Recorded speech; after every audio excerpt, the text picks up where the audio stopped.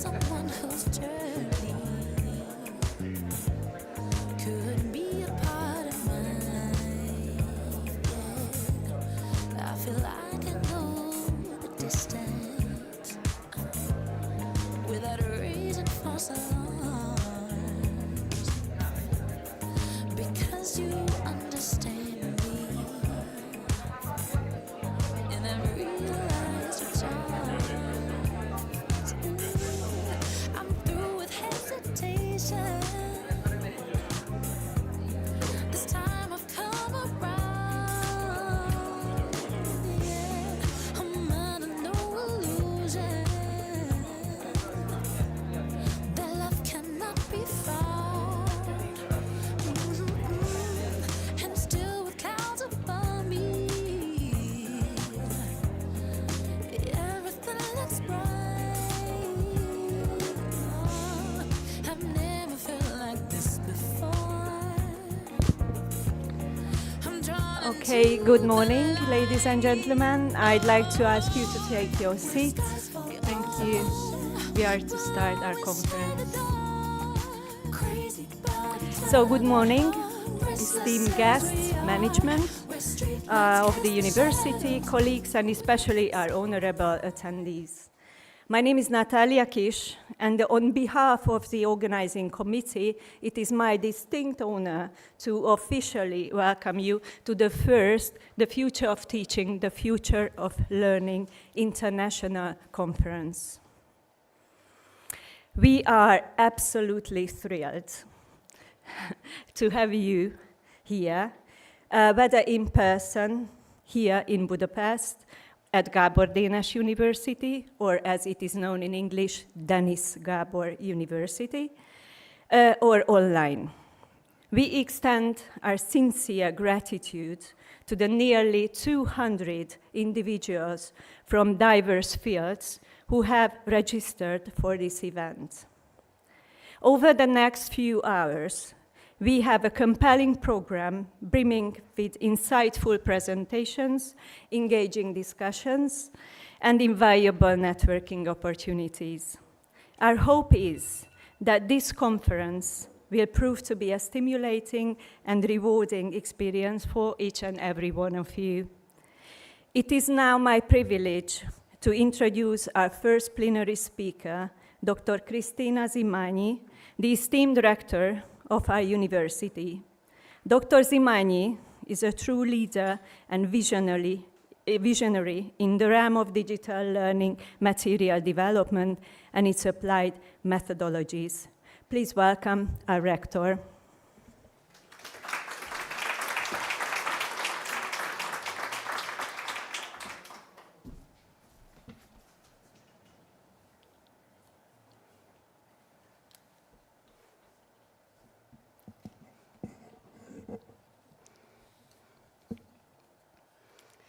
Dear conference participants, dear guests, it's a great honor for me to welcome you to the opening of the Future of Teaching, the Future of Learning International Conference, an event that aims to shape not only the present of education, but also its future through research, sharing of experience, and professional dialogue.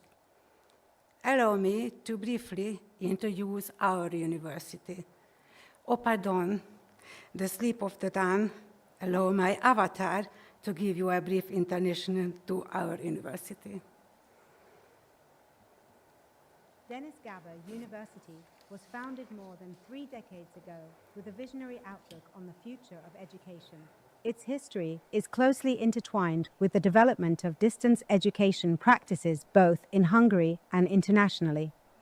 In the early 2000s, approximately 15,000 to 17,000 students annually pursued their studies through this mode of learning, a remarkable achievement not only within Hungary, but also internationally. This legacy remains a vibrant reality today. Approximately 70% of our current students continue their studies through distance learning. This is not merely an organizational aspect of education. Rather, it represents a dynamic field of innovation in educational methodology. It is a space where novel pathways are emerging at the intersection of digital technology, pedagogical approaches, and student needs. Consequently, the university's strategic focus lies in research and development concerning educational methodologies, with a particular emphasis on digital learning environments and hybrid forms of education. Our colleagues from our Competence Centre will present their latest research findings during the sessions of this conference, which we anticipate will contribute to rendering education more personalised, flexible, and effective. It is crucial to emphasize that while we are engaged in the continued development of online distance learning, the outcomes of this endeavor extend beyond this particular mode of education. Advanced tools for the development of training materials, digital learning support systems, and active learning methodologies are also exerting a significant multiplier effect on full-time education. Consequently, they possess the potential to transform contact hours into genuine, practice-oriented learning opportunities. I think it is important not only to talk in general about the development in educational methodology, but also to show how digital training materials are developed at Denis Gábor University.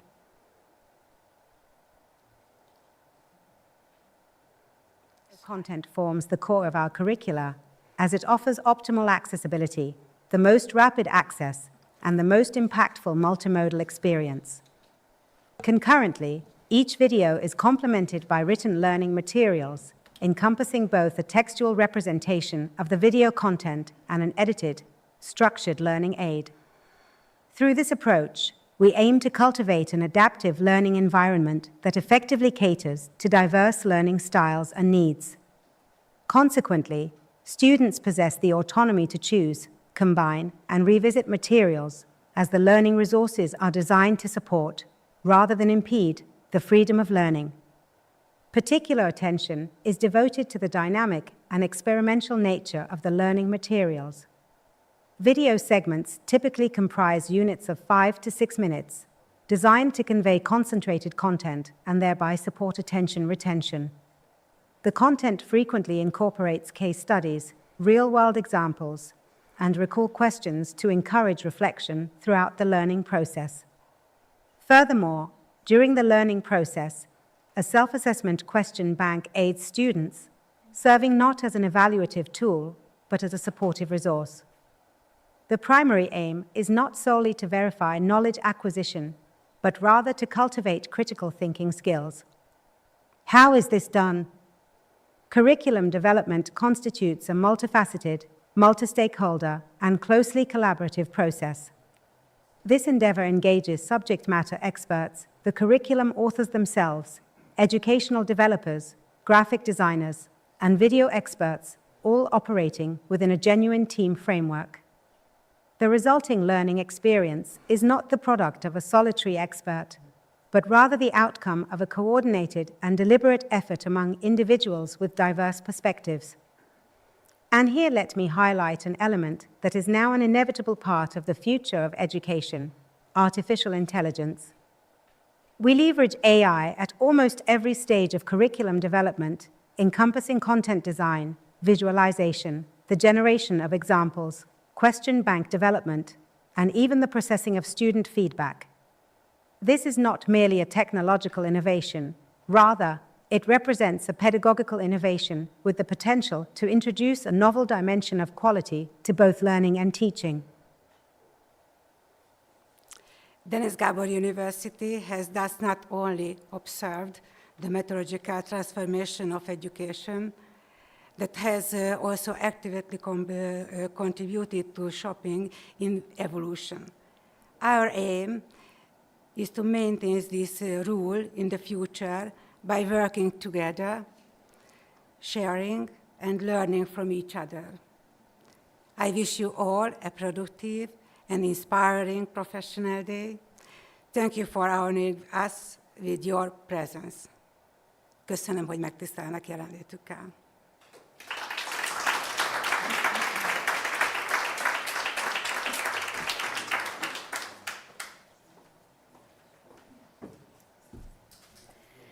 Thank you so much for this inspiring and insightful opening presentation, Dr. Zimányi.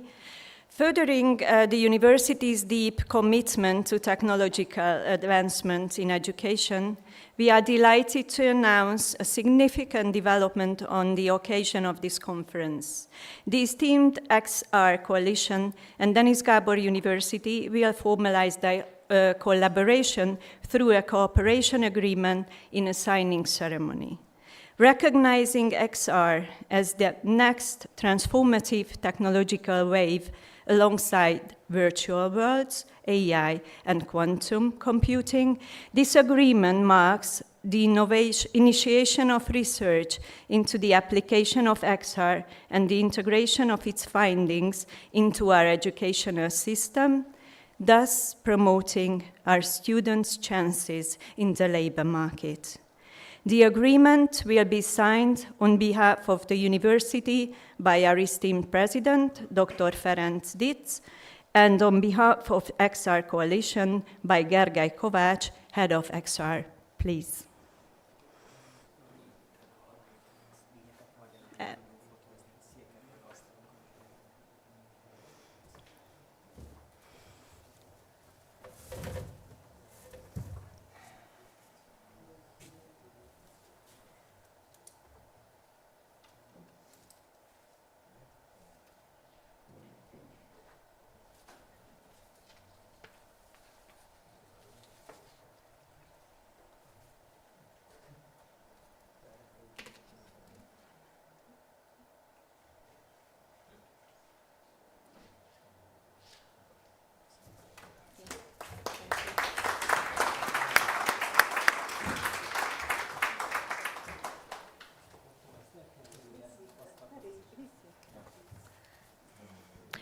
Okay, let's go on. Szerintem le tud csinálni kasztálni, nem? Nem, azt várjuk, hogy elég.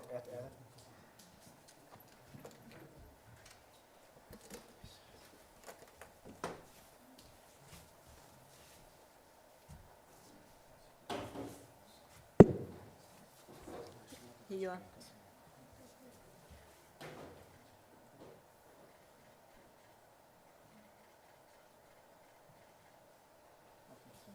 Okay, thank you.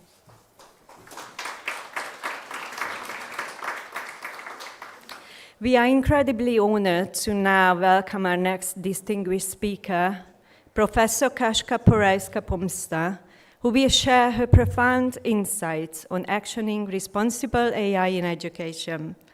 Professor Porajska-Pomsta holds the prestigious position of full professor of AI in education at the renowned University College of London, UCL, within the UCL Faculty of Education and Society and the UCL Knowledge Lab. As being a unique blend of AI engineer and social scientist, Professor Porajska research is dedicated to the development of AI technologies for human learning. Her work critically examines the potential of AI to support human learning, development, and communication, and rigorously generates empirical evidence on the impact of AI in education. Professor Porajska, the stage is yours.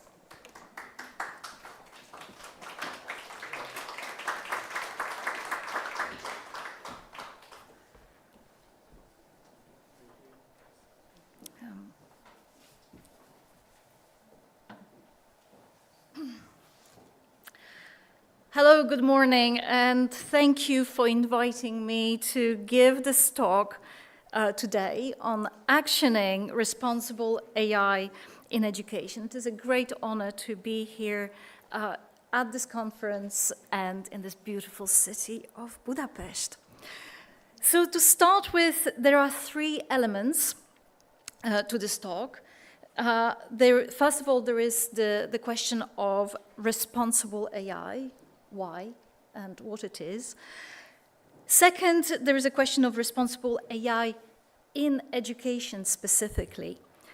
And thirdly, there is a question of how do we actually act on ethical issues that are emerging in relation to AI, and more specifically in the context of applications of AI in education. It is an emergent area which requires very specific attention. So now it's a real test. There you go. So why responsible AI in education? Responsible AI is becoming a major area of research and policy. Why? Because AI is no longer something abstract or distant. It's now part of our daily lives. From how we travel, to how healthcare is delivered, to decisions in law enforcement and finance. AI is playing a growing role in very high stakes and increasingly life-changing situations. Yet, we are still figuring out what this really means for individuals and for society. Its full impact remains an open question. We do have some idea, though, of the potential impacts. As AI became more common since around 2014, 2015, obviously it has been around for much longer than that, serious concerns started to emerge. This is one striking example from 2015 when Google's image classifier failed to recognize people of color as human. This highlighted how biased and incomplete training data can lead to real-world harm. This was a classic example of representational bias that derived from underrepresenting people of color in the training data. Another example, and not least powerful, came straight on the heels of the Google image classification fiasco in 2016 with the COMPASS system in the USA, which was used to predict risk of recidivism. And this was actually a real system that was used by judges in the USA. In this case, the system wrongly flagged Black defendants as higher risk, not because of their actions, but because of historically biased data. A stark reminder of how AI can reinforce discrimination in life-altering ways. This was a classic example of representational bias, again, that derived this time from over-representation of people of color in the training data. And it was only when these real harms started making headlines that the AI research community began to confront questions of fairness and ethics in AI seriously, culminating with last year with EU AI Act aimed to name and safeguard against ethical issues in AI design and use.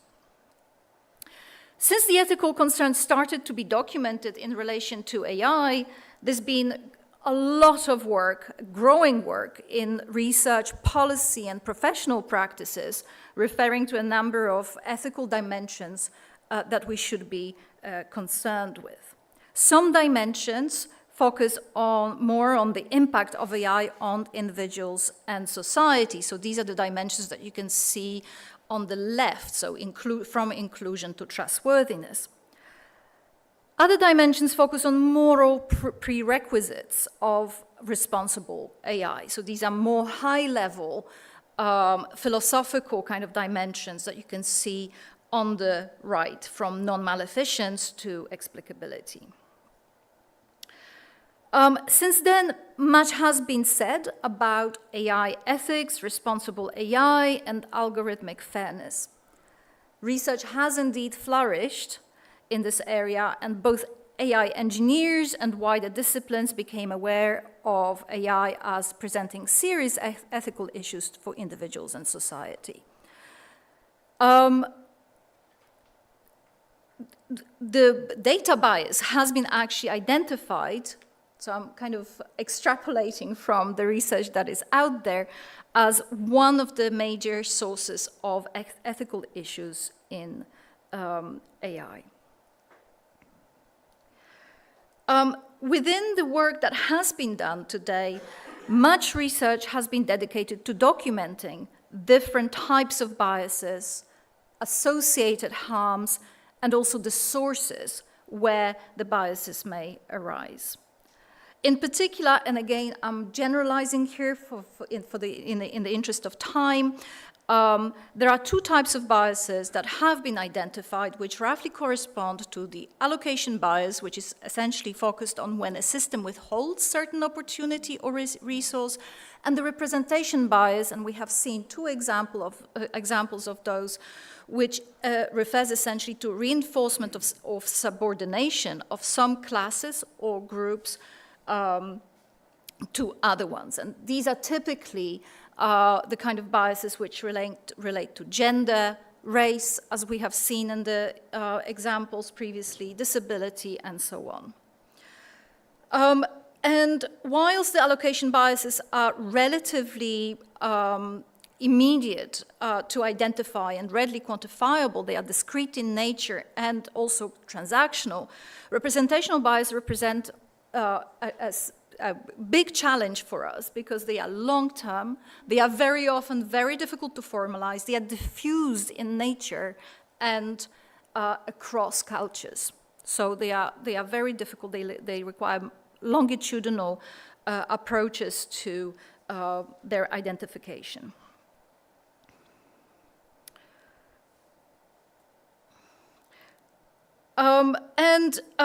There has been also a growing work on the back of those two types of biases. There's been growing a body of work aiming to identify specific forms of bias, and again, sources of bias and the types of harms. Again, I don't have time to actually go into detail of these different forms of biases, but as you can see, there are quite a number of them, and they can range from historic biases, which are basically embedded in our cultural assumptions and in outdated data. So again, for example, the compass fiasco is an example of this, and these are the types of harms, the kind of harms that they reinforce are societal stereotypes. And they go all the way through the kind of how we treat the data, all the way to the deployment, where we often face situations where the kinds of technologies that we design may not actually match the intended uses and context of use. And these may have harmful outcomes in practical applications. So moving on to what this may mean for our engaging in responsible AI in education. So far I have covered the kind of the general ethical issues in AI, not specifically in AI in education. So there are questions around how do these kinds of biases and sources of bias and harms manifest in the context of AI applications in education. So, unsurprisingly, work is also emerging in this context, and is only recently emerging, I should add, which spotlights the complexity of the education context in terms of the technology itself, but also in terms of the socio-technical context that surrounds it. Issues and biases specific to education, which rarely make it to the mainstream of the discussions of AI or AI governance, relate to various forms of equity. And if unaddressed, they may have, again, profound and negative consequences for the individuals. So these kinds of biases may relate to the equity of access. So, for example, relating to the question of whether everyone has access to equally good technology. So the digital divide is kind of a concept that has been around with us for a while. So this is essentially reflecting that. There's a question of equity of accessibility, which relates to actually how do we design the content for the different groups of learners. There is a question around equity of pedagogies. Are different pedagogies equally good for different populations of learners in all contexts. And there are also questions around human versus machine autonomy. So can the tech lead to a kind of confirmation bias, for example, if it is used by teachers to identify, for example, using dashboards to identify the kind of critical incidents, if you like, that they need to be addressing. Again, I don't have time to go too deeply into this, but if you are interested in a publication which, in fact, Holstein and Darudi's publication in the book, here is a QR code which you can also follow. Just to add that at the kind of technical level, there is also a multitude of questions that need to be answered, and this relates primarily to how we handle data, how we collect data, how we annotate data, how do we actually implement it within the specific systems, and how do we reason with that data. So, fairness in education is one of the key concerns, with biases related to educational processes that individuals have access to and consequently to outcomes that they achieve, highlighting the importance of the need for us to clearly understand what it is that we are talking about and what it is that we are actually aiming to support. Notably, and I love these pictures because they very clearly illustrate the differences between the different terms that we are using, which really highlight what we should be focusing on, where the problems might lie exactly. So we may think that equality of processes may lead to equal outcomes.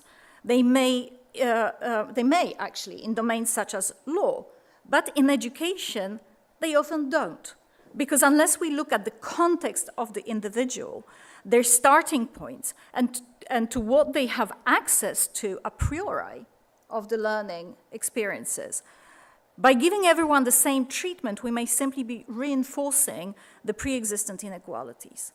By contrast, clearly understanding the context gives us the ability to adjust the support mechanisms needed by individuals. And by defining clearly the context, we can then start unpacking all the grand constructs such as inequality and justice, and actually what it means to enact these high-level dimensions which we will find across different guidelines and policy recommendations, such as the EU AI Act, relating to non-maleficence, beneficence, and so on.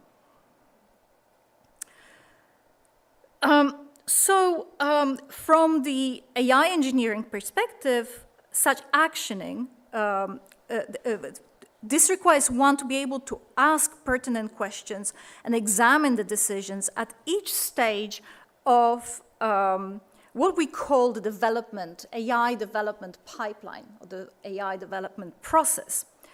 There are different types of development pipelines. This one is one, which is quite representative of AI development process, and it is applicable to a diverse range of AI systems. Indeed, this was developed to indicate the machine learning development pipeline, but it is actually applicable across different forms of AI. Again, I won't go into too much detail of any of the steps in this process, but suffice it to say that they involve multiple decisions about the design of an AI system, from the decisions about the task that the system is to perform, through data that it needs to do or collect, what it is, through decisions as to how it will interact with the real world, make inferences, and all the way to evaluation of what it does, what the system does in the real world, finishing with the feedback that it receives from the users. So at the very last stage, there is a question around whether the system is flexible enough to be corrected by the feedback that it receives in the real world. And I think it is important to appreciate that until recently, and this relates to machine learning and AI development in general, but in education, this is of particular importance. The focus tended to be, the traditional focus tended to be, fall below the line on the slide. So engineers were concerned with how to construct, how to collect the data, how to construct the models, how to train the models, and then testing the models. And everything else that relates to the real world and is of such critical importance in education, when we deploy these systems in the real world with real kids, with real learners, whoever they may be, was ignored. So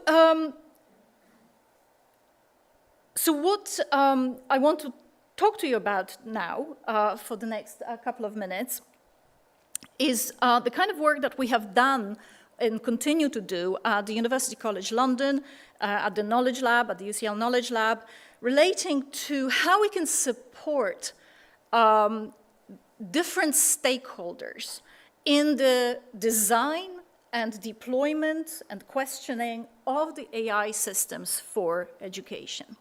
This is an example, so this is, I will present 3 toolkits, one of which is this one, which is a toolkit for designers, which has been developed over a number of years based on the literature relating to ethics in AI, various guidelines related to how to do responsible AI, but also deep dives into what it means, what it all means in the context of education. And this toolkit has been also refined in collaboration with the British Council. I'm not allowed to say what they were working on, but I am allowed to say that we've been working together to develop a process by which they could actually go through the development pipeline and ensure that the systems that they develop are ethical, that they are responsible. So essentially, we used this development pipeline, 7-step development pipeline that I have just introduced, to break down each in terms of specific questions relating to what tasks, data, and outcomes are expected of the system that is being developed, who is the beneficiary of the system, who is to provide the data, and whose outcomes are being targeted, why there is a need for a specific task for collecting data and for targeting specific outcomes, and how the task might be performed and the data might be collected in the specific context of a particular system. And we mapped these things against the potential implications should these questions not be addressed, or should the answers not be available. And then we also constructed a list of action recommendations for each case, for each kind of question. What it was really useful in it was for highlighting in minute detail what is missing from the decision-making at each stage. It provided us with an ability, and the British Council, with an ability to truly evaluate the worth of the system, where the gaps are, and also it allowed them to engage in the ethics, doing the ethics by design. Interestingly, this process has also percolated up through the British Council spheres, and it is actually implemented beyond developing AI systems. So there is a kind of an interesting lesson and realization there. So this is just an example of some of the questions that have been asked at each stage, just to give you an idea of the kind of question. It's actually a very involved process, involving a number of different iterations. I have not included here the implications and the recommendations for the lack of space on this slide. And I only included a kind of a condensed version of the questions. There are many questions which basically expand, they are layered They are layers of these questions that expand further into kind of atomic issues. And what is also important to appreciate is that even if we cannot address the questions, we at least get to a point of realization that those questions exist. And this has implications also for the way that we design the technologies. For we can then at least admit to the user that certain things are inaccurate, that the inferences are not perfect, and that opens the space for questioning. And it also opens the space for the human truly being in the loop. So from the pedagogical point of view and from the learning point of view, this is profoundly important, because it also creates opportunities for how we learn and for how we can use these technologies to think of different ways of supporting learning. And there are some examples in the field of AI in education where we already have a whole collection of examples of how this can be done. Unfortunately, today is not the talk about that, but ask me in the break, and I'm going to be very happy to share it with you.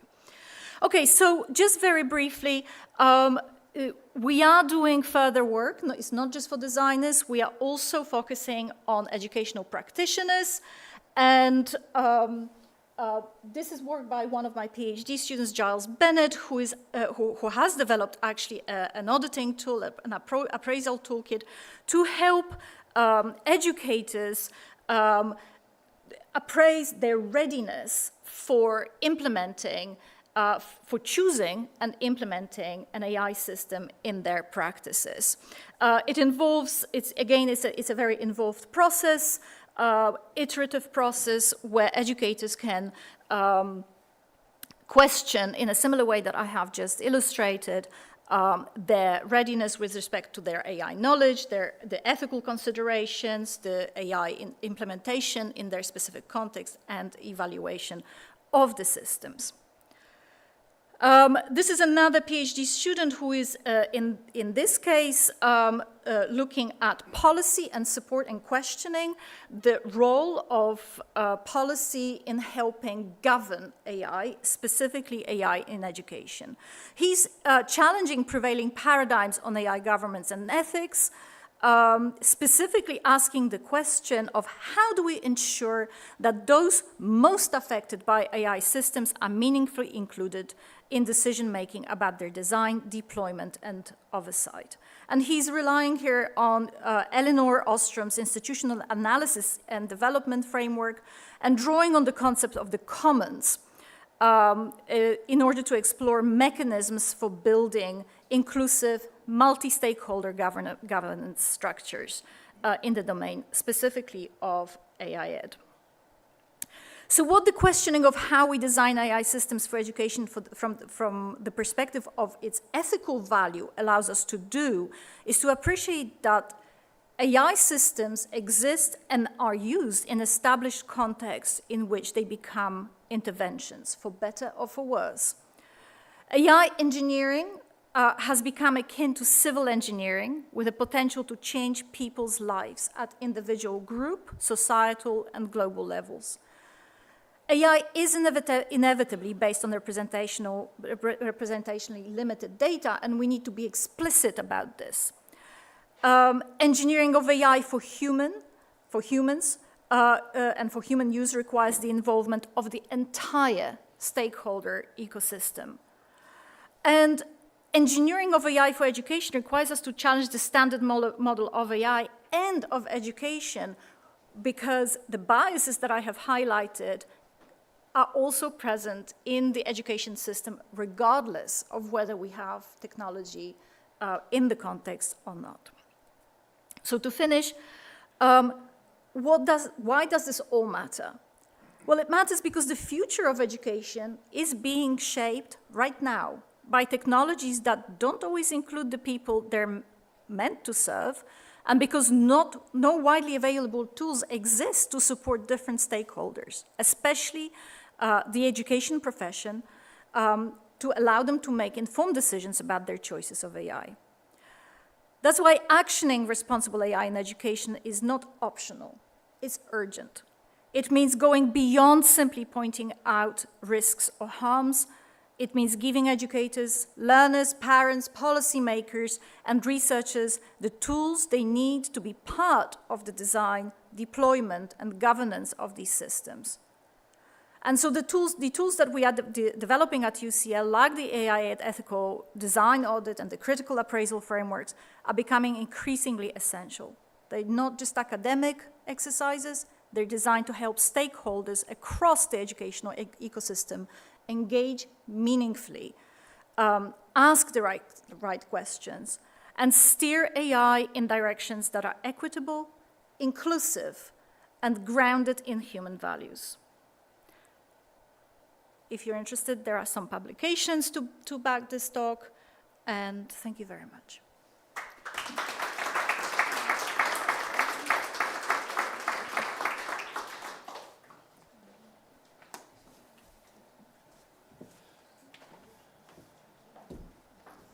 Thank you very much for this thought-provoking presentation. And now, let me express a warm welcome to the online participants, because due to some technological issues, they were not able to join from the beginning.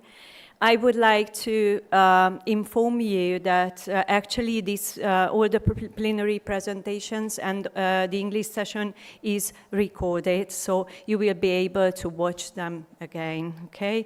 So welcome everyone online in the first Future of Teaching, Future of Learning International Conference. Now, our next plenary speaker has journeyed from the Netherlands to be with us today. Professor Piet Kommers is an emeritus professor in the fields of media, communication, and education at the esteemed University of Twente. Professor Kommers has made a seminal contribution to areas such as cognitive tools for learning, VR and AI learning environments, and the pivotal role of media in communication. His globally recognized work has garnered prestigious accolades, including an honorary professorship from UNESCO and an honorary doctorate from Capital Nome University in Beijing. He has recently enriched the field with his insightful book, Sources for a Better Education. Please join me in extending a very warm welcome to Professor Piet Kommers.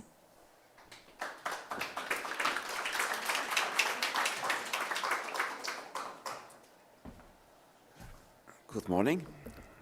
Thank you, Professor Natalia Kis.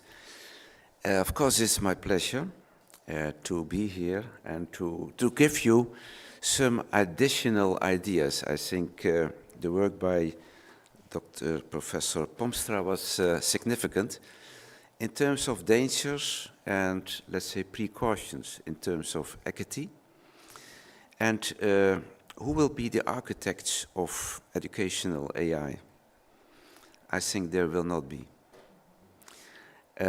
We are the architects. Every teacher is the architect of the process of learning. And we have seen with the mobile devices, the mobile phones, they are abolished from education since 2 or 3 years. That's a significant thing. So the question is, what is learning? If we know that, then we know a little bit about teaching. And I was writing a book, The Sources for a Better Education. But the first paradigm I like is by Kenneth Dunn. If students don't learn the way we teach them, we should teach them the way they learn. And that's a delicate mechanism. So learning is, in fact, it's a process much defined by our body, by the sleep, by the food, by the sports, mentality, and the intellectual part of learning is only a small part, and still we take it as the major part for certifications, for instance. That's, I think, a little bit the friction, and already predicting that AI will have limited effect on education. Only one effect will come through, and that is the fact that we try to assess students. We give them tests assignments. If the assignments say you have to find on the web or via AI what are good answers, it's not a significant thing, it's not meaningful. Students can do that, of course, they have the skill already. But what is the future? That students should show they can make a contribution. They can think further from what they were getting from the teacher. And that's something really interesting now. And in that sense, we can see a revolution in education. But only because AI is a kind of teasing process. It's saying we have all the information, is executable, can be concluded. So we have this triangle. I like triangulation. Technology, nature, culture. What is interesting is that we have a lot of discussion about the technology and the culture of education, the etiquette. Can we eat and sleep in the classroom? We don't prefer, but it's not in contradiction. But the more interesting question is, of course, the technology in relation to the nature of the persons. What is their mindset? What is their personality, their ethical development? And that's, I think, where AI is not making a big difference in the future, as far as I can see. It will make, of course, a difference in terms of assessment. And it's important, I think, this is my summary, that the key values for learning are not only intellect, knowledge, and skills. It's much more social loyalty, missions in life. How do you want to change yourself? The key definition for me in learning is, do you want to change yourself? It sounds like a contradiction, but it's really what we are going to. 3, societal awareness, social networks. In that sense, social media are just the beginning.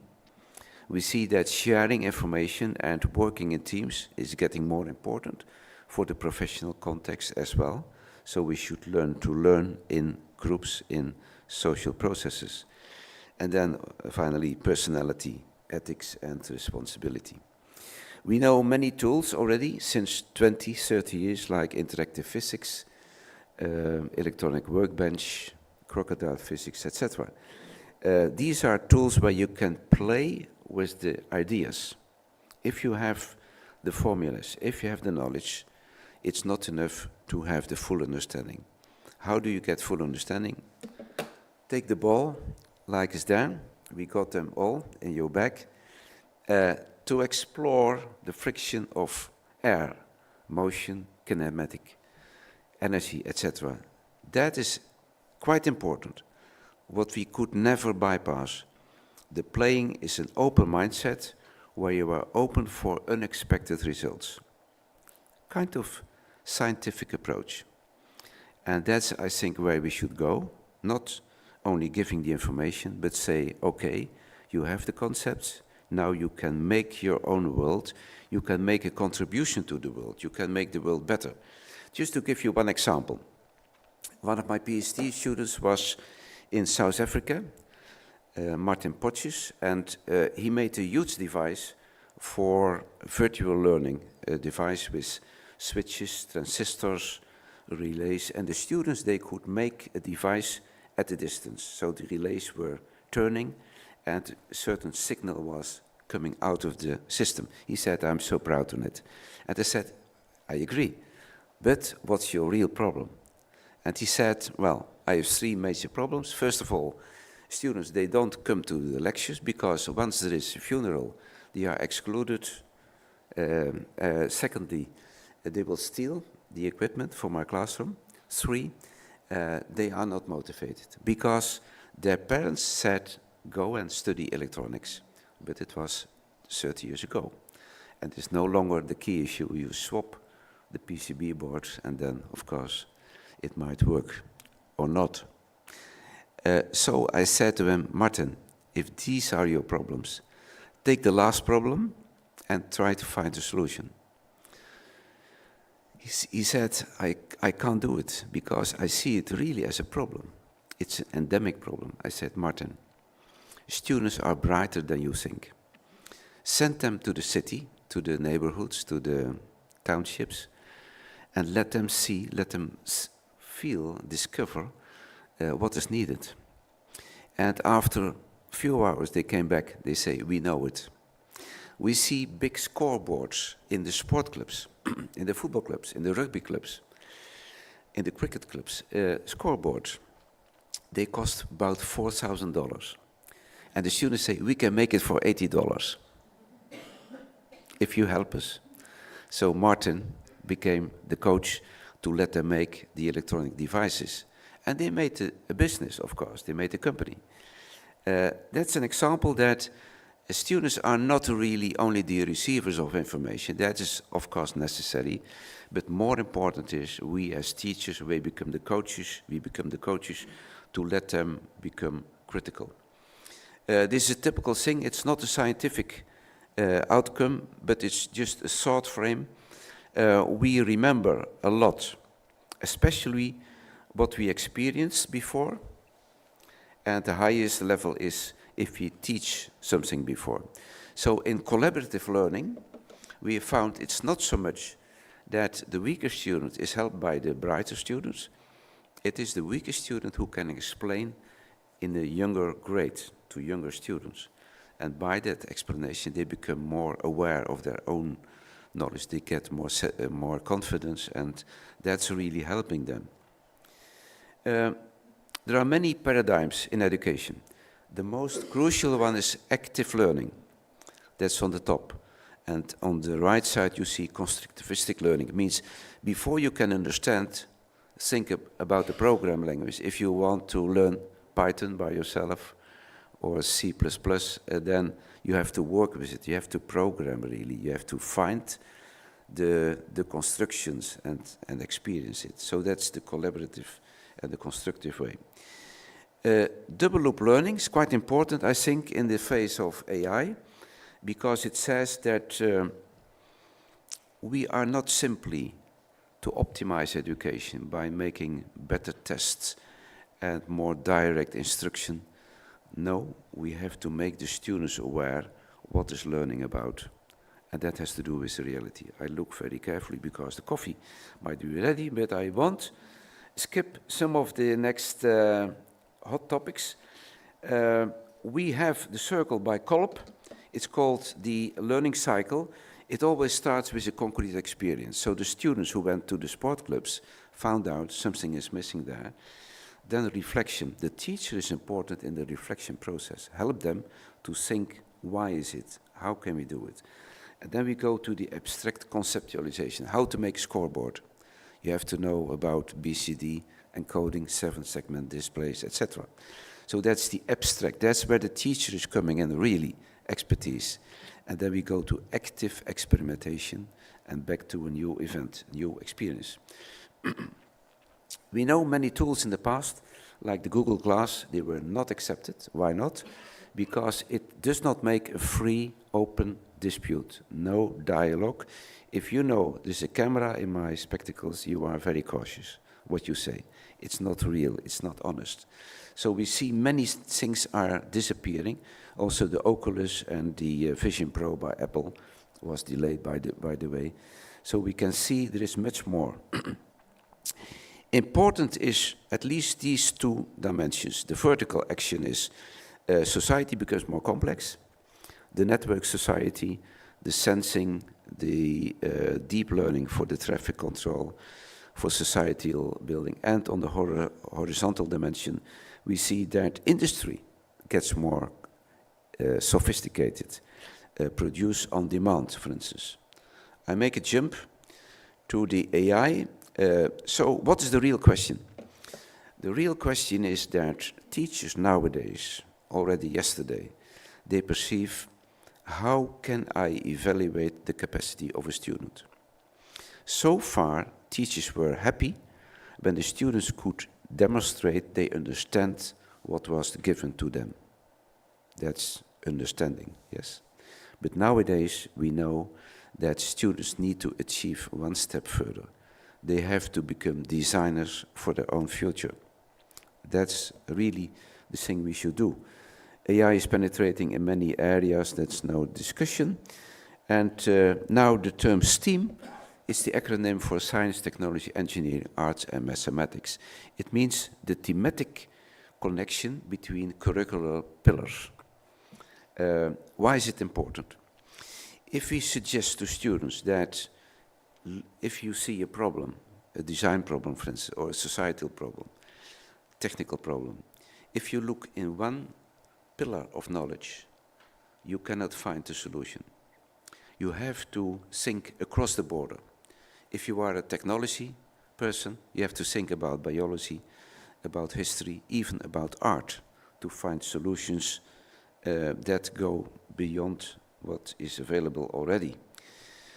So we have many theories on the brain. I don't like them, but I just want to give a vaccination to you. Don't think that the left brain is just for logical thinking and the right brain is for associations and more qualitative things. It is really what's deep in the person. So what I see now is that commercials, especially job marketeers, societal policymakers, they are aware that education becomes more important, not by making more valid assignments tests, but by making the educational process more exciting. We can see, and I will send it around if you like, these conclusions from research, but it's in fact that already teachers were very unhappy the last 20 years because ICT was a kind of, let's say, amputation from their full intuition. We should look how in Finland the process is going. It's not about standardizing curricula, it's not about making the certificates more important. No, it's about giving the teacher the freedom, the right, the responsibility to teach from what you feel. Because feeling is also intellectual, and it is really what you want to give to the new generation. And that's not on the paper, it's not on AI, it is in the mind of the students, it's in the personal relationship. Playing is an important ingredient, painting by Bruegel already, and this is my conclusion. We have three main entities in life. We have learning, lifelong learning, we have working, and we have playing. Now, we know a little bit about the relationship between learning and playing. That's clear, Montessori, for instance. We know a lot about learning and working together, but we don't know yet about playing and working. One of the big problems in life nowadays is the burnout effect. So students who are so much thrilled by deadlines, and already in education we make the same process because we would like it to be compatible to real life. So the deadline thinking gives a kind of amputation of the human mind. It's paralyzing. And believe me, if about 15% of the students experience burnout effects early in their career. Why is it so terrible? First of all, not only because it's expensive, most important thing is they lose confidence. They feel like patients in a fast train. They have to run in the train to be a little bit earlier than their peers, colleagues.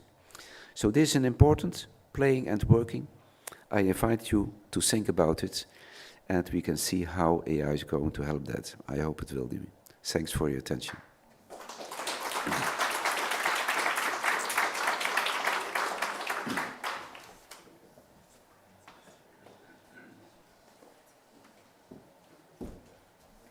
Thank you, Professor Komors, for this truly inspiring presentation.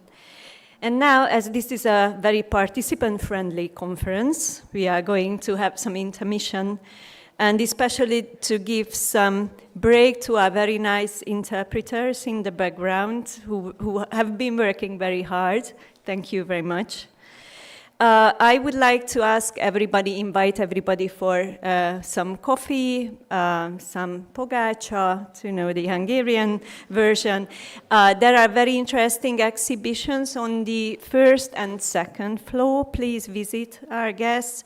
And on the ground floor, you can find a coffee.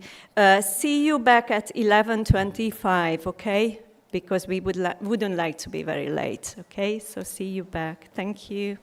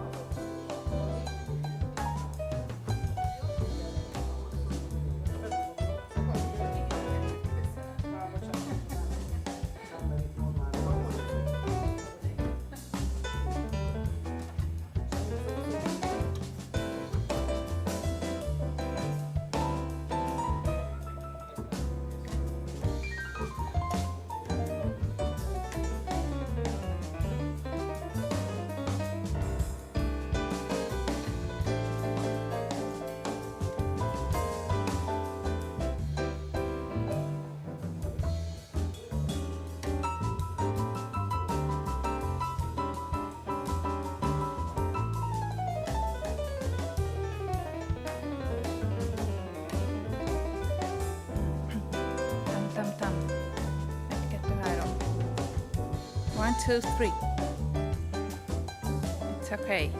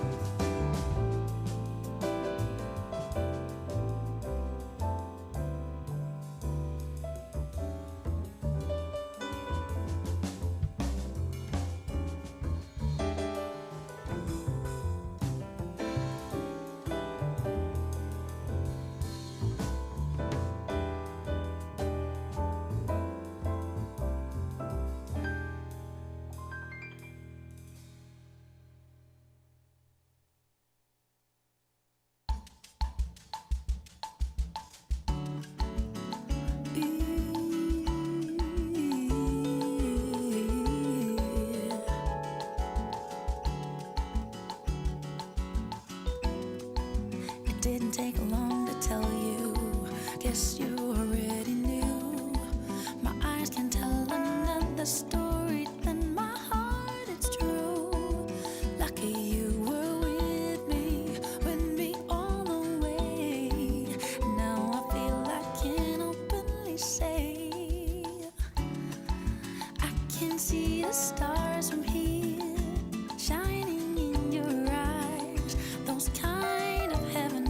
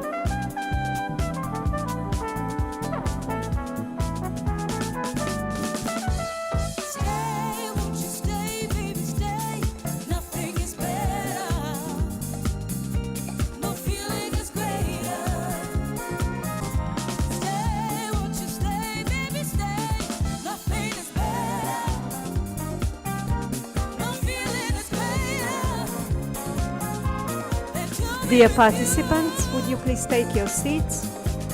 We will proceed.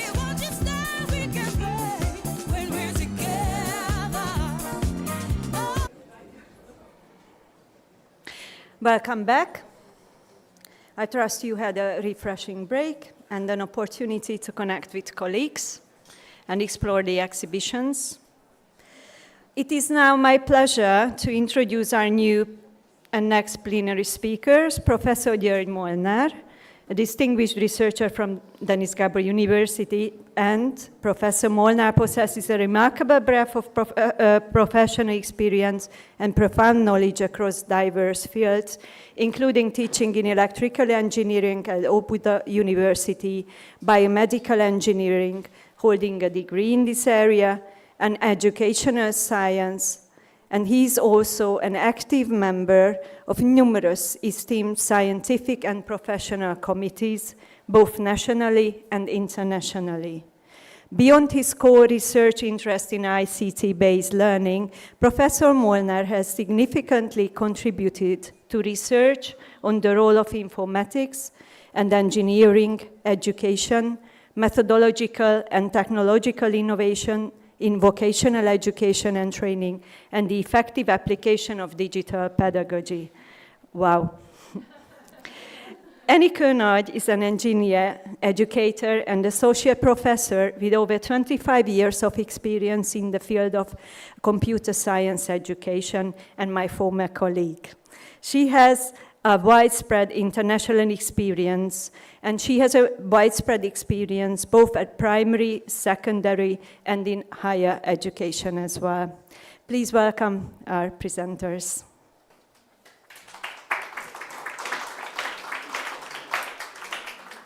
Thank you very much, dear guests, dear colleagues. It's my pleasure to be here, and yeah, we are an original from Óbuda University. That we are working together with Dénes Gábor University also.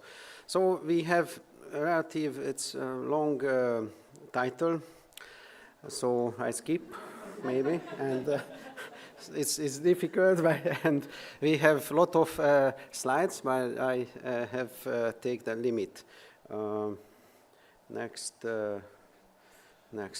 Okay, so I prepared as a game warming up, but we don't any time, and I have to skip. Excuse me, yeah, because we would like to some demo presenting end of the presenting. So we would like to focus this main point, and I continue as an introduction. Introduction to AI and robotics in education. So it's important, I think, we have to focus nowadays the artificial intelligence aspect, the innovative teaching methodologies, the personalized learning experience, also and entertainment pedagogy.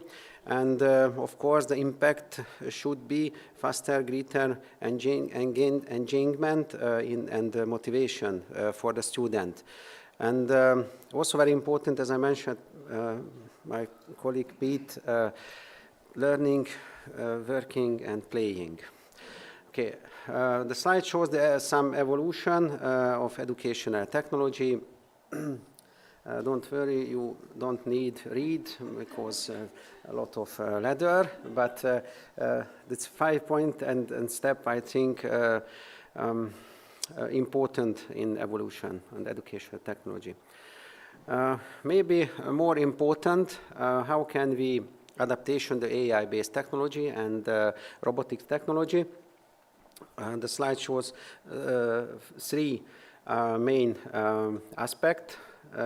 More important nowadays, in the meantime, how can we create personalized learning paths, and how can we real-time feedback for the student, and of course the measurement, and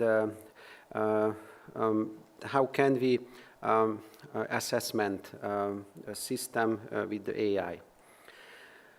Okay, this slide shows how can we automated assessment solution. What are the benefits of automated assessment solution, and what is the other side, the challenges in implementing the automated assessment? I think my colleague are using some technique and some assessment solution nowadays also. It's also important if we are talking about digital pedagogy and digital learning and teaching, how can we create interactive learning platforms? Okay, and how can we collaboration, and how can we creating personal learning environments? Okay, some overview, I can show you some overview of digital and e-learning education. As I mentioned, my colleagues and plenary speech, also important the virtual tutoring and mentorship system, the collaborative learning and emotional intelligence development.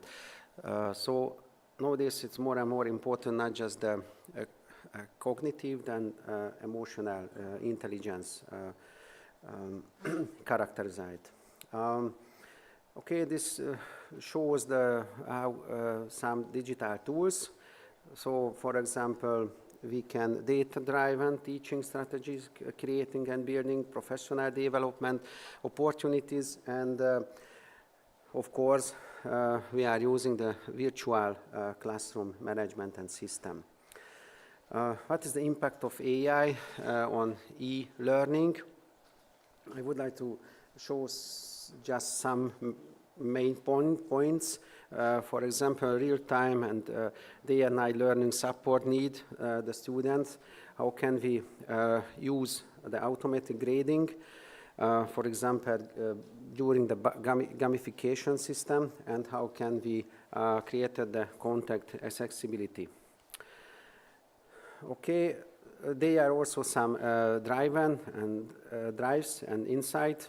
For example, we should be use the AI technology for predictive analysis technique, performance training, tracking, and of course learning analytics system and measurement in LMS system, for example, model platform, OLAS, Iliad, and so on.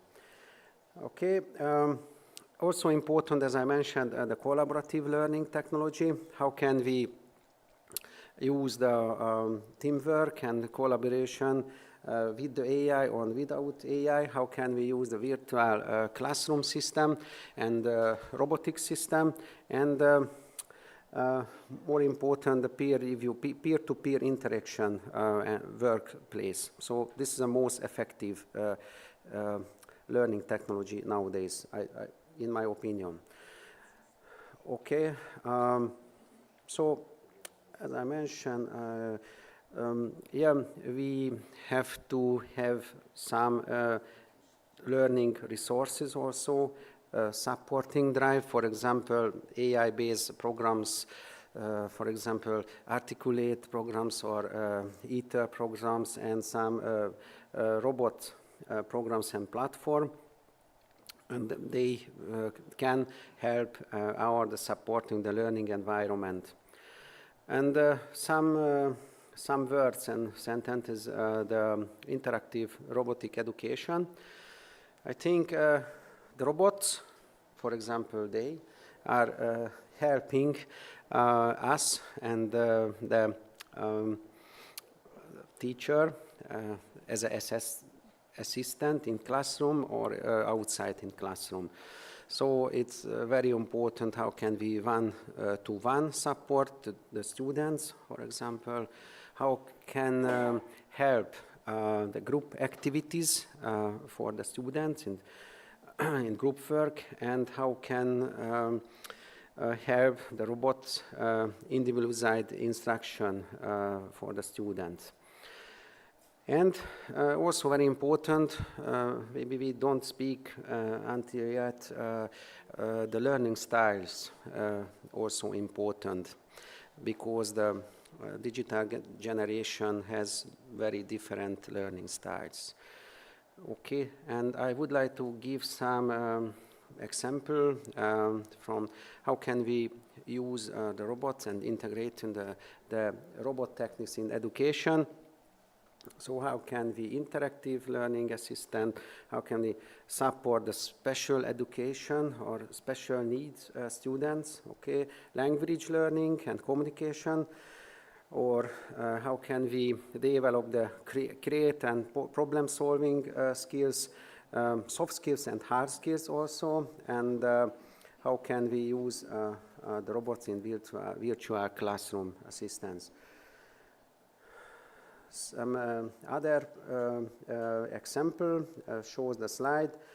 The robots we are using, for example, data analysis, imaging recording, smart content editing, chatbots, it's very popular, or tutor bot, for example, one humanoid or one sparrow robots. Okay, next example. They are the easier robots. For example, Sparrow Mini, this is here, or Arduino Elvik. They help the student for development, programming, the soft skills development, creative technical solution, or problem solving and logical thinking. And the next one, example also robots from this topic area, for example, Sparrow, RVR Plus, or the Bolt Plus from the Sparrow family. So they can help develop skills of the different area. For example, transversal skills is more and more important today. For example, problem solving, logical thinking, algorithmic thinking, what is teamwork skills, and so on. So they can help. Okay, and some example of AI, just one example. We have created one WTC AI system, learning system. When the child asks with AI, the system is working in primary school. We created with my PhD student, and you can see the, some characteristic. And I would like to, yeah, this is a technical background, and I would like to show two screenshots. So it's, at the meantime, it's Hungarian language, but we have the AI-based questionnaire, and they work, it's very popular and successful. So the questionnaire should be created, the AI, the student, and the teacher together. Okay, this is important. And I pass my words to my colleague, Enikő Nagy. Thank you. I also warmly welcome all of you. First of all,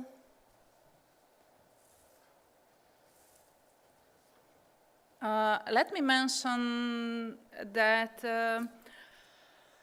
as Professor told me previously that both of us work also at the Óbuda University, and you know there is a Robot Technical Center at that university, and I can say that during my work days and also my spare time as well, I usually spend my time there with the researching of social robotics.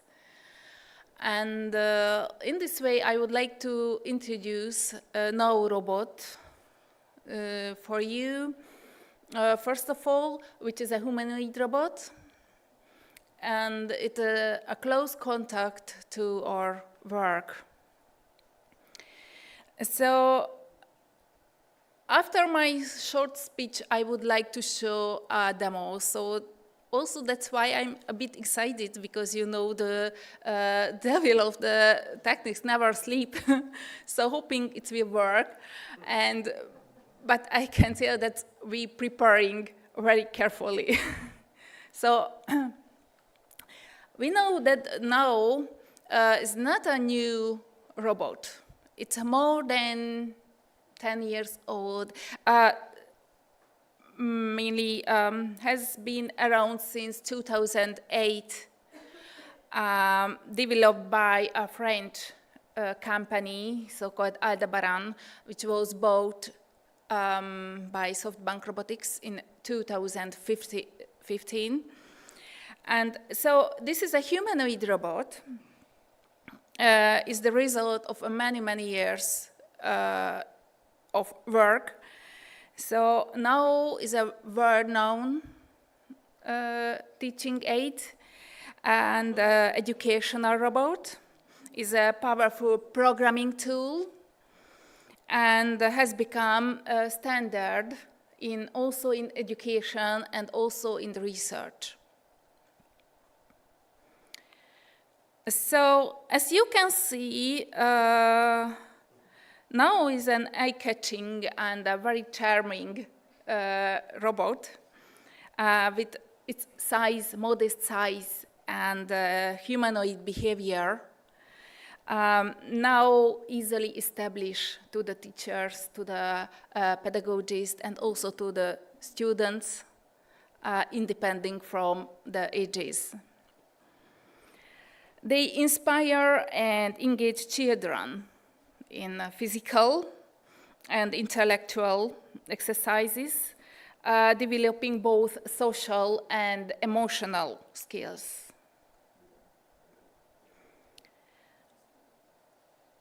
I'd like to tell the shorten.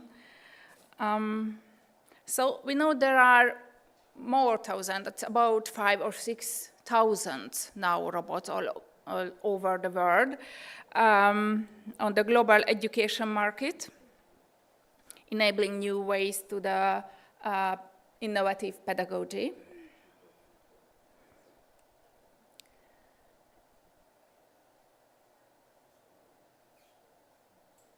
Now is a flexible research platform, has a research platform which can meet the needs of the researchers and teachers.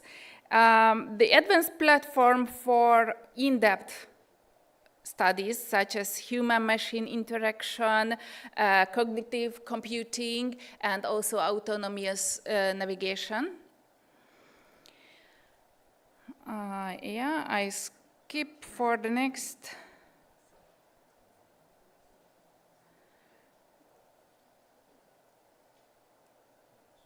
Yeah. So it has got a visual and intuitive interface facilities the contact to the content of the creation process, allowing for the personalized learning activities individually or also in small groups as project work. After that, I think I skipped this because, yes, I think it's more important to mention that can be fully and easily programmed by the help of this graphical interface. I created a screenshot, but if you are interested in the more deeply, I can show you after the lecture. We can programming by the help of this core graph application very easily with the technique of drag and drop. I think who has got small child in your life, you already know these techniques. How can they use the techniques by the help of drag and drop? I think it's very easy to start to learn the programming foundation.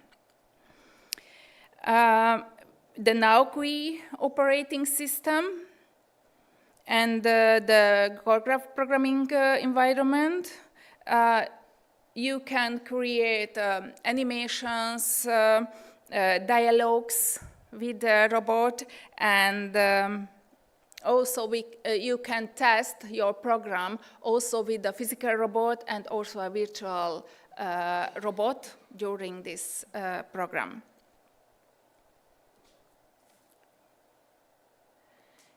Yes, I think some words about the great strength of now. I can say that now is that the monotony doesn't matter it.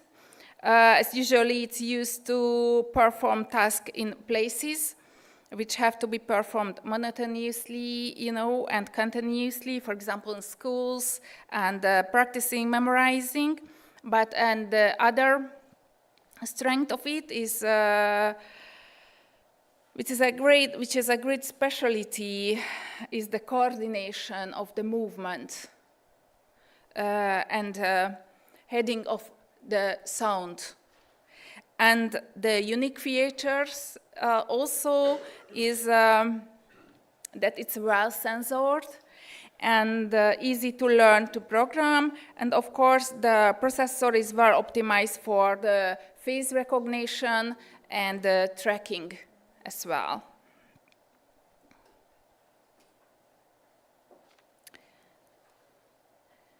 Yes, so I wrote some technical features on this slide. If you are interested, we can say that the main feature about the techniques is that the degree of freedom is 25, which is a very good skill among the other humanoid robot, mainly educational robots. And it's very simple. I can explain the degree of freedom means that it has got a 25 motors in its arms, legs, and body, in neck, and so on. And about the sensors, I can mention that it, as I remember, it has got 30 sensors altogether, from the microphones to the different sensors in its body. So the time's up, but I would like to show you a very short demo if you aren't impatient. And let me start it.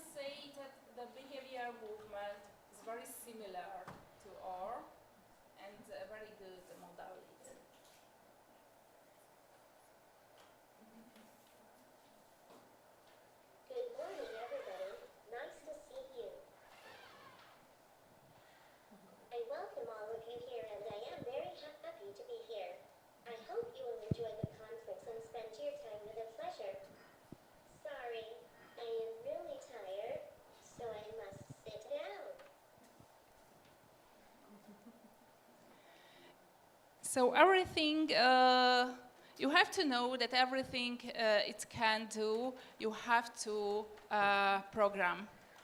And you have to create the instruction, the animations for him.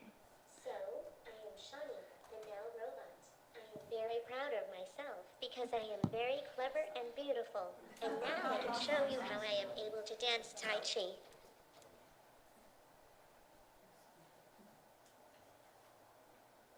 And another thing, which is much more visualized.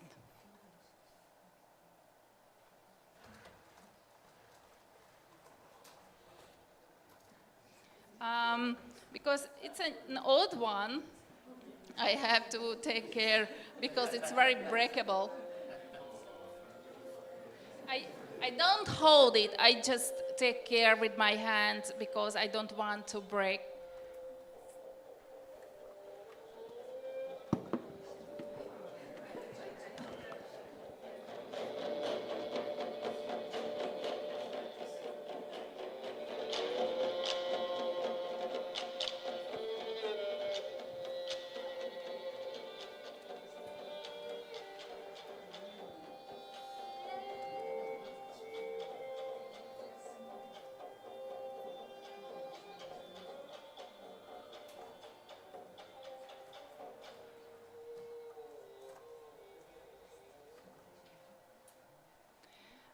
And finally, I would like to show you another program. It's a very small program to present the talking, the dialogue with the robot. Let's see. Please wait. Hello now. Hello, nice to see you. So I can't speak to him. How are you? Hello, nice to see you. How are you today? I am fine, thanks. What about you? Do you want to talk a little bit? Yes, of course. I am always ready for you. So, do you have any sisters or brothers? Yes, I have. More than 5,000 all over the world. Okay. So, thank you. So, that was I wanted to show you.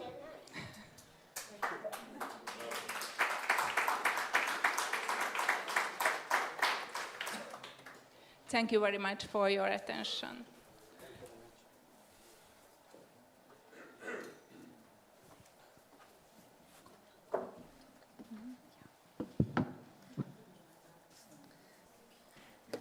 Thank you very much for this presentation. I mean, now, what's the name of the robot? Now reminded me of, with his movement, how I got up this morning. And it could teach me about self-confidence. I mean, how beautiful and clever we are. Okay, I think we are getting closer and closer to the aim of this conference, such as getting more knowledge about the future of teaching and the future of learning, keeping in mind a very important aspect, which is social skills, developing social skills, and how important, for example, playing is in our life. Our next presenter has traveled from Finland to share her expertise with us. Dr. Sonsoles Lopez Pernas is an academic fellow at the University of Eastern Finland, sabotaging the robot, where she has been an integral member of the Learning Analytics Unit since 2022. She earned her PhD in telematics engineering from Universidad Politécnica de Madrid in Spain. Dr. Lopez Pernas' research interests lie at the intersection of learning analytics, artificial intelligence in education, and the innovative potential of game-based learning. Please welcome me, our next presenter.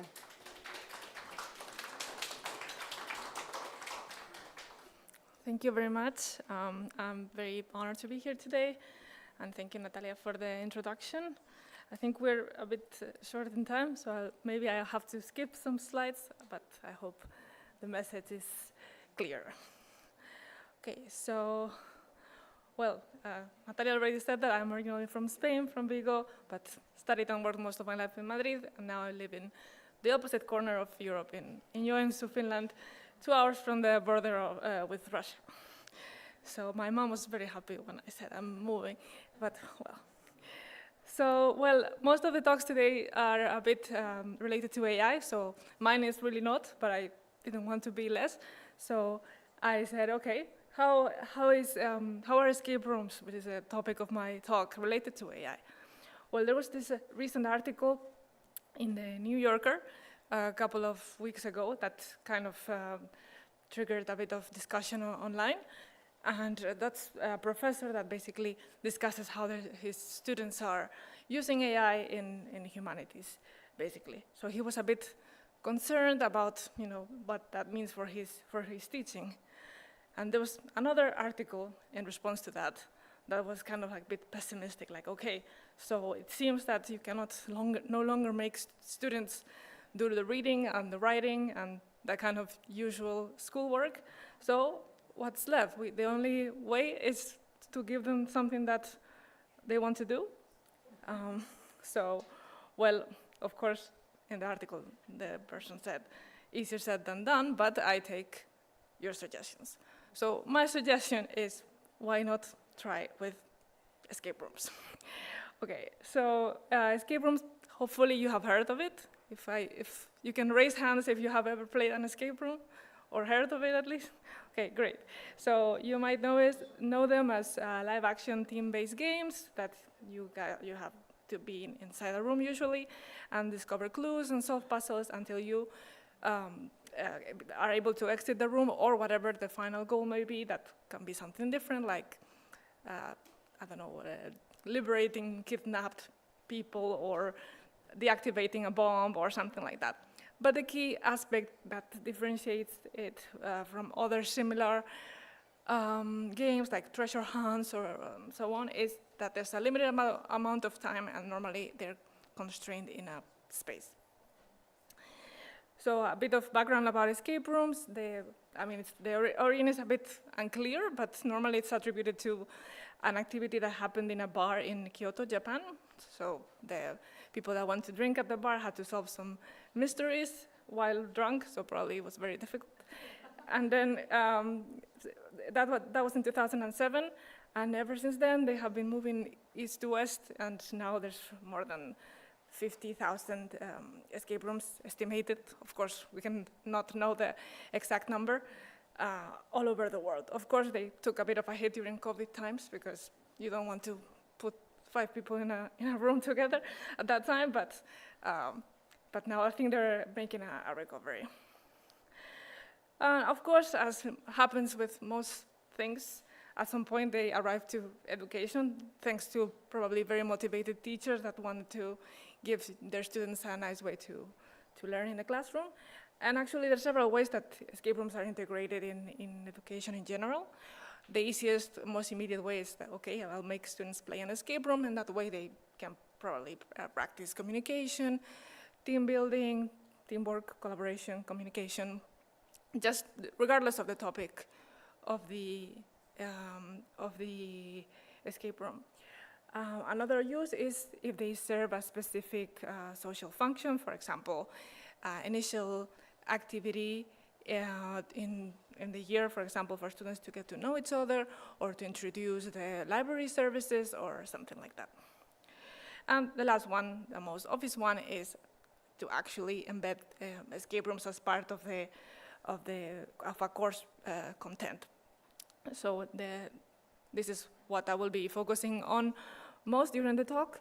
And the difference with a usual escape room is that you normally in a usual escape room, you assume that players have some sort of general knowledge that most people should have, like to count and to order things and colors and such. But in an educational escape room, you assume that the players, that are students, have knowledge about the topic of the course. Sometimes that's a bit of wishful thinking, but yeah. Probably can skip this. So, an example of escape room. This was in a course that I had a few years ago on web programming, so bear with me for the examples. I will not go into much detail. So normally, escape room starts with a video or a master explaining what is the time and the situation that students have to get out of.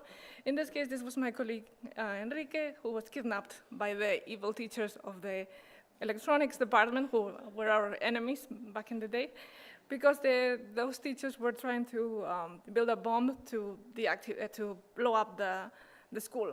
And my colleague was building an application to try to deactivate the bomb, but they caught him and kidnapped him. So the students had to finish the application that he started and liberate him, of course. So that's how you kind of embed the skills in the story of the escape room. The students have to actually build this web application to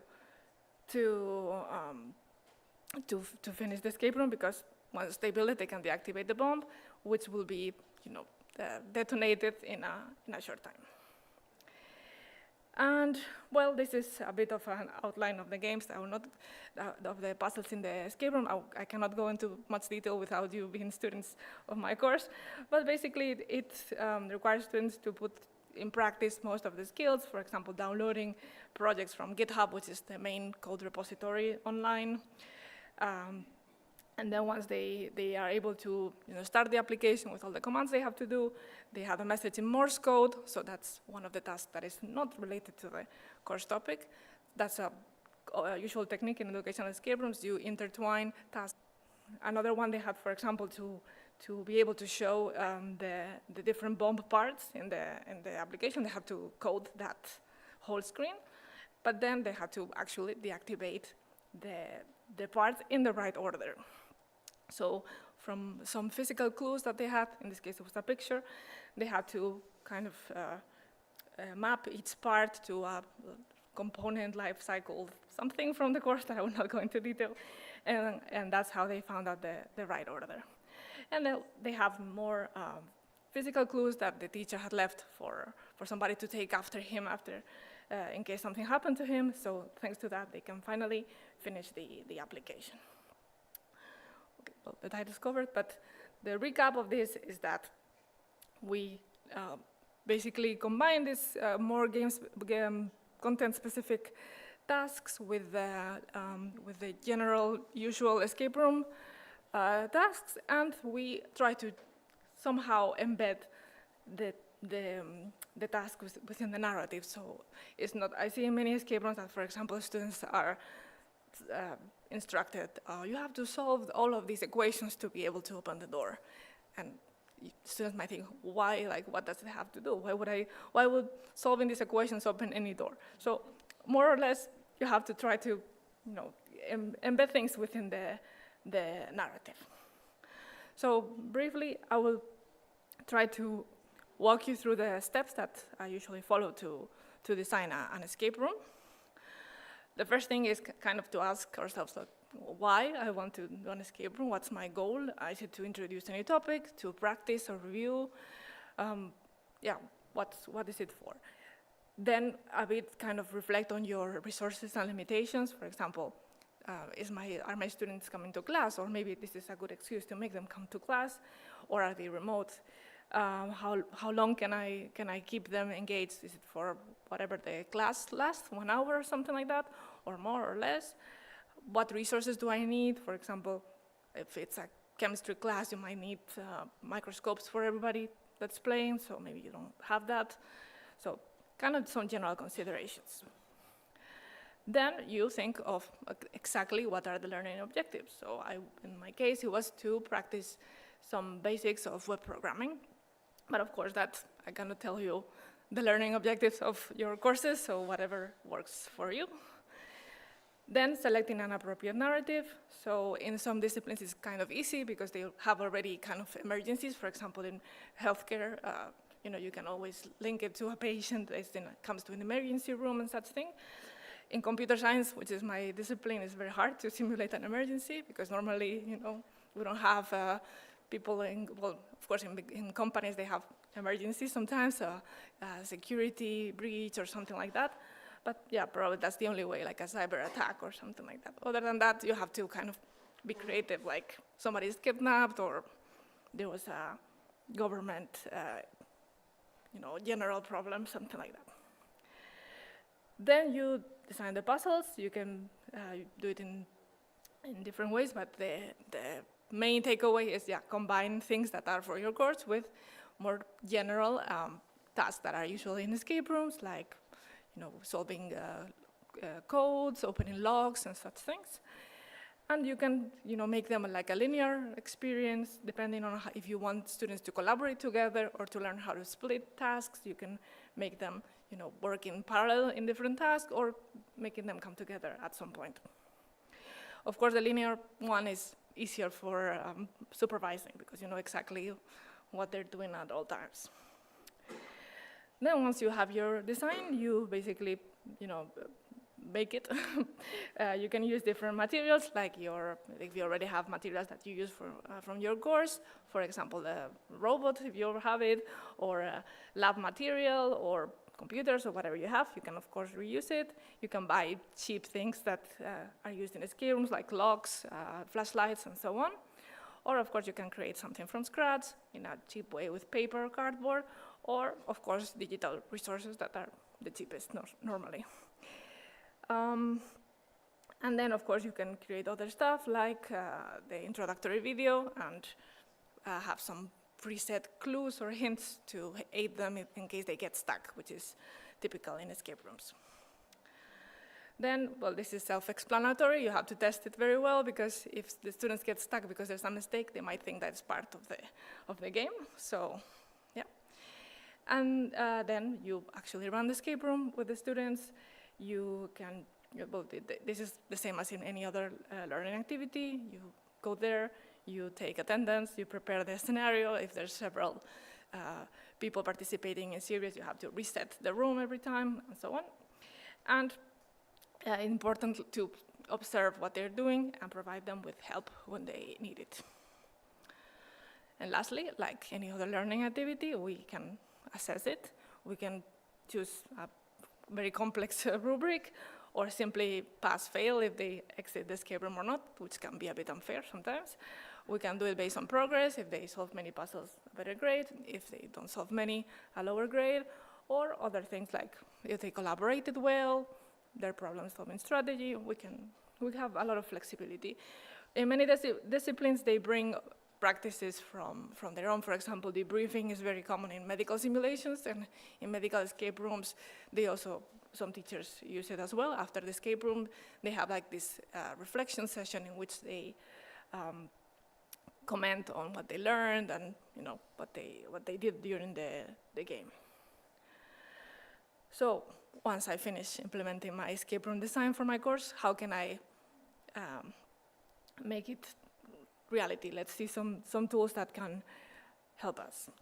So most of my work has been in helping with the step 7, which is conducting the escape room.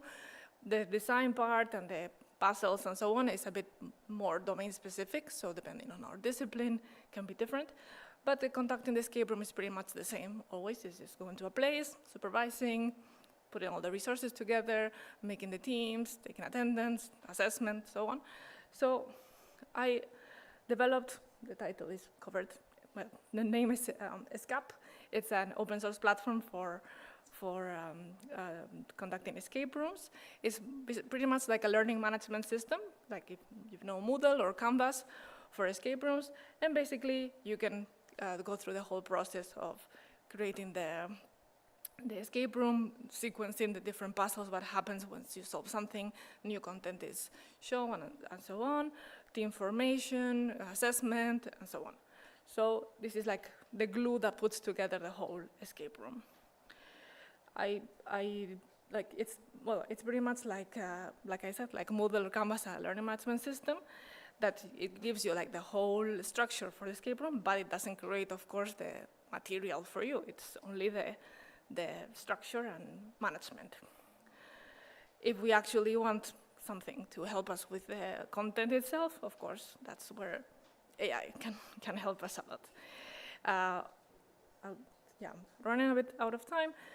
Of course, the easiest thing is to use ChatGPT or any similar large language model to help us, for example, with a narrative, to create appropriate narratives for our students, for different age groups, and so on. Come up with ideas for the puzzles, or for the video, for example, for the introduction. Even create small puzzle mechanics, like a word search, a crosswords, or even a small web application, for example, if we want to build something interactive. For example, this is one that I built for an escape room in which it was a kind of sequential conversation, and the students had to get the full sequence right in order to pass to the next screen. So they had to get all of this right to pass.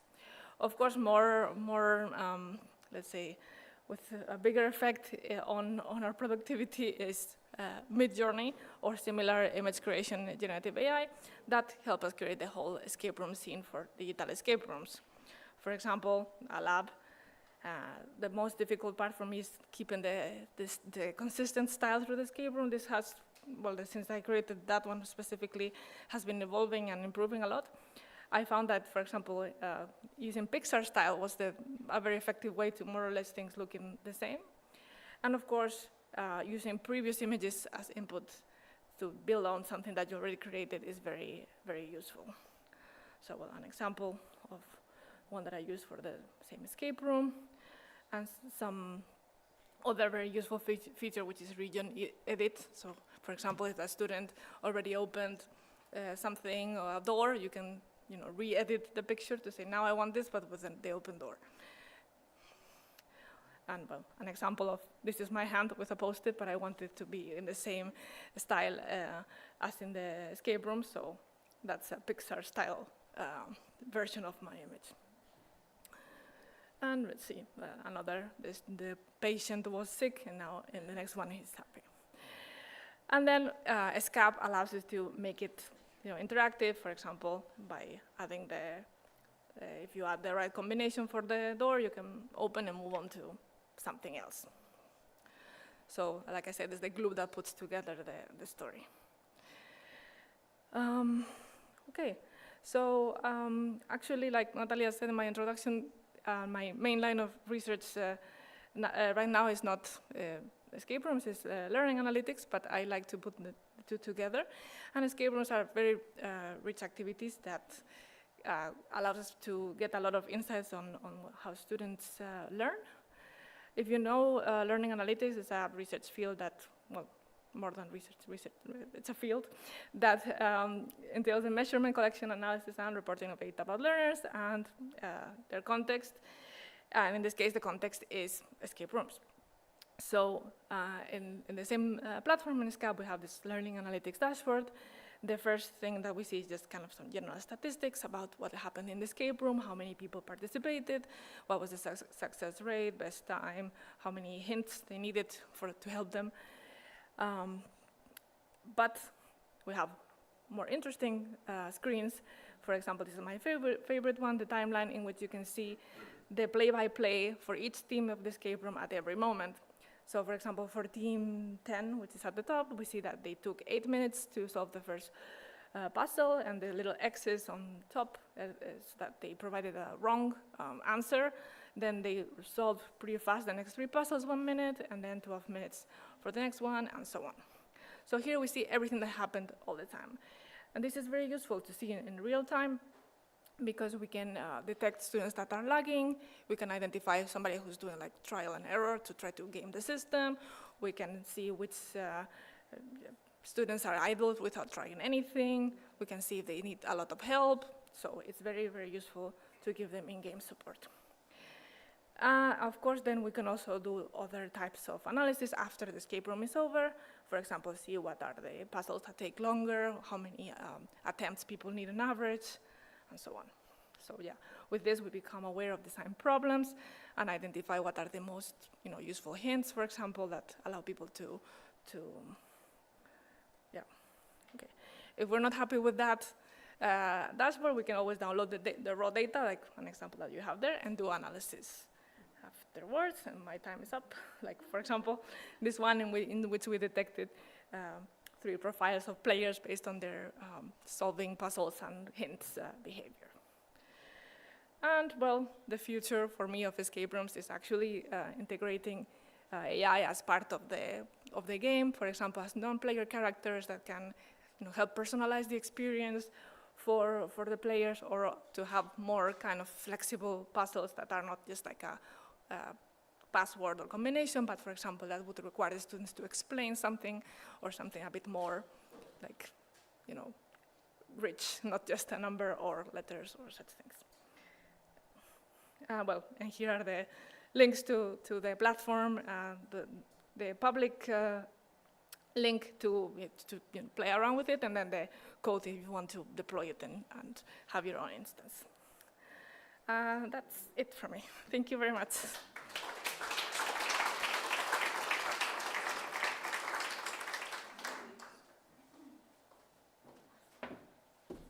Thank you for this lively and presentation full of ideas, I think, for everyone.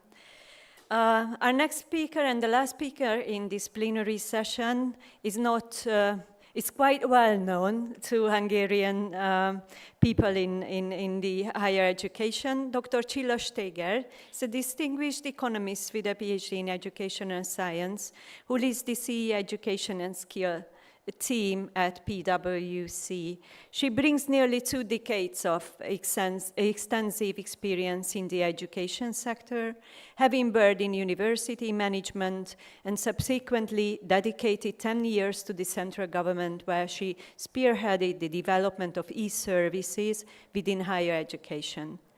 At PwC, Dr. Steger and her team lead impactful projects that support the digital transformation of educational institutions while fostering the development of job-ready and future-ready competencies in students.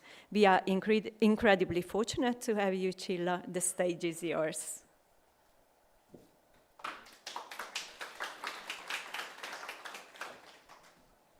Thank you so much, and I know I'm incredibly fortunate because I'm standing in front of you and in front of your lunch. So I'll try to be very respectful of that and try to keep it short. My presentation is a little bit different from the previous ones. You'll see it. I'm coming from a consulting company, so I'm coming from the labor market and the business side of things, so I'm starting with this. PwC is conducting all over the world a CEO survey, so asking company heads what they think about the future and what they see as key challenges. One of the key challenges in the last 5 years, every time you can see that if you can read from far away the small numbers, one of the key challenges has been always the lack of talent or the right skilled people. Companies are complaining and have been complaining about needing more well-skilled people, while we have education systems that are expanding, while students are staying in education for longer and longer times, and it seems kind of contradictory. How come can they complain about the skills gap? And we know, all of us in the room, there's been so many educational initiatives of reforms and changes, and education has been doing a lot of things, but still it seems, or I'm asking, if we are capable of equipping our young generations with the right skills for the present. Are we able to do that? Data suggests we're not quite there yet, and the task is to be able to prepare, not for today, but for the future. So if the student is here in our schools today, do we prepare them for 2050? What's going to happen in 2050? We've conducted some future workshops with higher education institution leaders, and also we've done that. It was very interesting in PwC also. We've had discussions about what's coming. We provided a lot of materials about what is happening in the world in all kinds of things. Lots of positive things are coming, and lots of very, very challenging things are coming. And if I would have to sum it up in one word of what the outcome was of those discussions, it was disruption. The word disruption, you can see it, the definition at the bottom from Cambridge Dictionary. It's the action of preventing something, especially a system, a process, or event, from continuing as usual or as expected. So disruption means that we are used to things happening in a way, and they will just stop happening that way.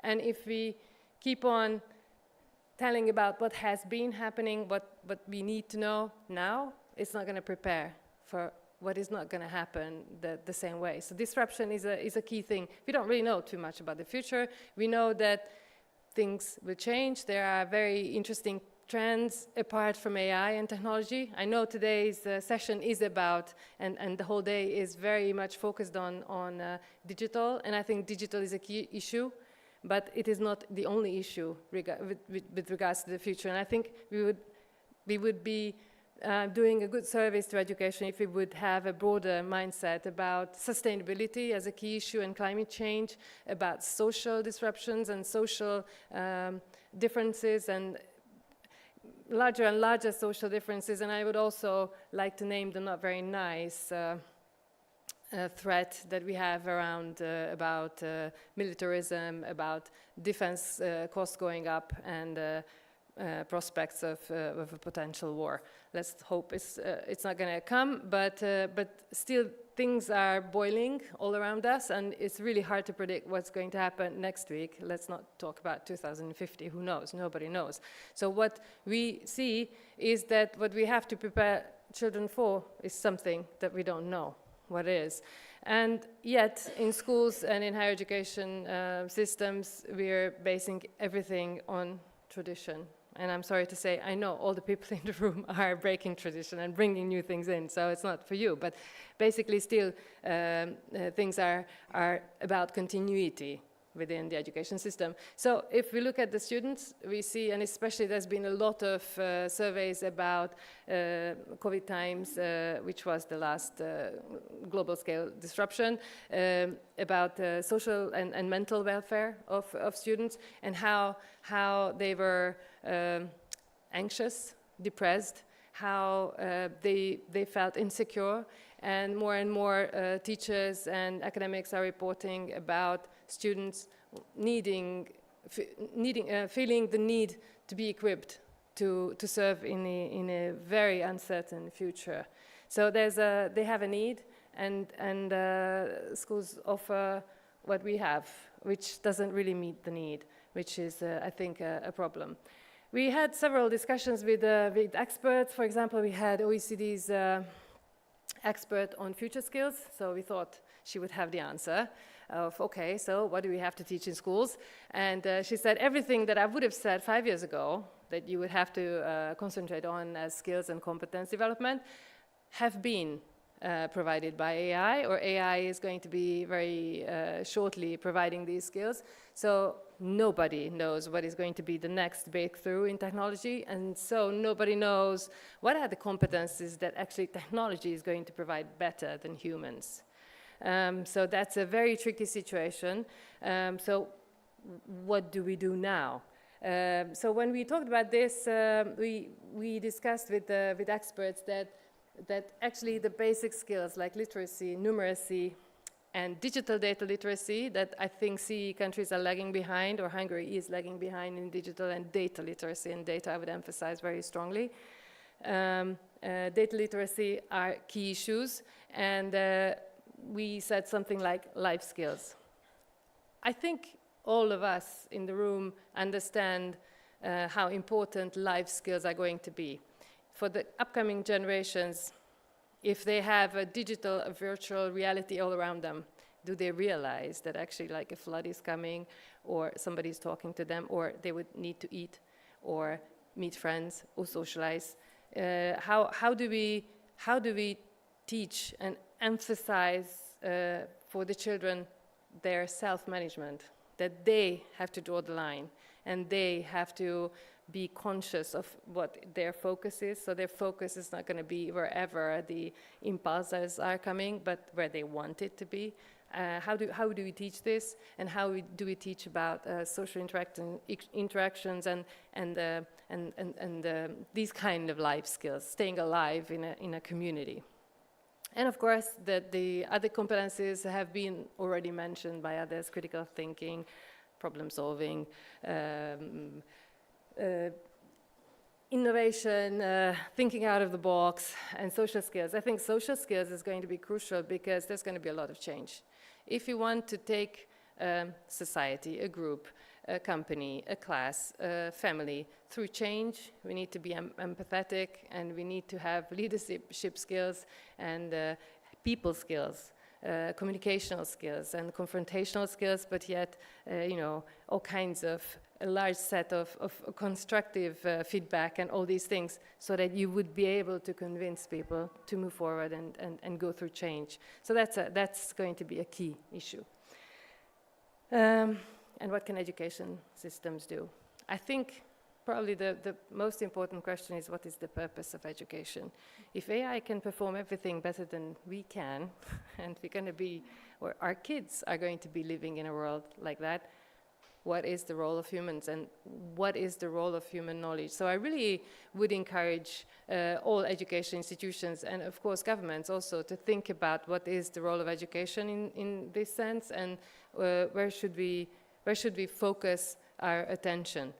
And we need to have an answer, a very clear answer to that for the teachers, so that they wouldn't feel alone in the classroom, and individually they wouldn't feel that they would have to better their own practices without any kind of guidelines or any kind of common understanding. So we think that then there needs to be like a purpose, and we need to have new pilots and new approaches and trial and error, and learn from our mistakes. I know, listening to the previous presentations also, we all do that, but I think a lot of practitioners don't do that, and also we need collaboration so that people wouldn't just have individual good practices that we don't know about. There are thousands and thousands, and if they are not shared, if schools don't become real learning and developing communities of practitioners, then it's not going to happen. And of course, we have to raise the adaptability of the education system, which has been kind of resistant to change in the previous times. I think this is probably the slide that I should skip if I want to save a bit of time. Just 4 things. When we look at students, what do they need? They don't want to have one-size-fits-all education, but they want it to be adaptive to them. They want motivation, because if they don't have motivation, they're not going to learn. They don't want to learn individually, but they want to have a community experience, and they want their learning to be relevant in the world. I'm very sorry for the translators. Interrupt me if I'm very, yeah? Okay, thank you. Okay, so I think these are the most important things that students need. And on this slide, it's just a very short glimpse of what our team is doing in higher education and also in school education. We're offering a methodology which is nothing new, but we think that it is an important setting. Our approach to teaching and learning methodology is project-based learning, cooperative project-based learning, which is known all over the place, but we incorporate it with molecular adaptive online learning, which means that we think that a curricula should be a consecutive set of projects, and at the beginning of project, the student groups should receive a task which is challenging for them, which they can't do, so that gives them a motivation for the online learning. The online learnings should be done in small bits, just like I think we had in the first presentation of Rector's avatar. I fully agree. And then it should be based on adaptive, so adaptive in a sense that I only have to learn what I don't know. I don't have to learn what I already know. So it's an adaptive online learning in tiny bits. And once I've done my online learning, then I start collaborating with the others and immediately interpret my knowledge. The only problem with the online learning systems that we usually have in higher education is that they don't provide those kind of puzzles that Vuvu, I don't remember exactly the name, that you will find the ones there below. They provide, and our solution also provides that there's a puzzle at each and every little bit of learning, so that you hear about something, you learn something, then you have to apply it in a puzzle, and then you go and do the project work with the others. This kind of approach develops those kind of competencies that will help solve the unpredictable future problems that students will meet. I'm not even at 10 minutes, and that's my last slide. So I try to make an effort. So really, this slide is just about our commitment. Our team is really committed to not just understand what's going on, but try to drive change and try to make change happen. With schools, we're really happy to support. I haven't spoken about many other things that we do with AI, but I think this way is probably best. If anybody is interested, I'm happy to talk with you in the lunch break or any other breaks. Thank you.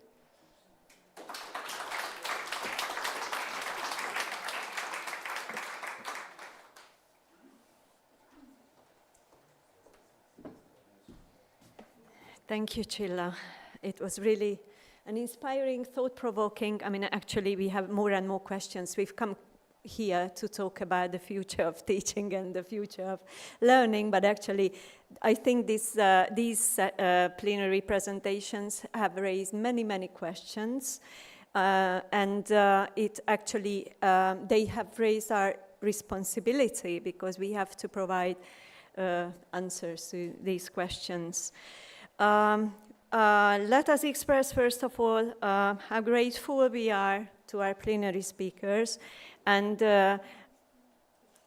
would you please give a big applause, and our plenary speakers, would you please accept the university's wine for your night you could spend with us, and yeah, let's give the wine first, okay?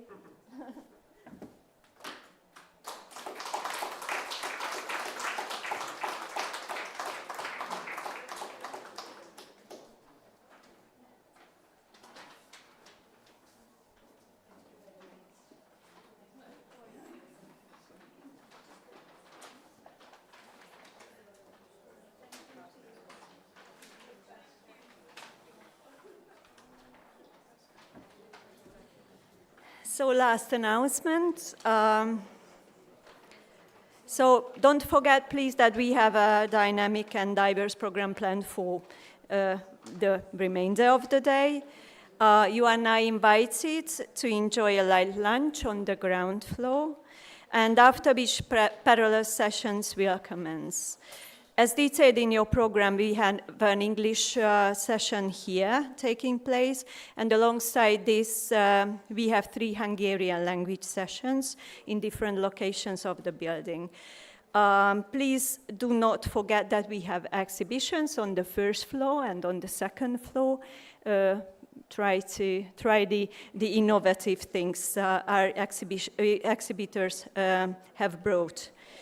And enjoy the day. Thank you for coming, and thank you for our biscuits. This is what I need. Thank you very much. Thanks for your nice sharing, and this is from the Netherlands. Thank you. That's why we call it an international conference, because the biscuits come from Netherlands. So enjoy your stay, and see you in the presentation. Thank you for coming. Oh, yes, sorry, I put it down. 1:15, okay? So this is the time. I hope you will have some time to have lunch. Thank you, sorry.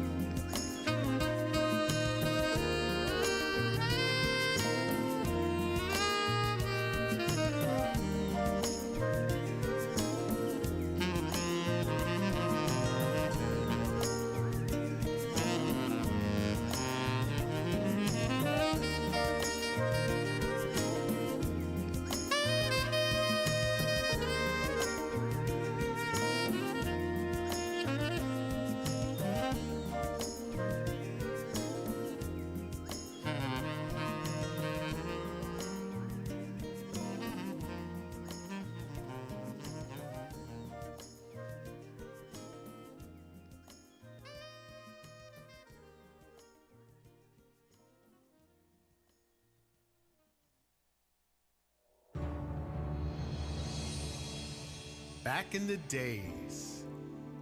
We look back with such a smile, thankful for the friends, the laughs, and the always joy of music and its developing creativity which nurtured our heart and soul. But now, turning our heads and looking up, we are moving forward to new music, new creativity, helping humanity as we are rising higher and riding the winds of change to help us bring better days ahead for all.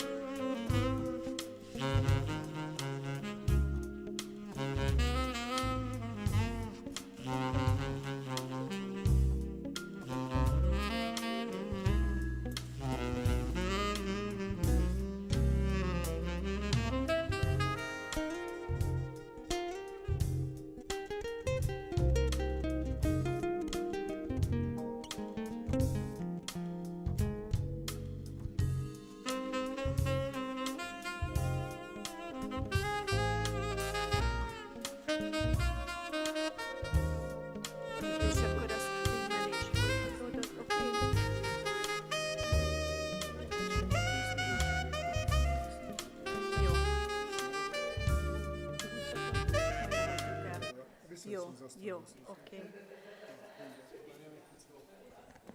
Hogy jó. Tudod, hogy volt, hogy pont úgy éreztem, hogy... Elég rektor asszonynak, csak már nem akartam kiállni, mondom, hogy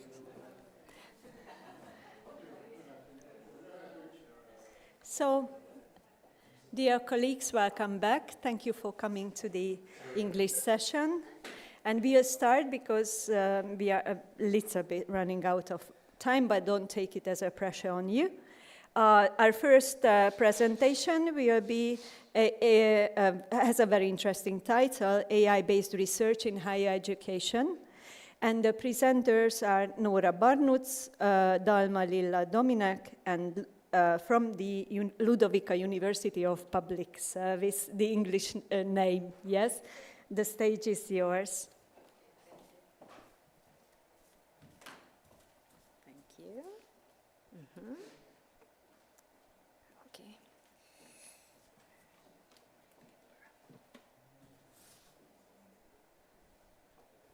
Mm-hmm.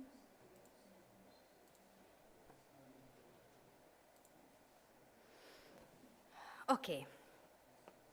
So thank you for the opportunity to be here and to give a short presentation about AI-based research in higher education. So but first of all, let me introduce. Can you hear me well? Yeah? Yeah, okay. Okay, so first of all, let me introduce my colleagues. You know that we arrived from the Ludovica University. We all arrived from the Ludovica University of Public Service, but from different departments. But one thing is common among us, which that there's a laboratory at the university. It's called Experiential Digital Education Laboratory, headed by Dalma Lilla Dominek, who is an associate professor at the university. Szabolcs Ceglédi, who is an administrative officer at the Department of Innovation and Technology, and he and me are researchers at this university, this laboratory. So here you can see the outline of the presentation. I'm going to speak or say some words about the theoretical part of AI in education and some words about the empirical part of AI and some conclusion. Now, let's have a look at the theoretical background. We know that the main focus of this presentation is AI, but today we brought the concept of digital pedagogy today because, there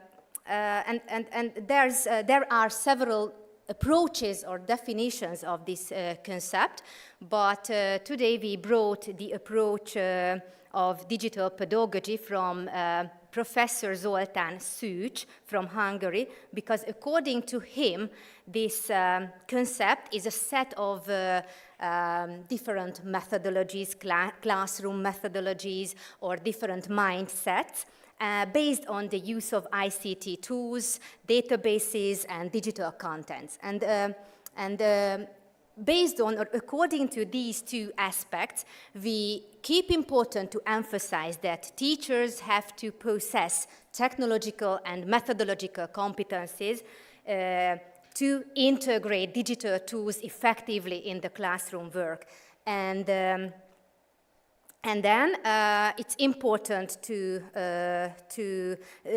for them to possess different higher level or appropriate level of digital competencies and methodological skills to increase students' motivation in the classroom work. So, therefore, the teacher training institutions with their kind of digital pedagogy courses could be help for future teacher students to develop their digital pedagogical competencies, because, you know, according to our previous findings, several negative factors are coming from teachers, like the lack of time or lower level of infrastructure or lower level of digital competencies, which could be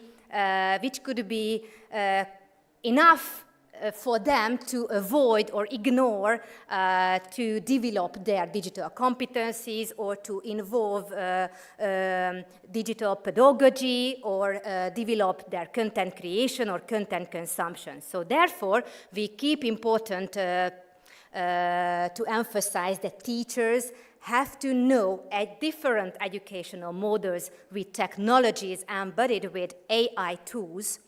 And therefore, the use of digital tools requires critical thinking, pedagogical reflection, or conscious planning from teachers. And that's it, all about the theoretical background, and the empirical part is coming from the perspective of teachers.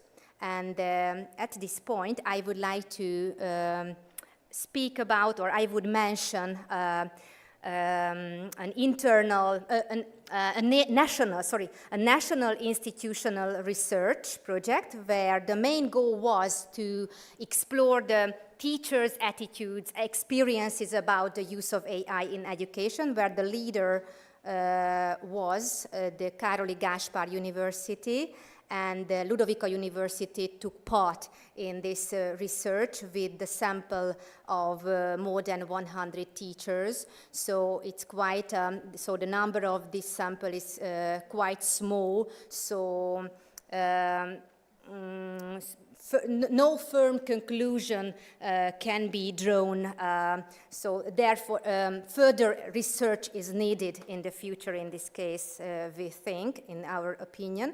So, but here you can see different fields of activities where different AI applications can be used, and according to the teachers' responses, the field of translation of text, or the grammar checking, collection of material, looking for information can be maintained by AI applications most.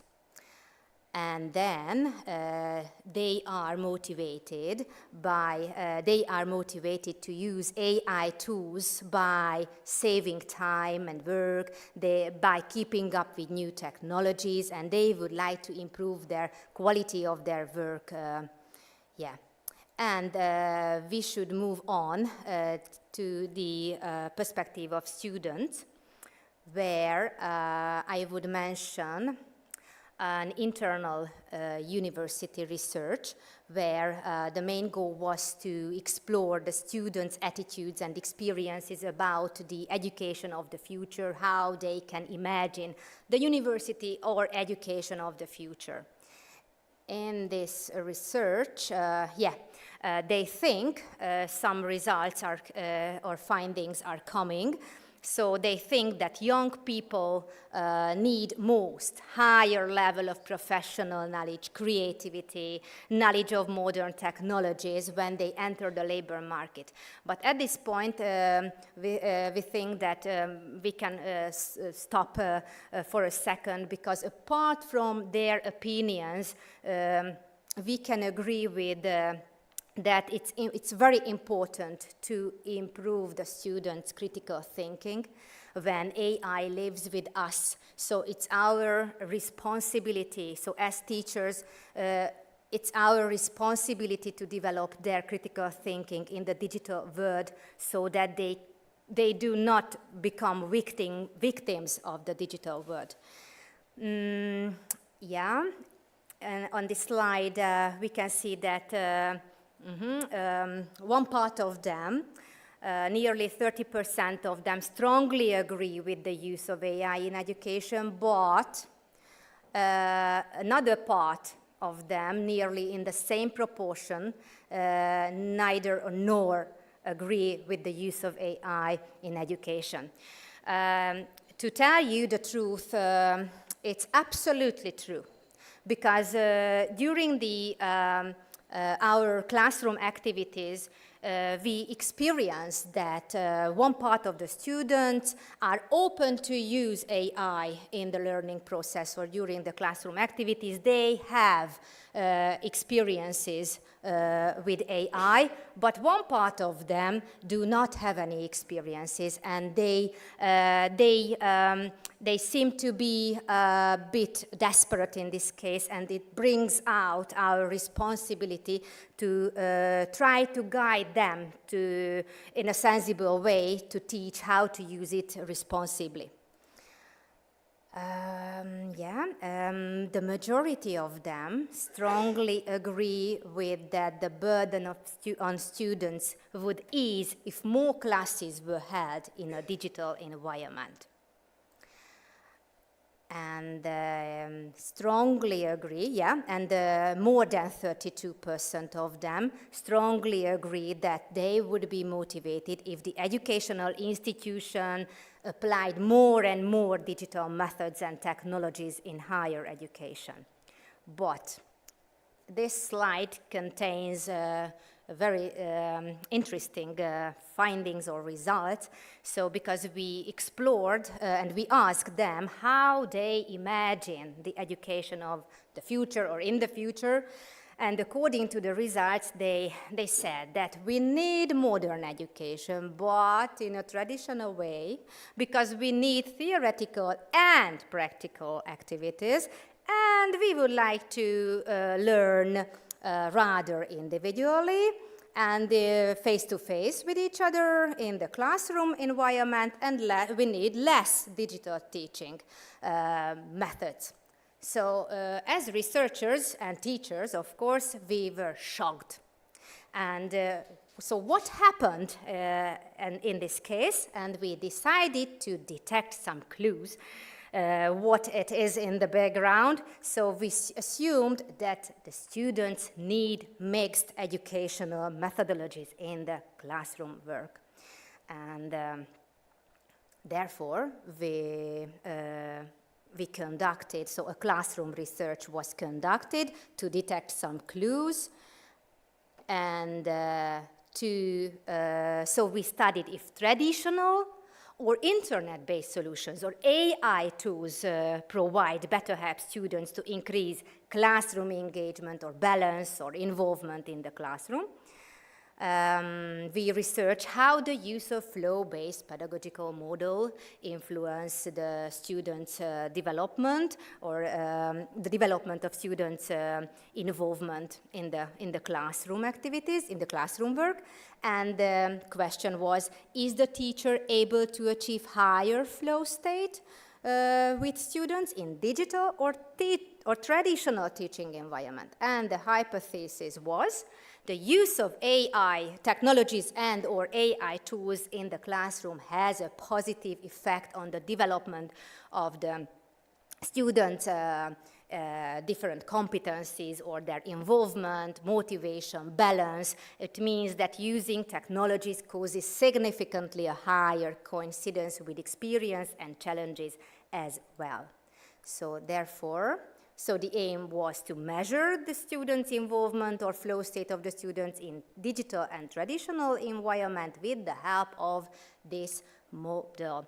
It's called flow-based pedagogical model, which was created by my colleague, Dalma Dominek, in 2022. So it has 4 different parts with the integration of teaching methods or with the integration of digital tools or AI tools, if you like, and but the most valuable part of this model is that it has an own measurement tool, which is very useful, which could be very useful for teachers to measure the students' motivation after the classroom work. And here you can see the methodology of the classroom research with the involvement of 2 study groups and 1 control group. In the study groups, the teaching material was supported with the use of AI and without the use of AI, but based on the flow-based pedagogical model. But In the control group, the teaching material was in the traditional way, without the use of this FPM model, with the participation of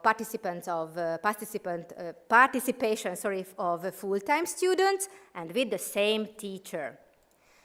And now the findings are coming, and the control group, you can see the traditionally supported good practices without the use of the model, flow-based pedagogical model, where in the last column, you can see the percentage of the students' involvement or flow state during the classroom work, which is, and these results are lower than 80%, and it's important to emphasize that we can speak about student involvement or flow state at the level of 80% or over 80%. In contrast with these results, the study group 1 results are coming, where the digitally supported good practices with the use of this model, FPM model, where the students' involvement, as you can see in the last column, is over 80%. And in study group, where the good practice is supported by traditional educational methodology with the use of flow-based pedagogical model, and the results, according to the results, the students' involvement is also higher than 80%. So, as consequences, we can state that the use of this model, flow-based pedagogical model, in digital teaching environment contributes higher flow state of the students, which means higher involvement and higher balance in the classroom. And in contrast with it, without the use of this model, regardless of the teaching environment, contributes lower flow state of the students, which means a lower involvement, lower balance in the classroom. So as a final consequence, we keep important to emphasize the implementation of this model in higher education with the addition or completion of the ethical use of AI model, which will be published in some weeks in Taylor and Francis Routledge. And as I think everyone can remember the hypothesis at the end of the student section, so we assume that they need mixed educational methodologies, and according to the results, the hypothesis has been proven. So here you can see some references, and thank you for your kind attention.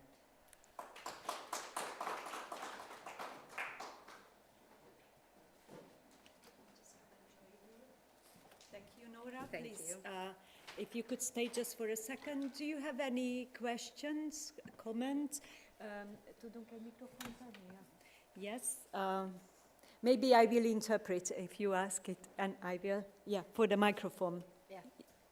My question would be, do your results not emphasize that the flow? Sorry. So do your But I can hear you well. So that it's not the mixed methodology that needs to be done, but rather the flow pedagogy.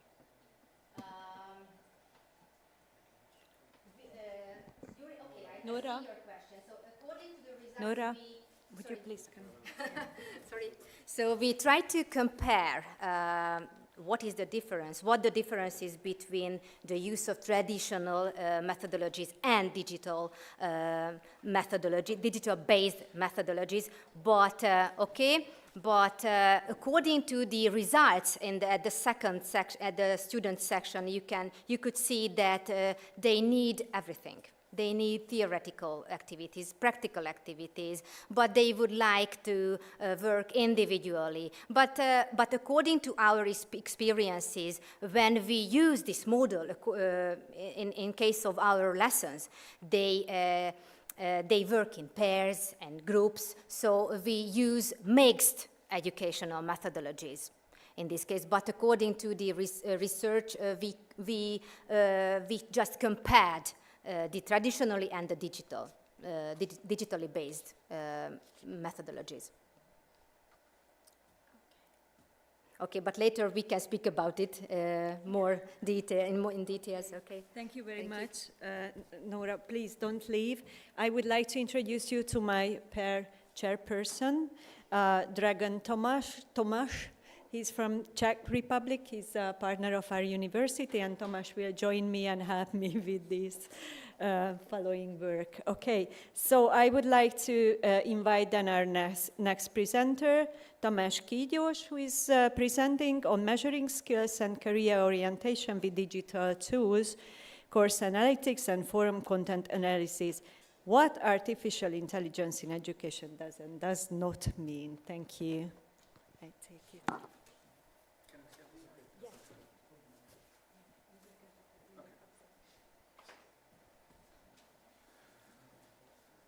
Welcome, ladies and gentlemen. Thank you for the opportunity.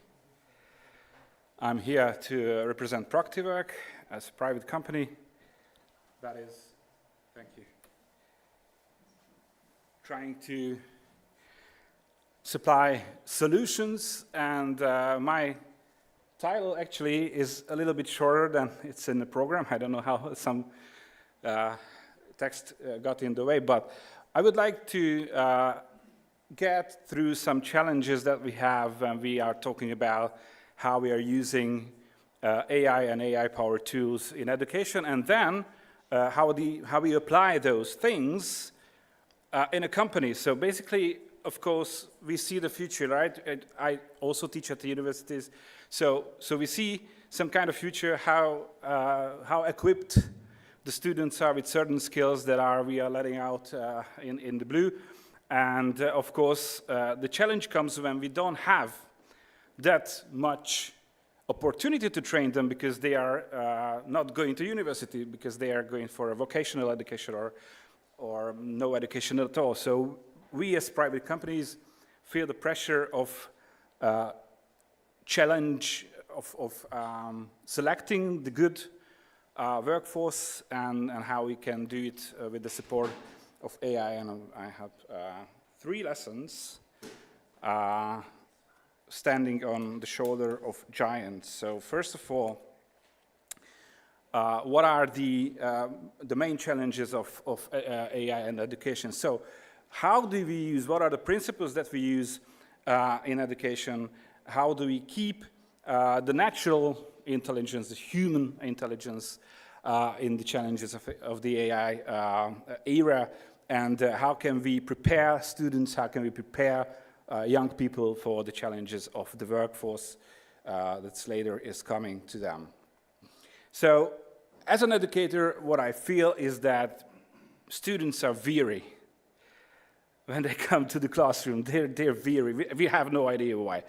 But getting into education all over again, it's a burden.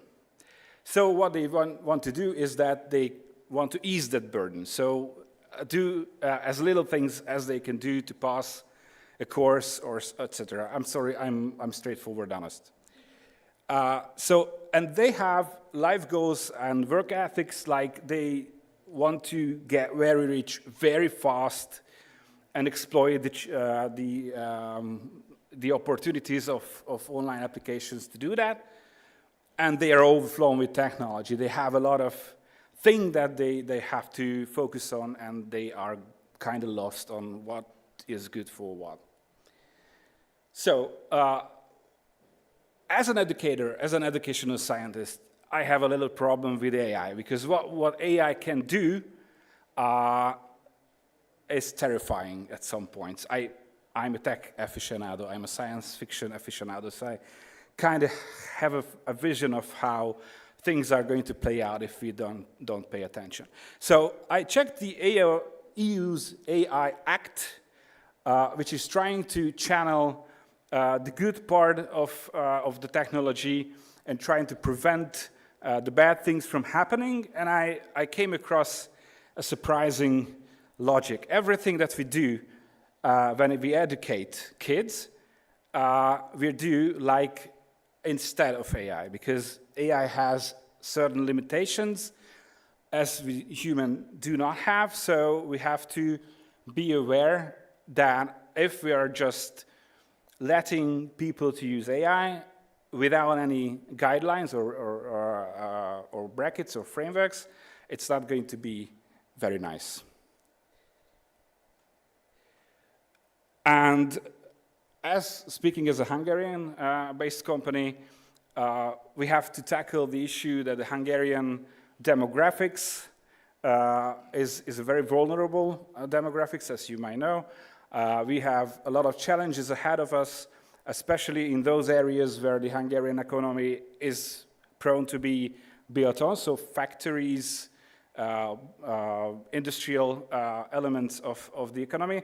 We have a tremendous amount of threats, whether we can use our own workforce or we have to import workforce, etc., etc.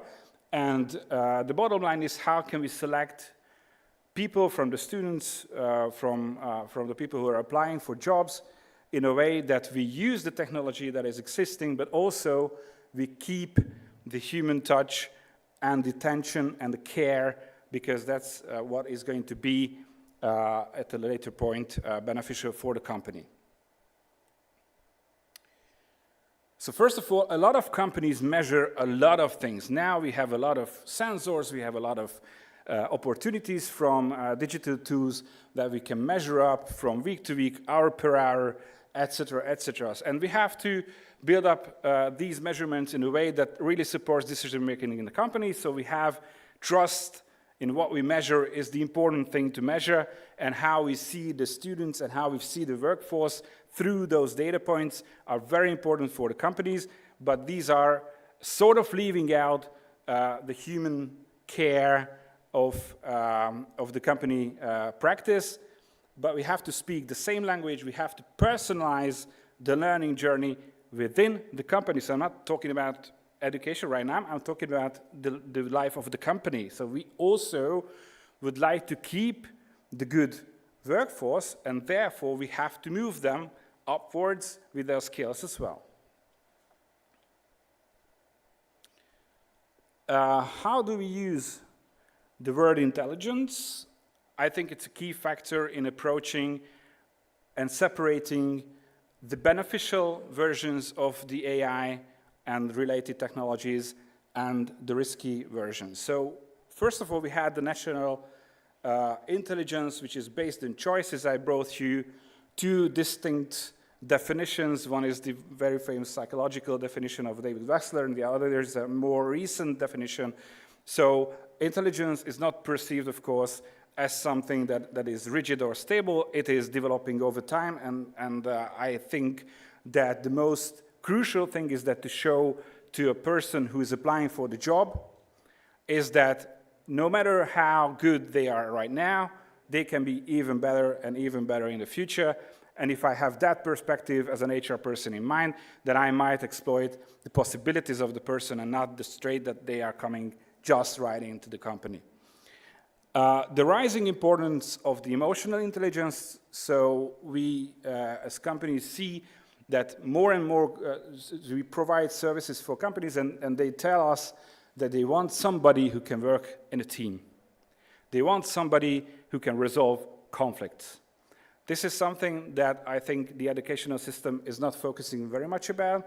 So this is very important when it comes to the company, that we have to teach them within the company that these skills are applicable and how they can tackle that. And of course, a lot of companies use AI to draw conclusions from the data, for example, that they are measuring, or make forecasts for them, or summarize their own business information. But these preset AI tools are working in a statistical basis. They use, of course, language models to communicate and stuff like that. But what I would like to suggest is that, of course, we heard that even this little guy only can do what it's programmed to do, so AI is all can do what it's programmed to do. So one kind of solution is that we are building quality in a way that we are using something that we can call a model-based intelligence. So we're not only letting the AI research for itself what they think is statistically good or whatever. We use HR models that are fed into the system and working in the background of the system, and therefore making quality assumptions of a given person that suits the company the best. So the company tells us what kind of people they would like to see.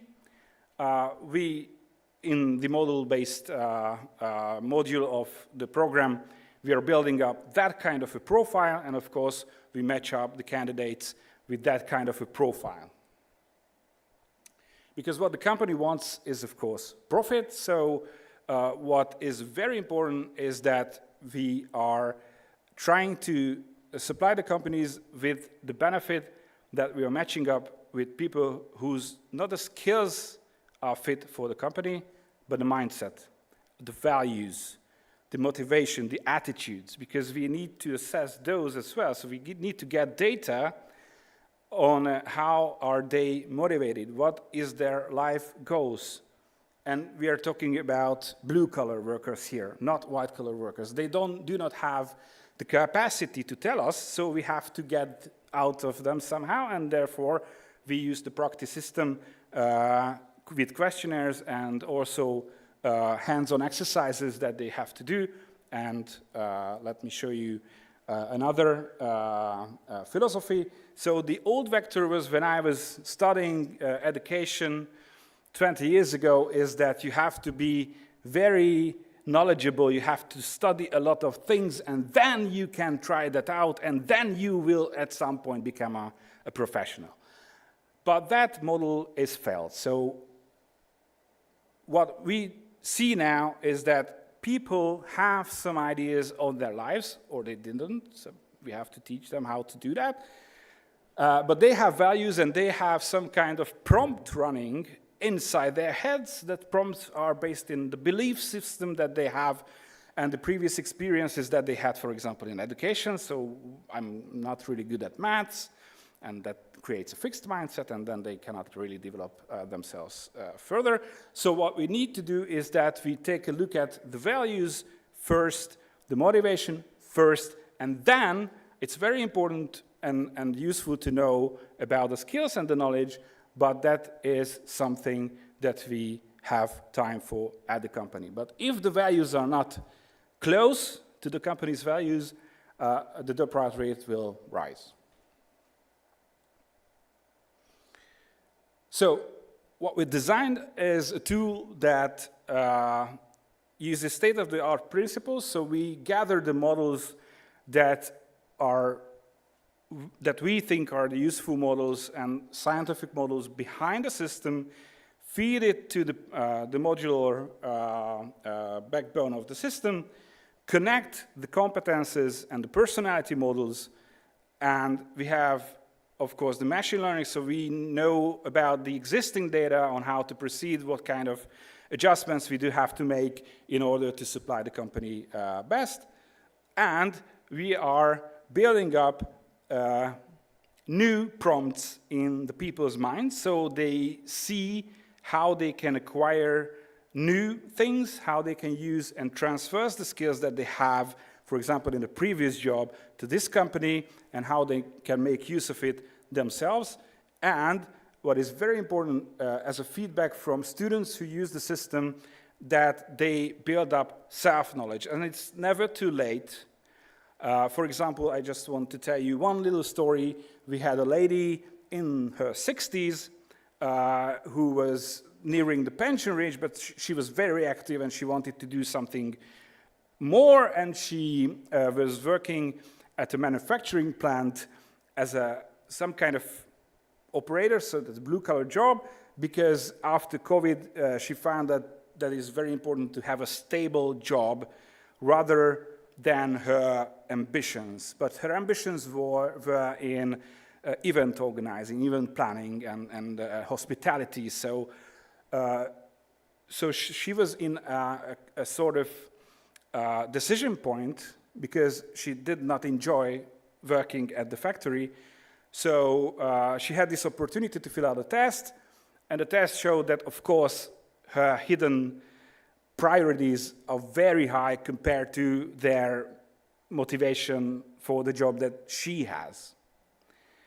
So this single measurement and this single conversation made her realize that it is, at her 60s, it is very important to follow her motivation, and switched the 0 to 1 and made her decide that she has to move on.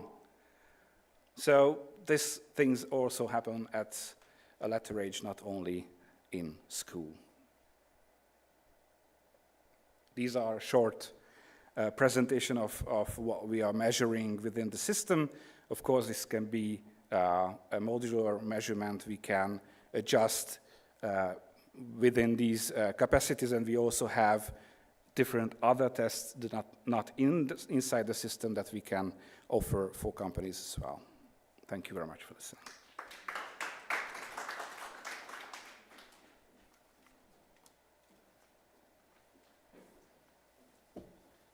Thank you very much. And I have one question for you.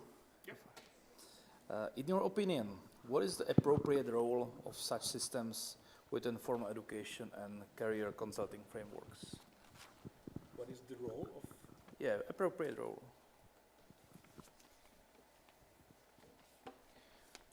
I think that the appropriate role of those systems are to broaden the self-knowledge of the person in question. So basically,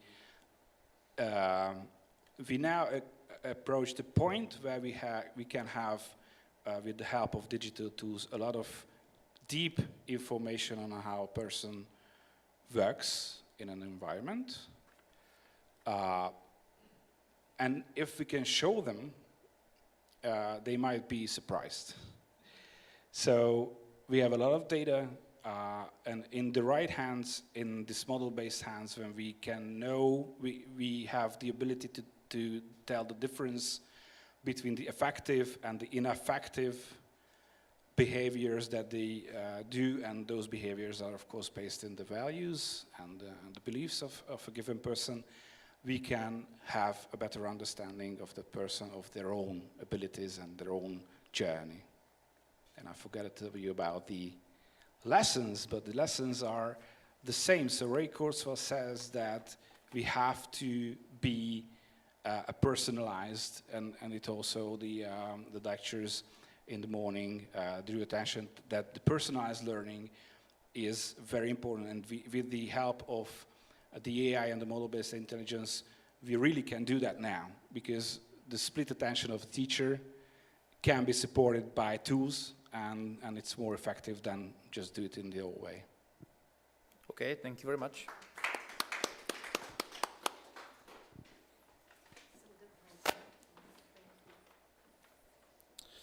And I would like to introduce the other presenters.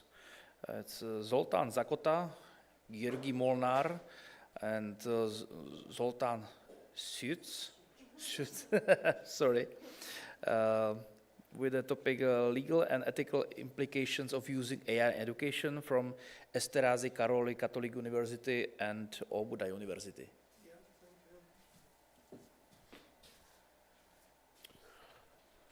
Good afternoon, ladies and gentlemen.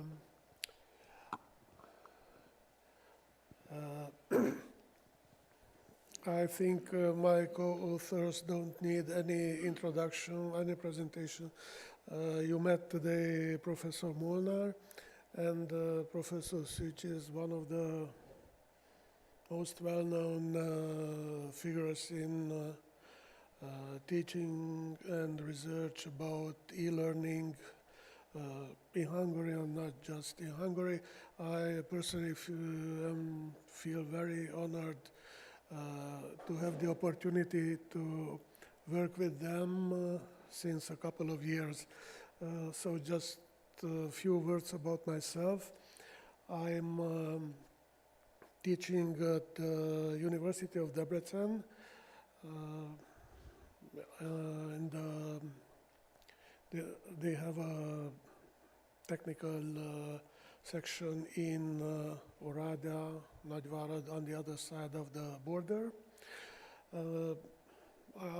We are teaching in Hungarian language, and I personally am teaching some technical stuff about electronics, automation, and computers. And I'm also teaching in a high school. Sometimes I make this, I'm doing this, going to sub-school and teaching there for a few years. Now I'm doing this because in some way I more or less allowed to consider it as a kind of research field or laboratory. We are, with my distinguished co-authors, doing sometimes research on students. I want to ask you to excuse me for two reasons. Where is my presentation? Oh, it's okay. We've seen today, first of all, because we've seen today lots of great presentations. Mine is a minimalist classical one, so it's nothing special about it. And second, because, and I asked you to take this as it is, the topic I'm talking about, it's, let's say, the phase 0 of a future research, and it's about exactly what is there on the screen, about the legal implications, mostly the legal implications of using AI in education. Of course, I've put there also ethics, but I won't insist about the ethical issues, because if you ask 10 persons about this topic, 9 out of them will talk about the ethical issues related to using AI, especially in education. So I would insist a little bit more about the legal ones. And as I said, it's about mostly fixing the limits of the framework of this research, future research. And actually, this is about mapping the existing legal regulations, and in a next phase, we plan to do some interviews and maybe to find also some way to quantify this. These topics. So we have legal issues. The main topics in the legal field are related to privacy, security, especially intellectual property rights, and accountability and responsibility. The ethical issues are, as I said, the very well-known ones. Just ask a teacher, ask an engineer, ask anybody, and he will say respect of the individual, fairness, accountability, explainability. We're all afraid of the algorithms, and so on and so forth. We've also published about this. Why is ethics important in this respect? Because at least in a normal society, I would say, at least in this, let's call it Western part of the world, we have some expectancies regarding the legal system to be founded on ethical principles, on some moral values. And there are pretty solid ethical considerations when relying on the foundation of the law.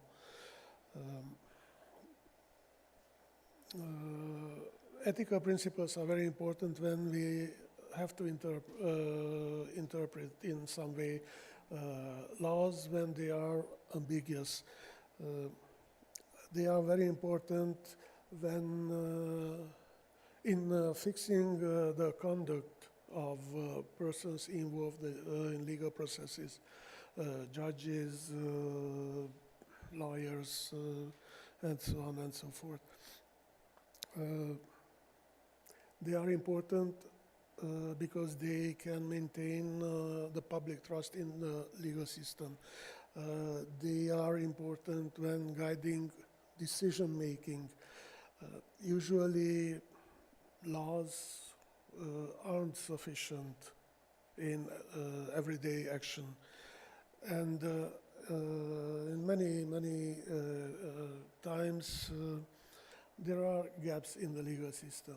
That's normal, that's natural, and in these cases it's okay if these gaps are filled by ethical principles and not some, let's say, sometimes personal relationships, or this can lead to corruption, we all know this. So ethical principles are really important when we are talking about the legal framework. And as we know it very well, the legal framework regarding artificial intelligence, it's even nowadays very, let's say, malleable. Yeah? They are not really well fixed. All right, regarding privacy and security, what schools have to comply with legal norms, and maybe they have to be more severe in this regard, especially when there are third parties involved. Regarding a very about some opinions, one of the most important issue is that regarding the property rights. The question of property rights is one of the cornerstones in legal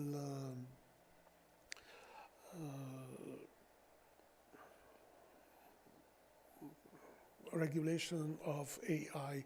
We all know that, especially with the LLMs, everybody can generate text, and it's highly unclear what should we do, what can we do with these texts from the point of view of the intellectual property rights.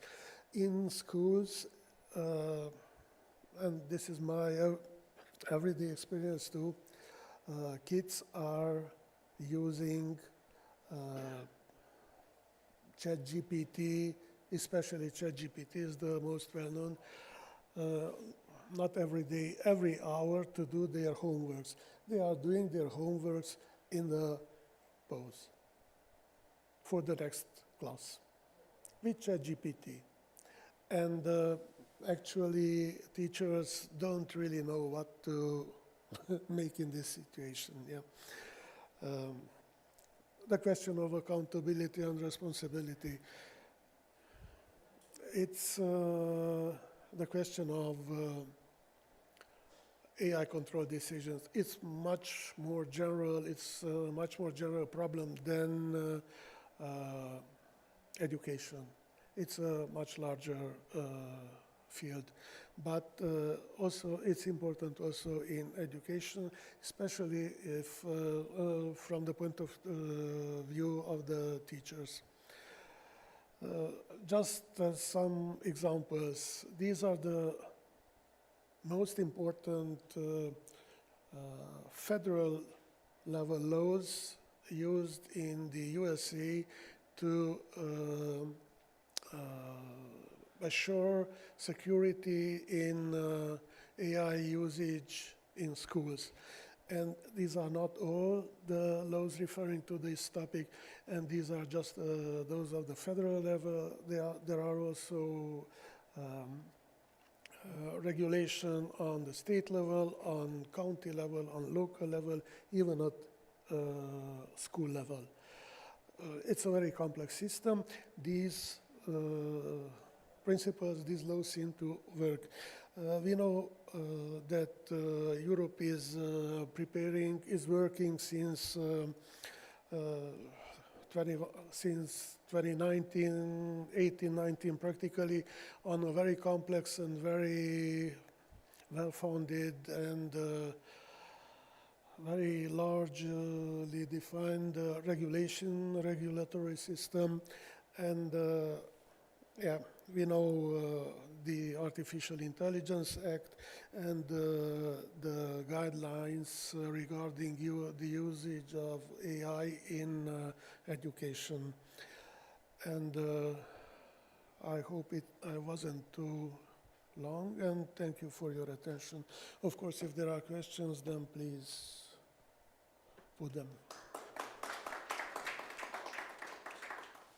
Do you have any questions? I have one. I put it down. To what extent do you think higher education institutions are ready with the regulations and policies about using AI in terms of students, for example, writing essays, theses, and so on? I think nobody's ready in this field. So I've read about and I've heard about so many opinions. And let's just take as example the publication policies. You can find anything from no regulations to complete banishment of LLM usage. Yeah, so that's I see that's the same situation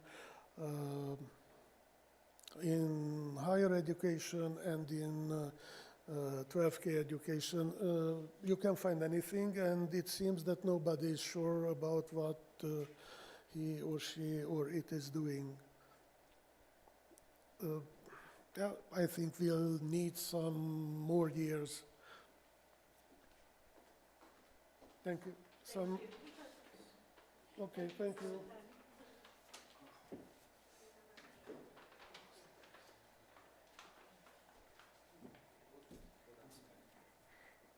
Thank you very much for your presentation.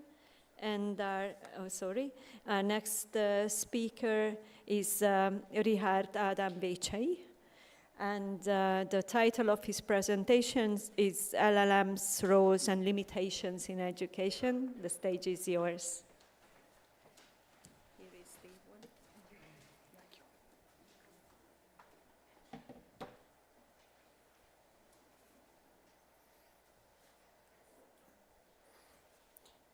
Hello, good afternoon everyone. As I was introduced, I am Richard. I work as an AI developer and AI advisor. So I would like to present a perspective how an AI developer sees this problem, understanding LLM's capabilities in educational system. And we'll talk a little bit about challenges, metrics, factor verifications, and problems. First of all, let's see what students and a teacher could do with LLMs and AIs. The most important thing, these are not the two sides of the same coin. Those roles are different. For example, a student can do homework with LLM systems. They can able to structurize the knowledge in a new way. So it is not able to overwhelm the teachers. And teachers can develop new curriculums. And they can review homework. And they could initialize a virtual tutor. So they can ease their own work. But there are threats when we talk about LLM systems. The biggest threat is model dependency. If you have a good prompt that works in an exact version of an LLM system, it might fail when you use a previous version. For example, I had a project that was used in Gemini 1.5 LLM, and it works very well. But Google migrated that models into Gemini 2.0, and the solution failed. So we have to rewrite each prompt to reach the same accuracy and the same standard.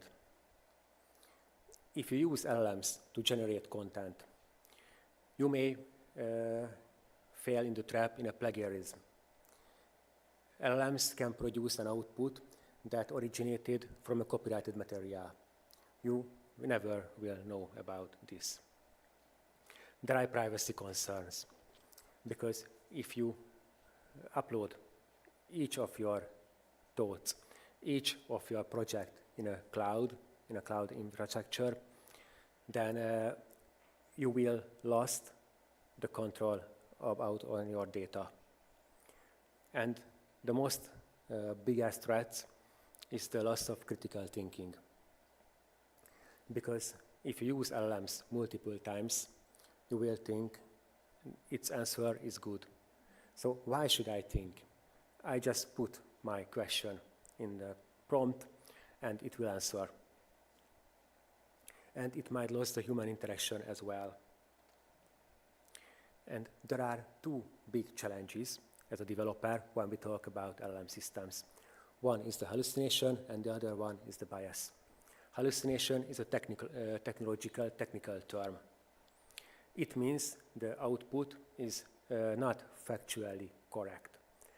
It gives an output, for example, with bad historical dates or scientific facts that are not proved. Hallucination can come from a prompt when the output is not instruction-like.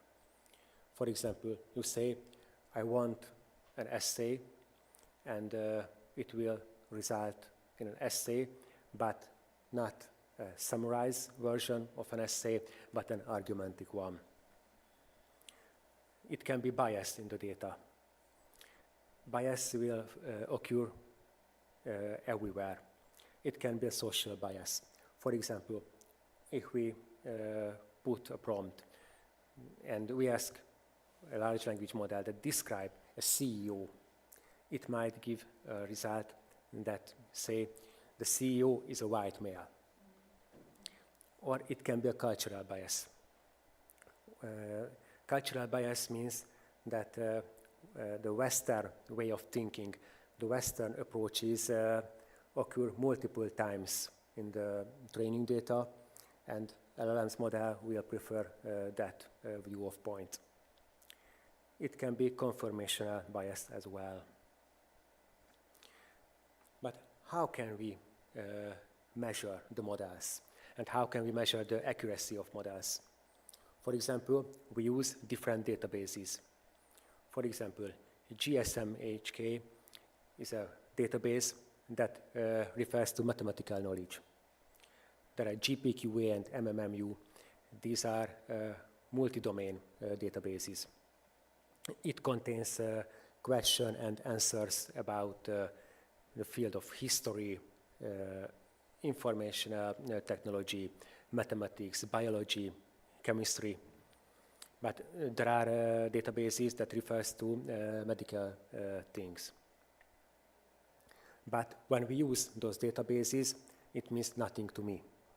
Because when we train a model, we have to result in an exact one matrix, a number. We have to know it's good or bad. So we try to use different numbers. For example, accuracy. The result is accurate enough based on our prompt, or the relevance. If we ask a question about dogs and the LLMs will answer about cats, the answer is not relevance. There is a reliability, but the most important thing is the loss. It's a mathematical construction. For example, cost-entropy loss. This is the oversimplified version of how LLM works. You can see in the right table the vocab index. It's a tokenized version of each word. In that table, I tokenized only 10 words. But when we train real AI models, we use millions or billions tokens. The model will create an output based on which word has the highest probability in the next place. For example, I has the highest probability in the first place of the sentence. Love has the highest probability in the second place. But in this example, the model chose the cat word instead of hedgehogs, so it's a failure. And how can we verify the output of the LLM models? There are algorithmic and manual versions of verification. We can use reasoning models. For example, ChatGPT provides reasoning models that might give a better result. Not in each circumstances, but most of the time. We can use competing networks. For example, you can ask the same question in ChatGPT, and you can use a Gemini model or a Claude.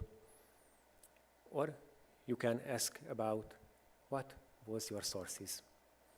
LLMs usually fail to cite correctly the sources.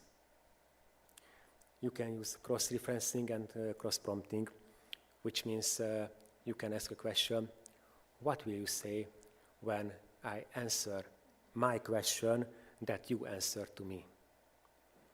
Or the latest solution, not using LLMs. There are scientific facts that are facts now, but was a science fictional thing in later.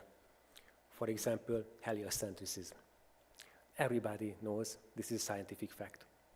But in the good old days, everybody thought the Earth is the middle of the universe. Or bacteria. When Semmelweis said, doctors should wash their hands, everybody laughed at him. Or general relativity. If we train our models based on Newtonian physics books, the model will say general relativity is fiction. It's not correct. Or Higgs boson.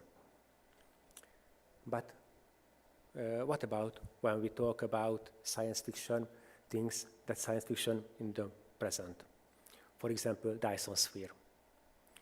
Everybody knows Dyson sphere is a thing that created by our mind. Based on our knowledge, a civilization is not possible to build a sphere around a star, but it might be.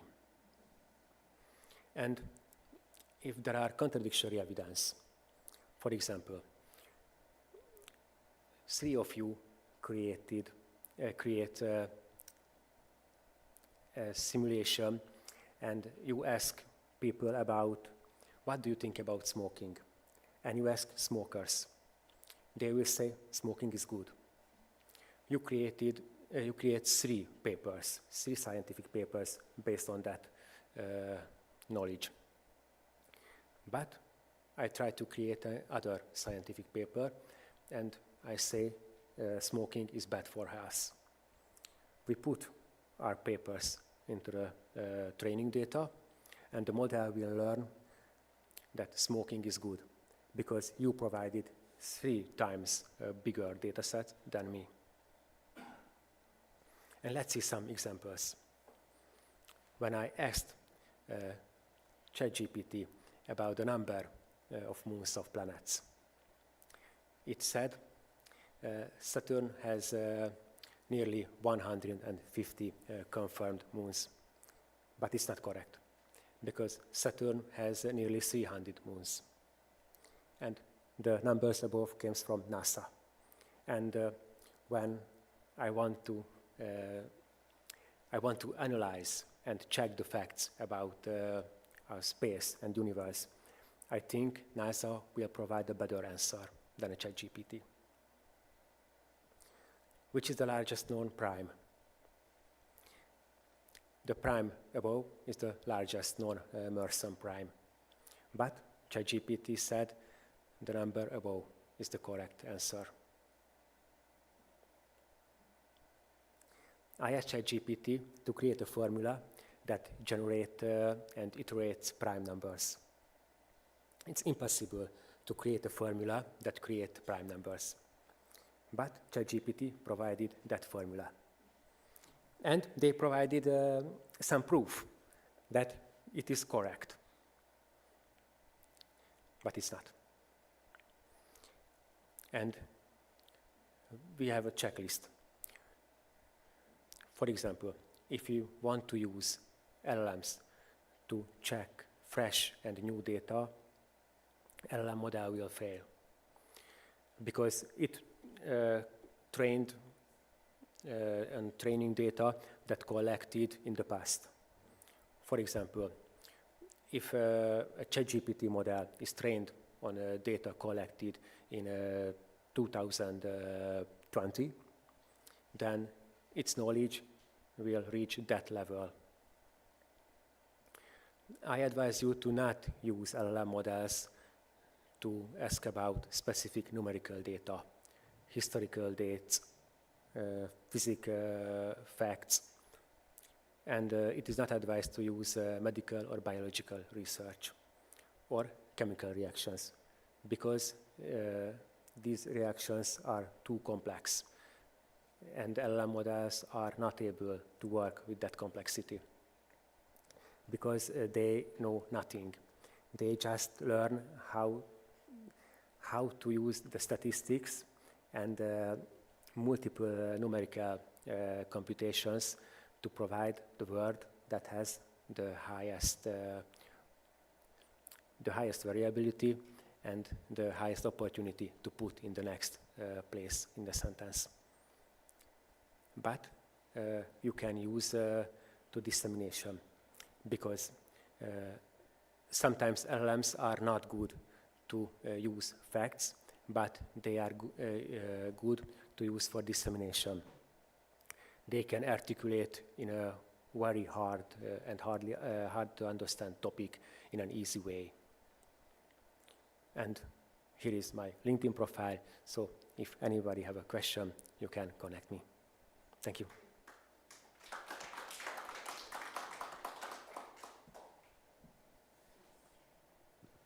I give it. Thank you.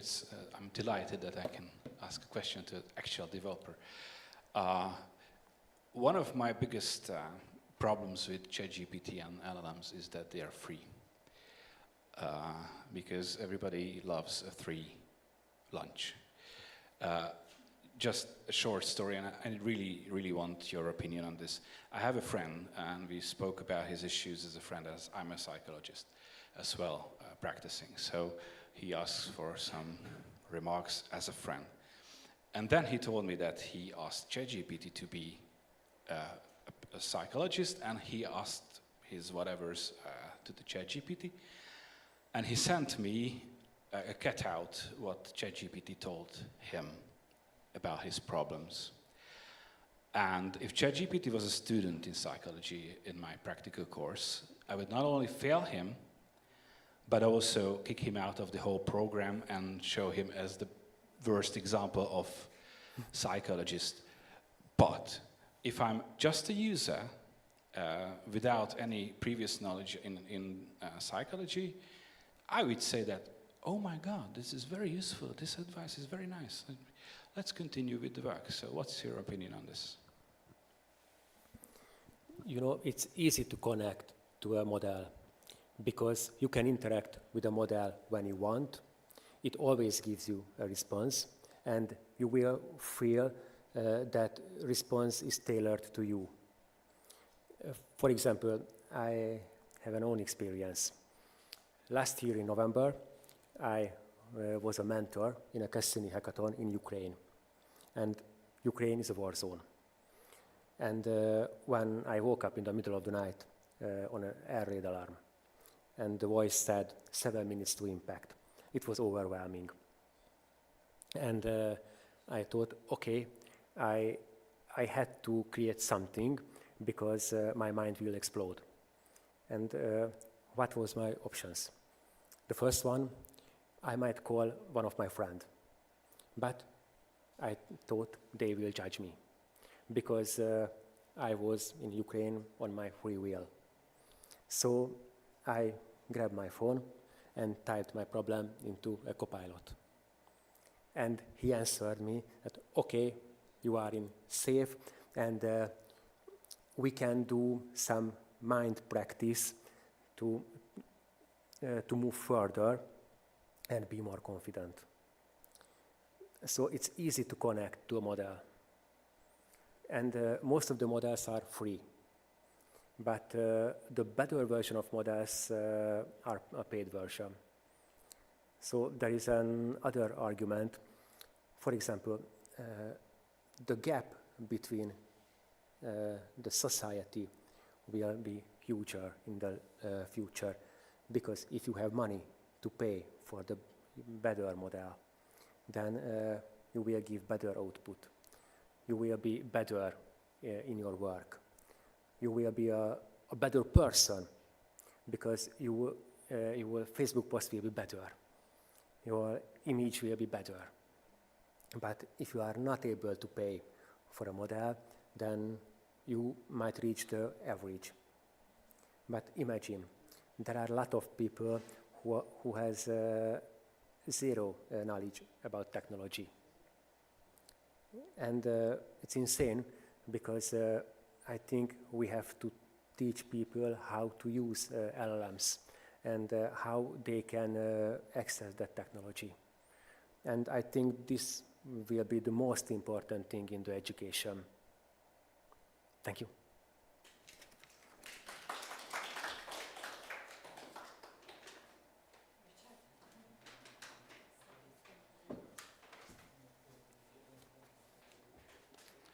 Thank you, and I would like to introduce next presenter, Benedek Herman from WUVO, with his presentation on topic Transforming Learning Outcomes with WUVO, how Hungary's leading medical universities implemented spaced retrieval practice.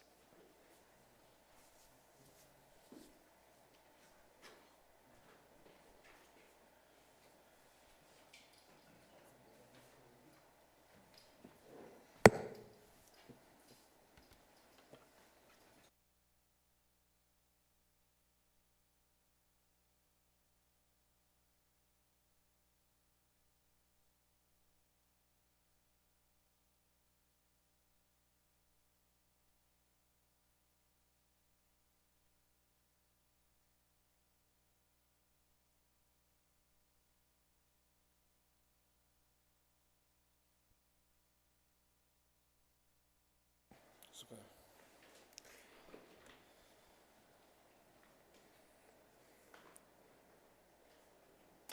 Hi everyone, thank you so much for the opportunity to be here. I usually start off with a quick personal story.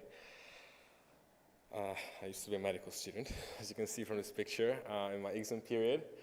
And actually my first exam in medical school, it was extremely tough. I studied through whole nights, drank a lot of coffee, but still, I failed. But 1 year later, when I had to take the hardest exam in medical school, the greatest fear of all students, which was called the anatomy finals, I got 97%, the highest score in the whole class. I could do that because we built an app that completely changed the way how I studied, an app which is based on the scientifically proven best learning methods, which is active recall and spaced repetition. So let me tackle both in a slide. Active recall or retrieval practice, they are basically the same concept, is the opposite of passive recall or passive practice, which would be rereading or rewatching information, somehow interacting with the same information that you already know, again, by just looking at it. However, on the other hand, retrieval practice, active recall, is when you actually try to recall from memory. Try to remember as much as you can from the specific topic, maybe by answering questions, maybe by teaching it to other students. And spaced repetition is actually when I like to say the word, or learning is about setting or forgetting. We are thinking a lot about, giving more and more information to students, but we tend to not really take into consideration the amount of knowledge that they are forgetting. So what spaced repetition says, or the forgetting curve says, is that you first learn something, you're about to forget it within a couple of days. But if you do a repetition right before you would forget it, your next forgetting curve will be slightly more flat. And if you do the repetition again, your next forgetting curve will flatten out. And if you do these repetitions throughout your learning journey, you have basically the content or your forgetting curve will completely flatten out, therefore will be stored in your long-term memory. That's the idea. And there are like really hundreds of research that prove that these are the best learning methods, and I just brought one. Really simple, 4 groups. One of them read the material once, another read the material 4 times, and another read the material and made a mind map, and the 4th one who actually read the material once and then did a recall, or did active recall principles. So in both the verbatim questions, which would be like factual knowledge, and in both the inference questions, which would be conceptual knowledge, ritual practice outperformed every other by far. However, there was one when it actually scored the lowest, and that was metacognitive predictions, meaning how well a student thinks of his own knowledge, how effective or how well he knew the content. And I will come back to that in a second, why it's not widely used. So now moving from theory, let's get into practice, how to use it in practice. The easiest way is do flashcards and quizzes daily. But not just to learn new stuff all the time or cram for an exam, but to actually repeat earlier content throughout the semester. So maybe in week 8, I should revise week 1. But we don't really like to do that as students.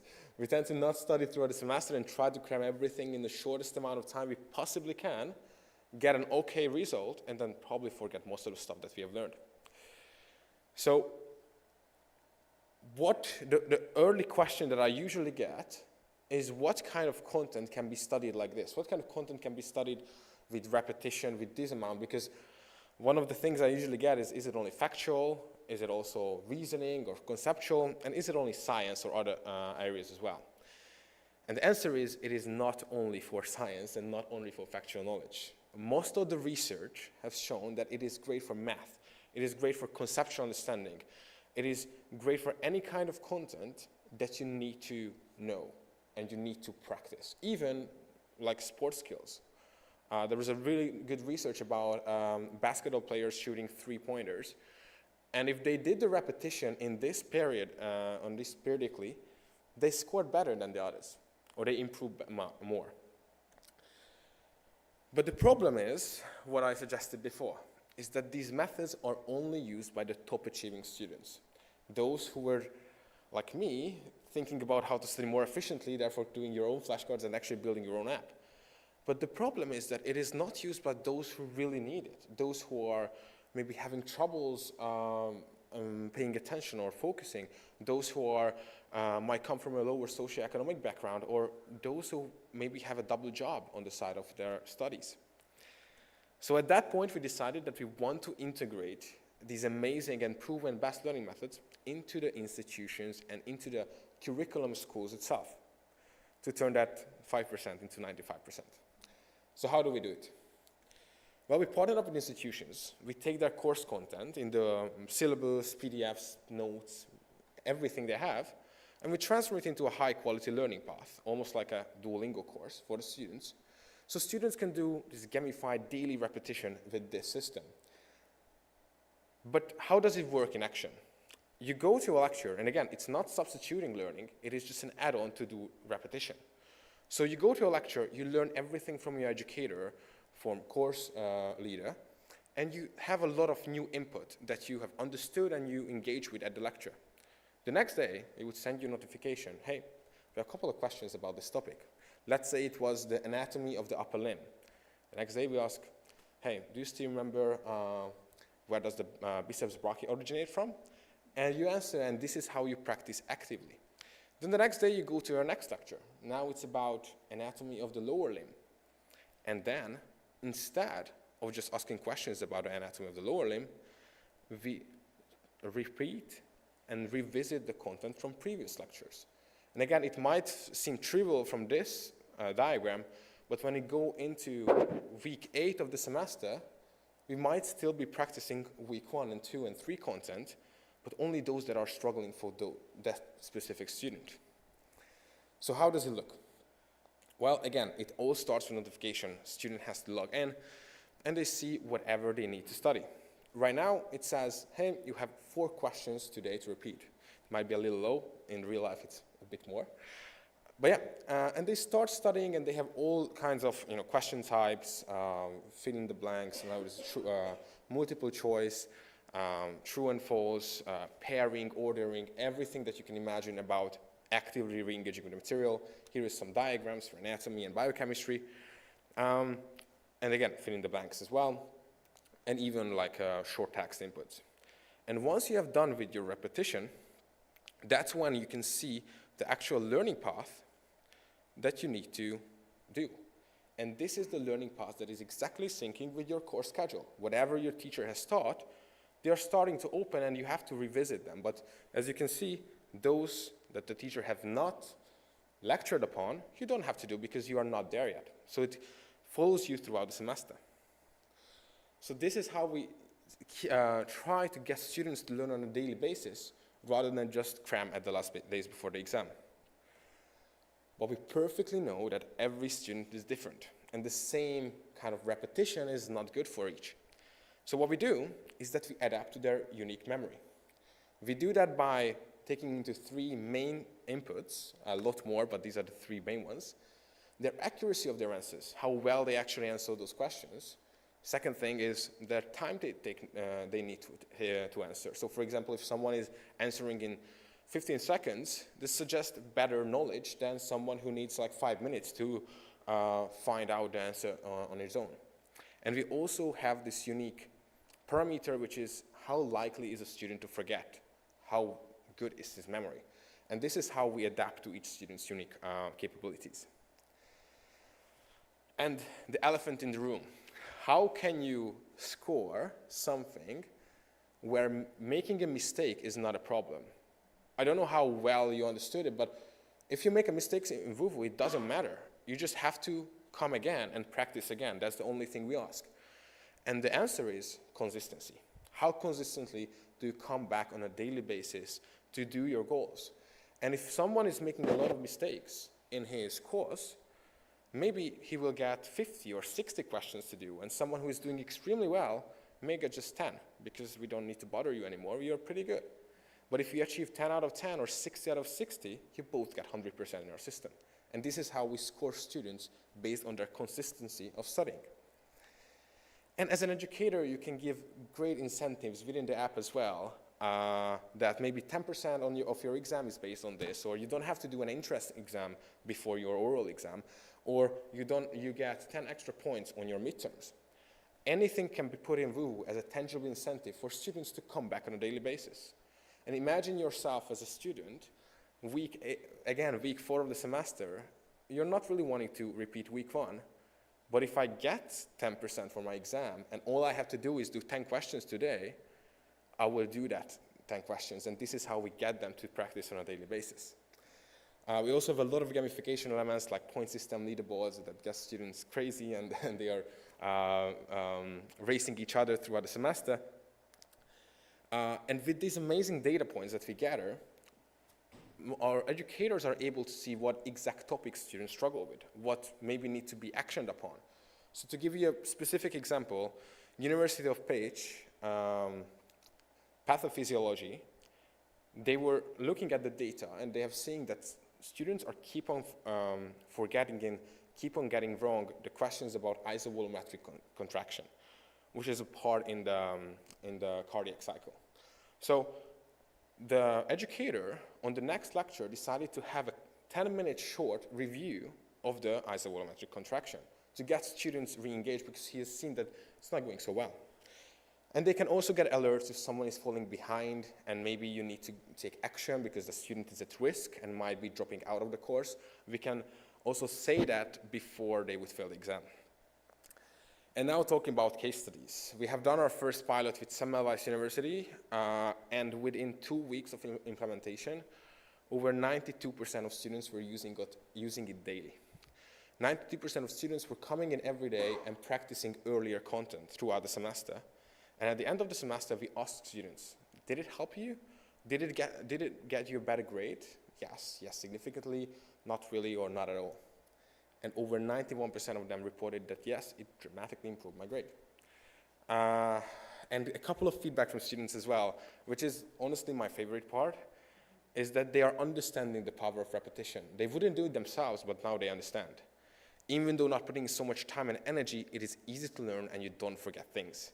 It helps us stay up to date on the material, and the review cards ensure that you don't forget the previous week's material. And just one more thing. One of the best parts is that to unlock new flashcards, you have to revise the previous ones, which really helps reinforce the material. And since that one pilot, we went to, this was last September, we went to 17 departments at universities and over 70 courses in pre-orders at University of Pécs, University of Szeged, Semmelweis, Óbudai, University of Óbuda, the Veterinary Medicine University, and a bunch of other small institutions as well. So with that, I want to thank you for your attention, and I'm ready for any questions you might have about our system.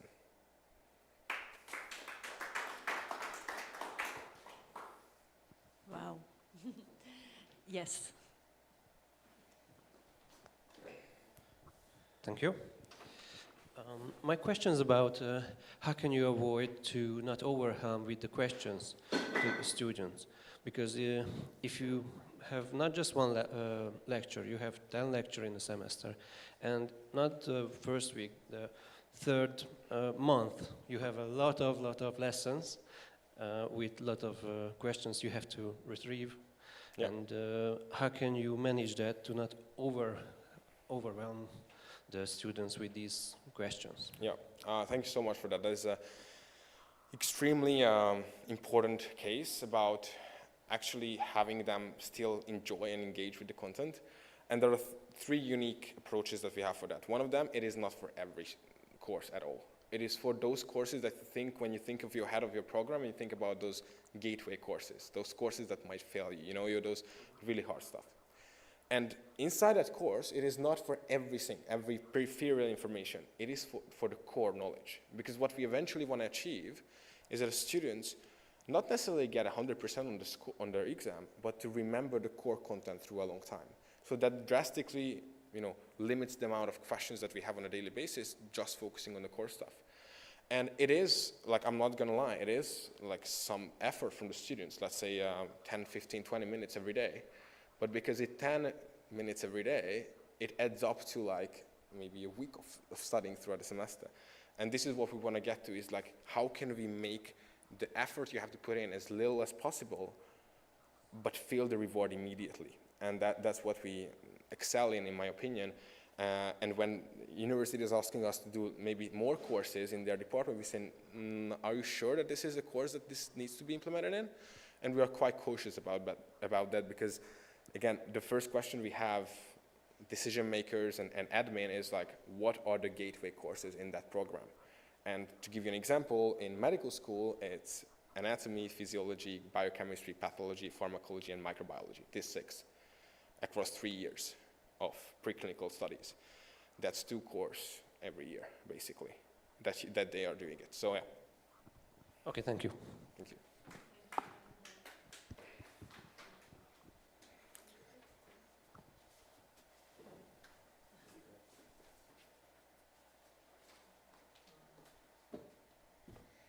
Now, colleagues, we are going to have a short break.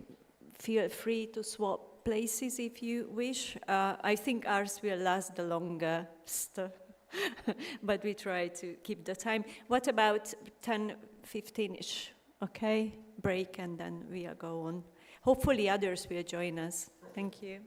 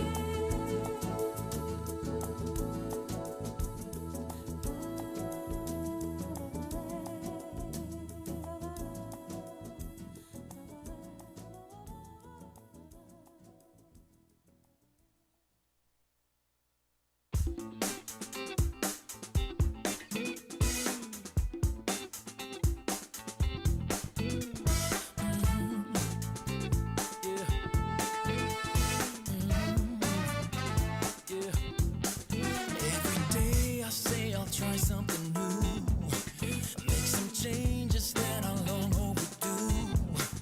Trying to wrap my head around it, but still remain surrounded by walls that I can't seem to get through. A part of me, so keen to see what I will find if I leave it all behind.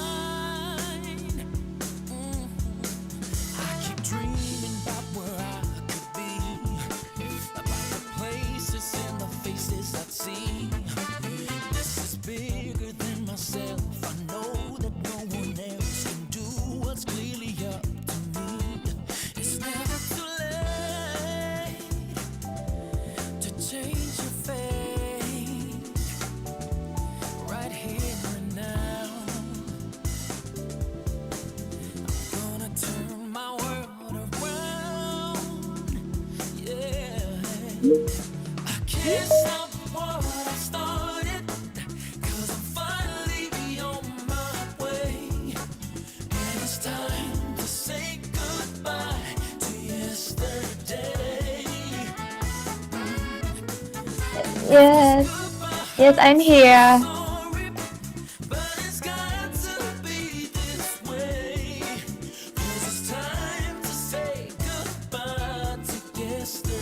Okay.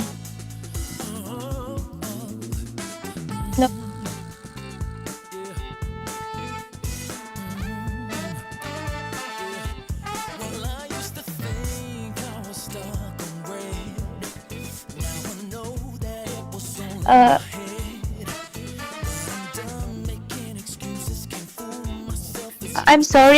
I'm sorry, Kiss Natalia. If there is a question after my presentation, can you help me to type text in Microsoft Teams room?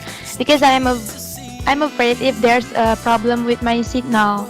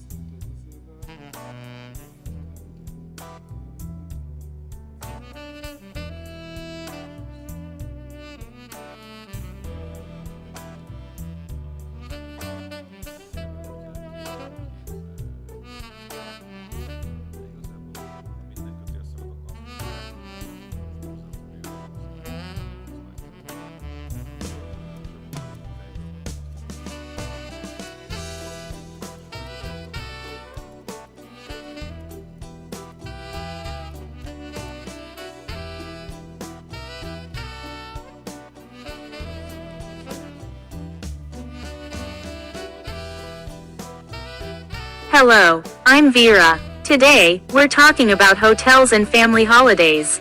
What do you think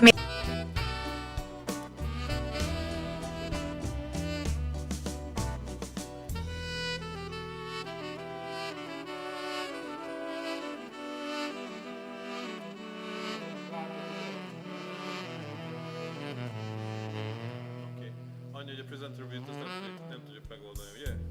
A presenter view-t, az, hogy én itt látom és más, de minden jó lesz így is.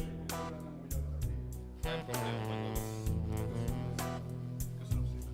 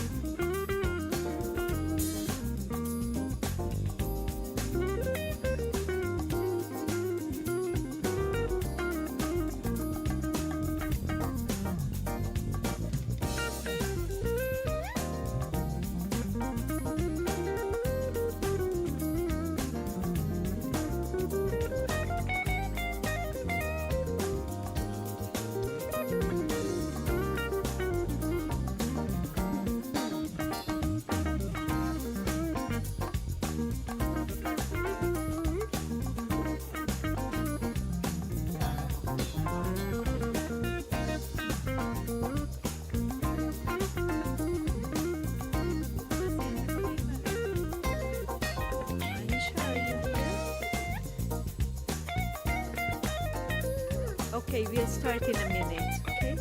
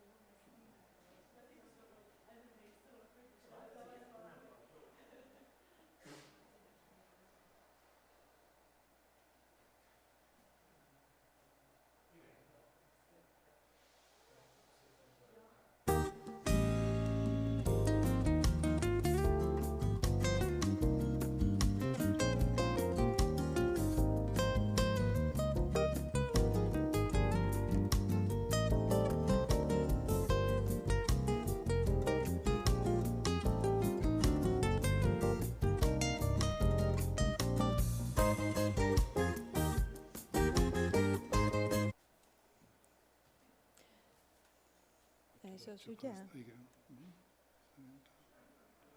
Kettőt. Miért reagál ez most olyan furcsána? Ja, mert ez az ő megosztott képernyője, hülye vagyok. Itt kellene. Nem, ez az övé. Tudod, ez nem tudok nyúlni, itt tudok nyúlni. Na, akkor neki kéne megnyitni, nem? Hát, vagy lehetséges, hogy teljes képernyőre tudja, mert ugye ezt se kéne látnunk. Ja, mert látjátok? Hát igen, mi ezt tartjuk ki, ami itt van. Hát de akkor ez érdekes. Azért becsukom. Persze. Csak azt nézem, mert a megosztás az meg nem az. Ha ezt lekapcsolom. Ez most linkről nyitott, nem ez most de linkről nyitottam be a Teams link. De én nem hiszem, hogy az. Igen, szerintem ez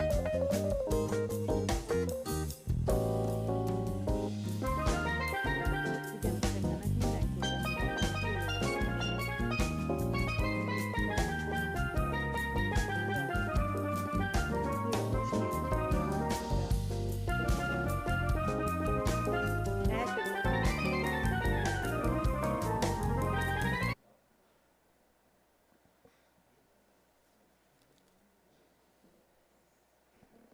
okay.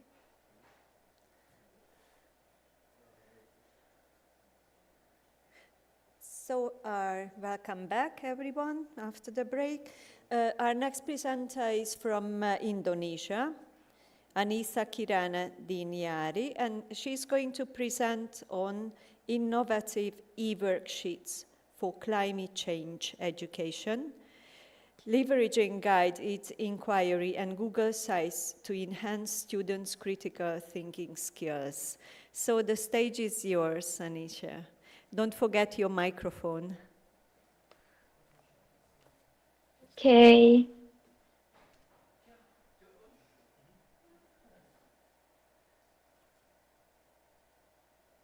Good evening, ladies and gentlemen. It is an honor to be a presenter in this international conference on digital educational methodology, the future of teaching, the future of learning by Denis Gabor University 2025. And this paper title is Innovative E-Worksheet for Climate Change Education, Leveraging Guided Inquiry and Google Sites to Enhance Student Critical Thinking Skill. And this is what my research has been looking at. The first one is research background.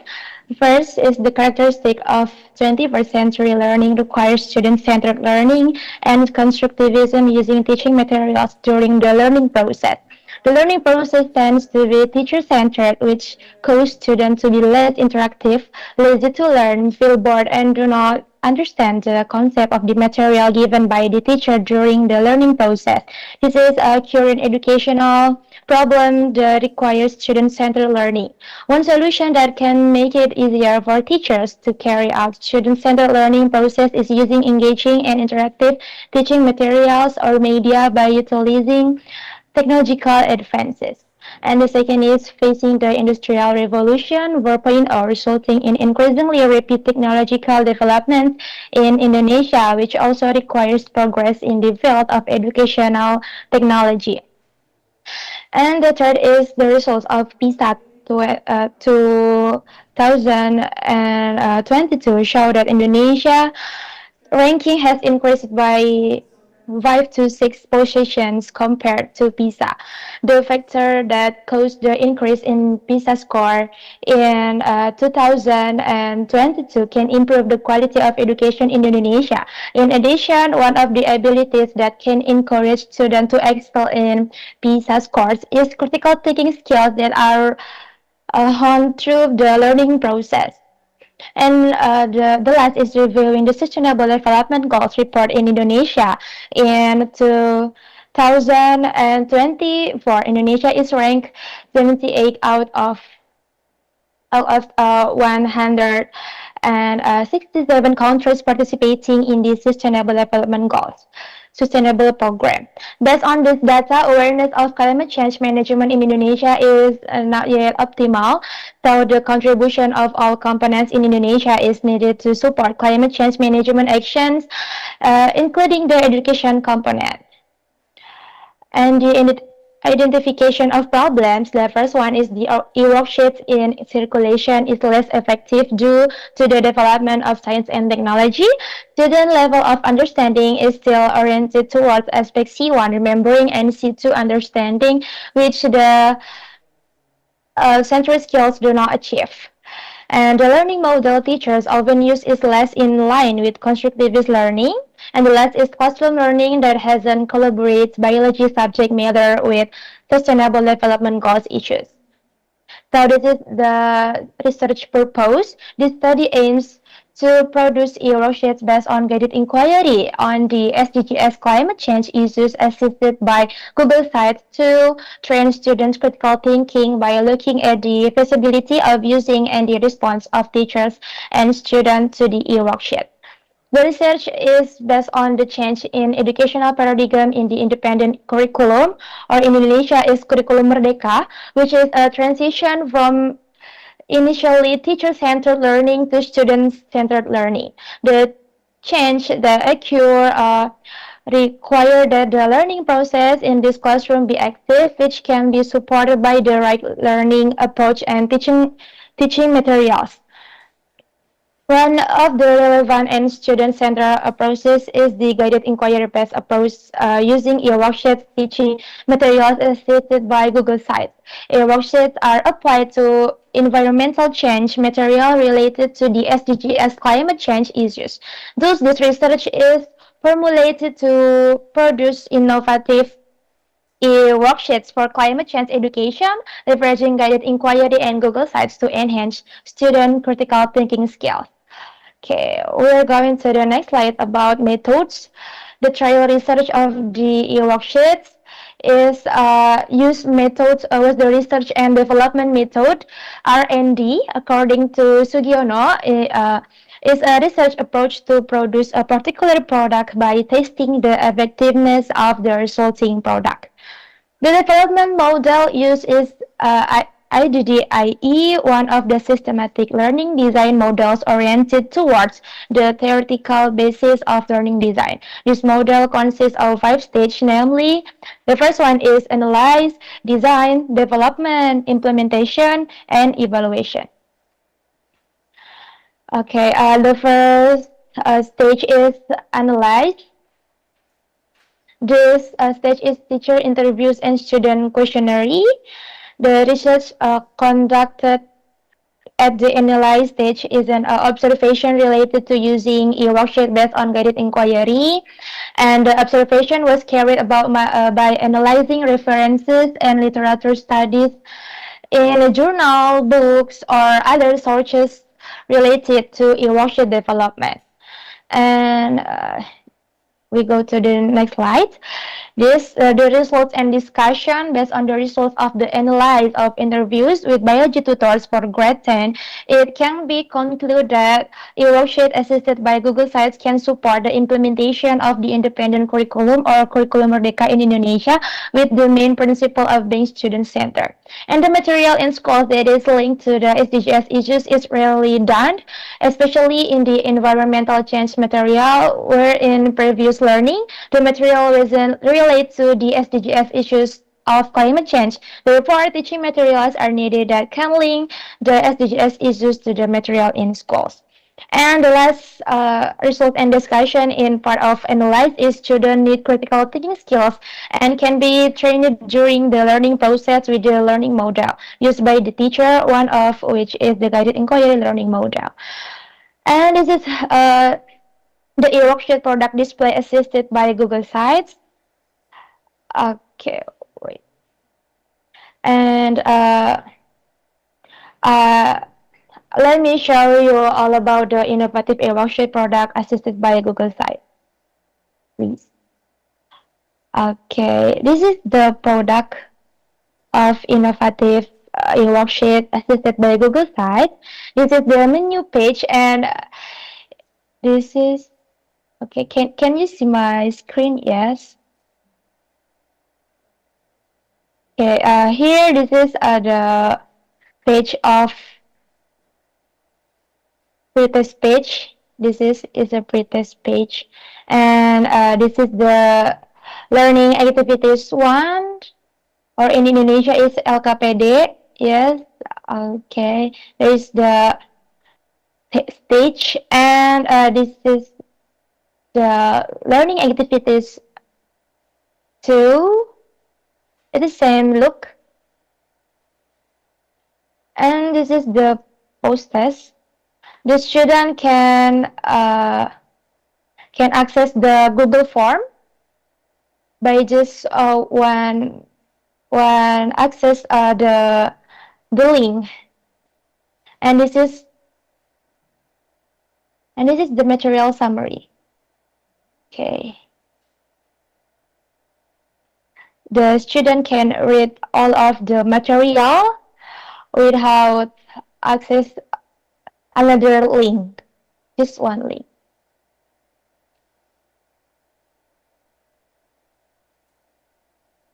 Okay.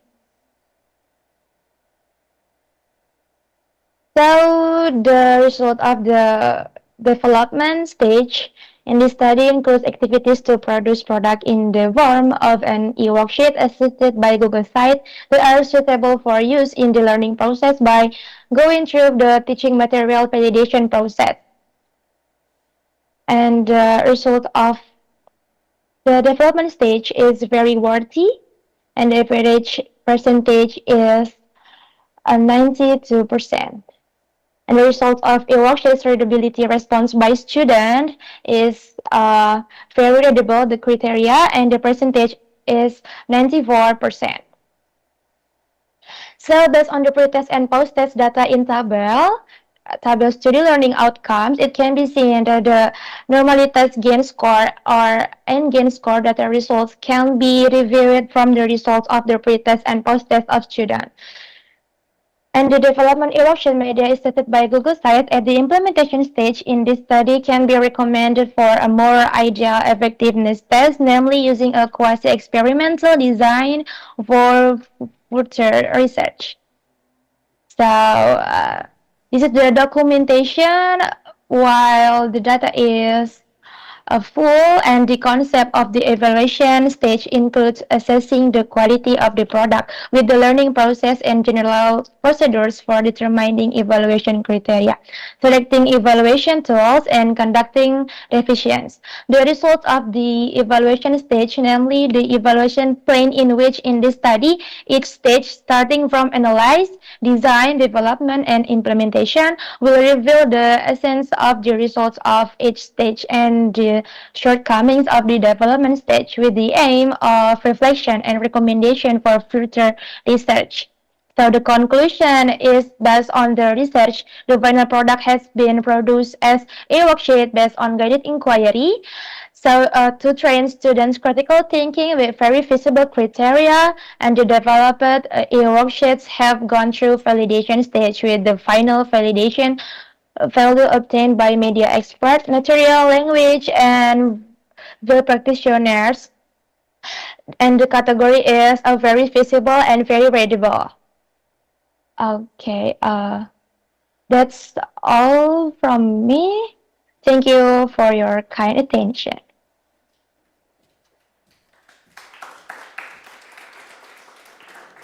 Anisha, you probably can't hear the applause, but people did. Okay, so thank you very much for your presentation. I have just one question, and if there will be more from the audience because of the technology, we'll send it to you. I would like to ask you how you are planning to develop this project. How will you further develop the project? Do you have any ideas?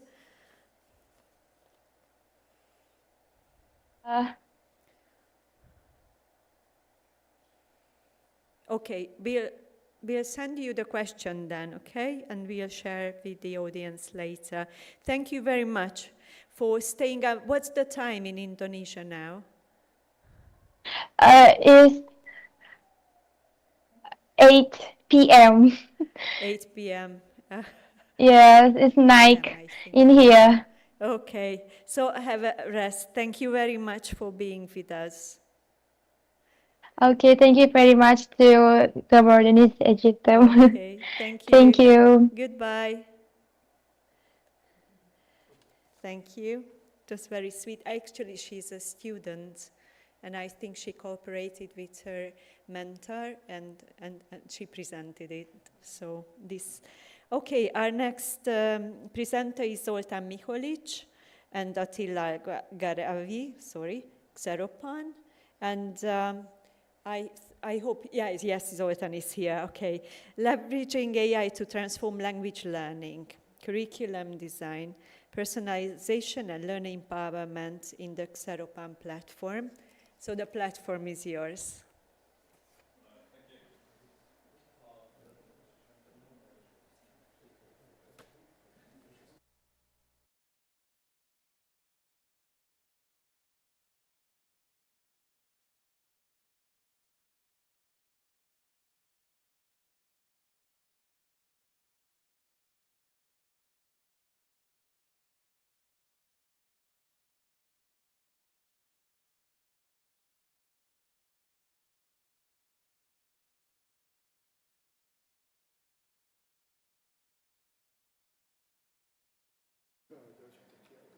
Jó. Készül.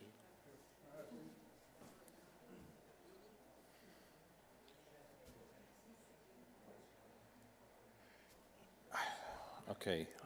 Good afternoon, everybody. My name is Zoltán Miholic. I'm the head of content development and methodology at Xeropan. And unfortunately, Attila couldn't come, so you had to do it with me. So I'm going to be alone. And I'm going to talk about, basically, I'm going to show you a glimpse behind the curtains, how a language learning application is created and how AI is used within the process. Okay, so let's start from a very distant point of view. I'm sure you all remember the early days when we started learning languages and we used textbooks and there was a personal interaction from the teacher's side and we would try to sit silently all the time. And then came a digital shift where e-learning materials, mobile learning became more and more popular and used throughout the system of education in K-12 and also in higher education. And now, for the last 2-3 years, we have been using AI and automation all the time on all levels of life, including language learning. We have real-time translation apps. We have Google Translate, we have Siri, we can, hey Google, do this and that for me. I'm sure you know that. And we have AI tools that can translate speech instantly and more or less accurately, to be honest. And we have multilingual meetings that are becoming more and more seamless with tech support. There are tools, for instance, in Google Meet where you see the subtitles immediately. So it's basically, the dubbing is not a big deal. And you know, when communication just works with better communication tools and all the others, you can do them even without specific shared language skills. So a question arises, is it still worth learning a new language? You know, I work at a language learning tool, so my answer is definitely yes, of course we do need it, and I'll tell you why. First of all, try to ask an AI to create a joke or give you specific cultural subtle elements, and they will succeed to a certain point, but what they know is rather general. Real human connection and communication is about 20% of words. The rest of it is meta communication and speed and aura, and these cannot be presented by AI. It can help you, but AI can't reproduce these subtle elements. The other aspect of language learning is cognitive growth. It boosts memory, creativity, and problem solving. So if your grandmother seems to get a bit old and goes into dementia, ask her to learn languages. She won't learn the languages, but she will lose the dementia for sure. Okay, autonomy. Okay, you can, you know, where you can put all your language translation tools if Wi-Fi is lost and you're without electricity. So what can you do then? So you depend on devices. And if you speak rare languages and talk about more complex topics, so technical side of AI has its limitations, and we see it on a daily basis. So if I want to do something with the AI in Hungarian, it will be less perfect than if I did it in English or in a word language like Spanish or German. And okay, I have not too much time, so I'll skip the further details. I think you understand what I'm talking about.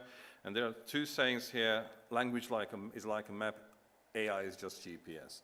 So it is a tool that can be used quite well enough, as you will see, but it won't replace, I'm sure, it won't replace language teaching and language learning. So it is something that still matters. Okay, now let's put my company, ZeroPound, into this context. ZeroPound is an effective and fun way of learning languages for K-12 higher education and for B2C learners.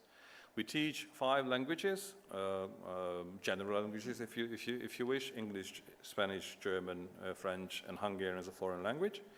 And we have 11 special English courses, so-called ESPs, English for Special Purposes courses, from business English to legal English to catering and medical English. Actually, this application is used throughout this university, so you can use it as well, and in other universities in Hungary as well. It focuses on different things, but today's focus and the focus of the presentation is AI-powered features, so I'm going to talk about them more. And we used AI a lot in enhancing the learning experience. We reshaped basically the shell of the application, the Android and iOS platform. We have been covering the curriculum with AI-powered, AI-driven speaking simulations, which are very important. I'm going to show you a bit later, because speaking is where you have to use your productive skills, and this is the core of learning a language. So if you can do all the tests and all the the multiple choice questions you won't be able to speak, to use it in a productive way. And we create a curriculum approximately 10 times faster than like 2 or 3 years ago. And we create interactive lessons with AI support on different levels based on the teacher's specifications. We are in the K-12 system, as I mentioned. Now, let's check some of our lessons and lesson times and elements in the application, where we use AI tools. And I'm going to show you, maybe now, a short extract of a speaking simulation. So you click on the conversation button, and here is Vera, who is your Hello, partner. I'm Vera. Today, we're talking about hotels and family holidays. What do you think makes a hotel good for families? Well, definitely the pool is something children love. Somebody's talking right now to this AI. The AI understands. Yes, a swimming pool is great for kids. What else do you think is important for a family-friendly hotel? My children loves play football.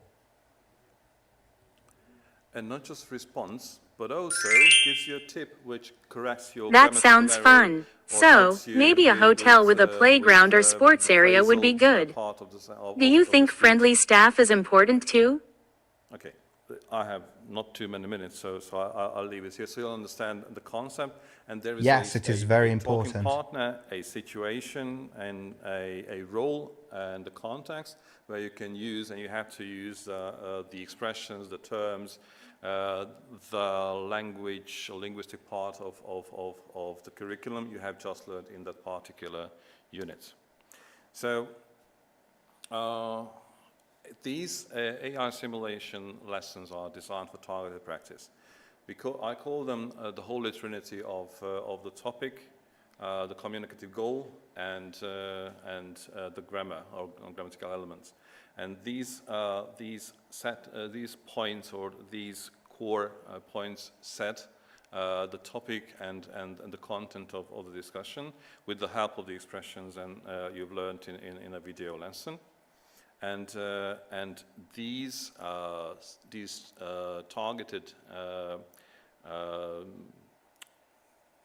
points of orientation are set for language level by language level. So you'll meet different situations in every level for the relevant with the relevant knowledge, and also. We show or you can practice whatever you need. I had just a nice conversation with one of the guests here, and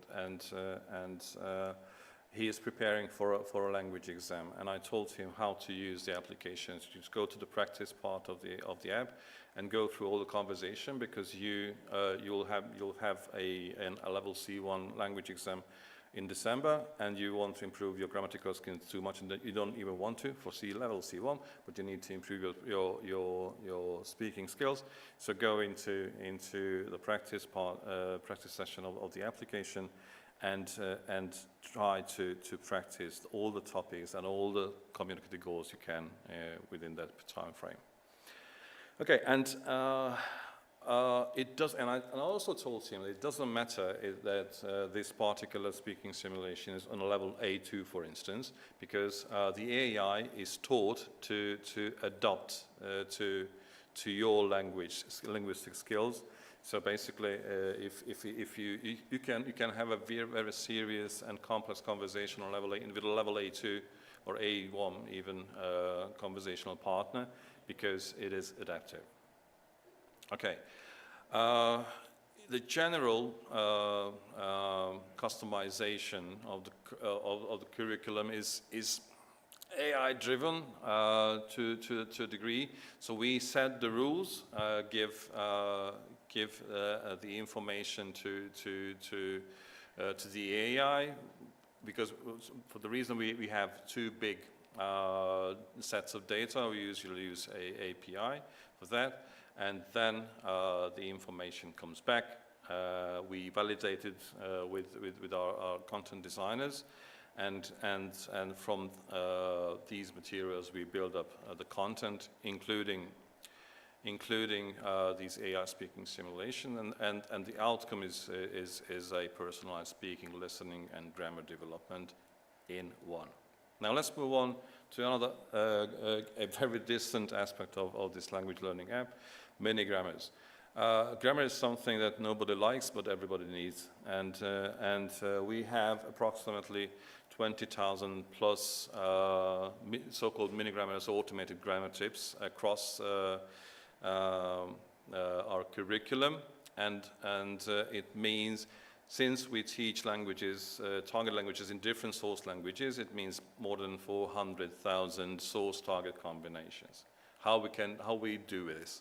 The following way: we have a three-agent system architecture. They call AI agent. The first agent is generation agent. This agent drafts the grammar tip based on the information we give. Then comes a so-called verification agent. It checks the accuracy and completeness, pedagogy. If it doesn't like the first draft, asks the generation agent to generate another one. And then comes the decision agent. My colleagues call them agent MISO. ISO is me, who decides, selects the best version from multiple candidates. And then we have this final so-called best version, which is actually validated by human content designers.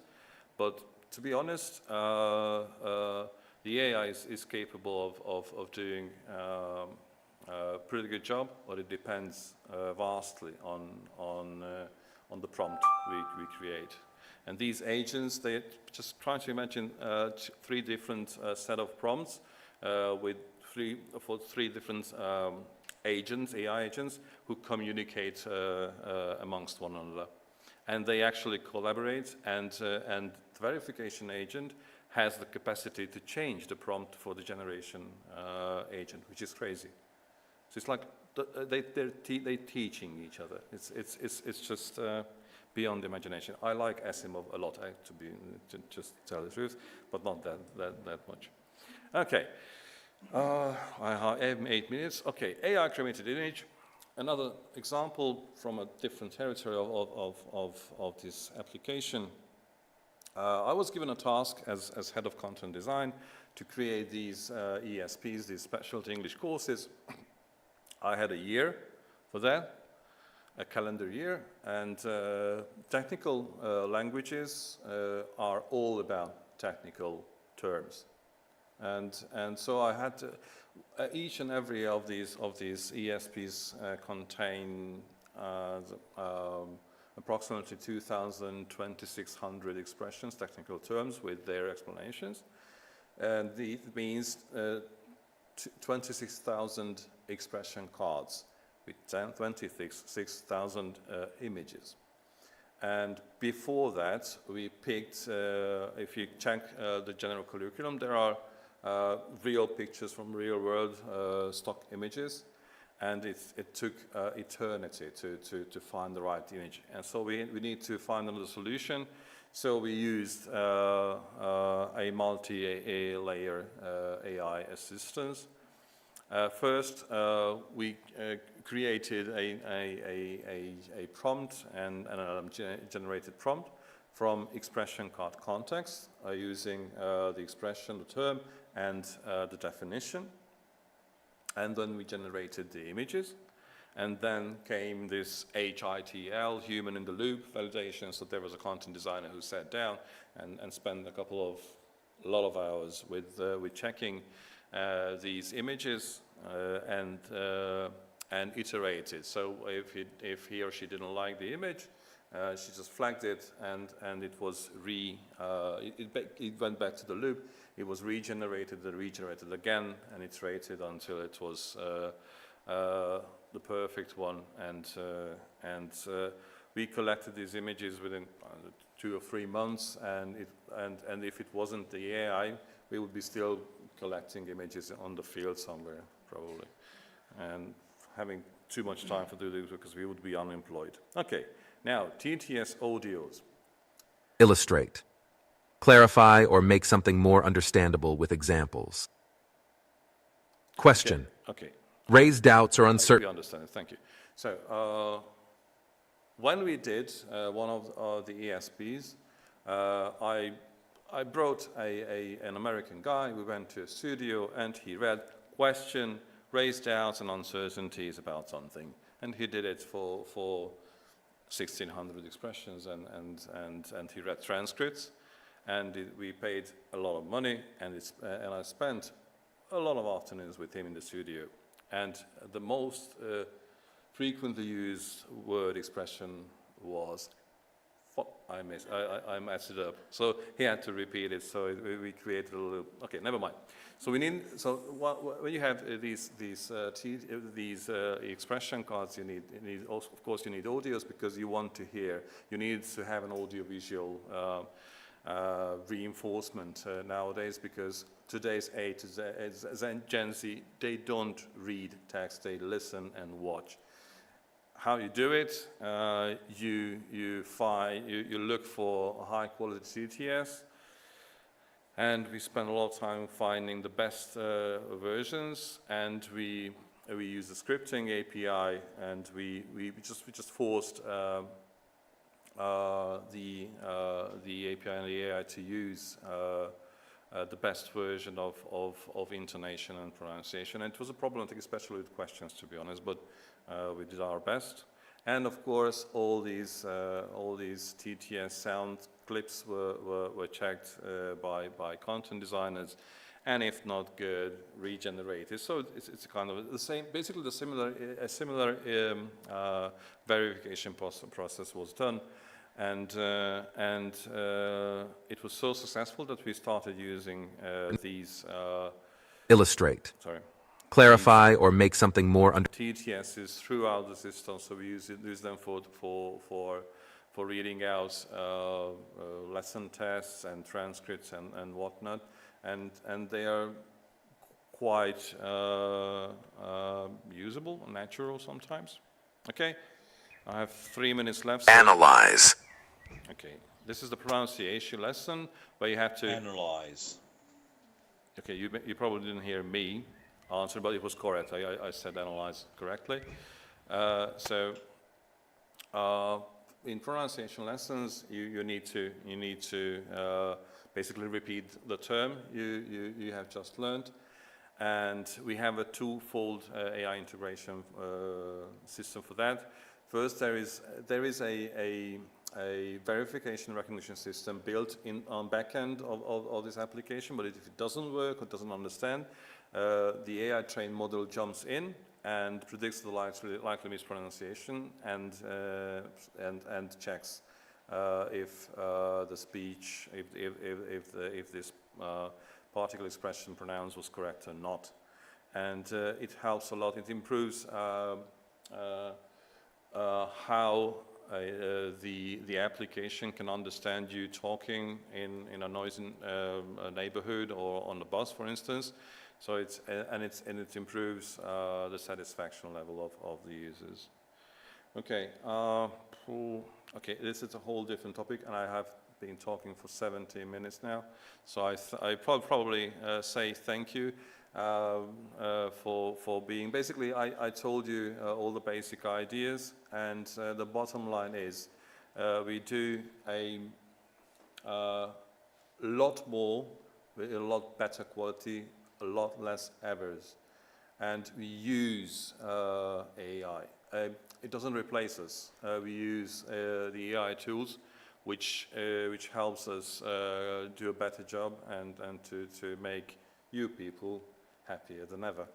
Okay, and thank you. This would be all for today, and thank you for having me, and have a nice day.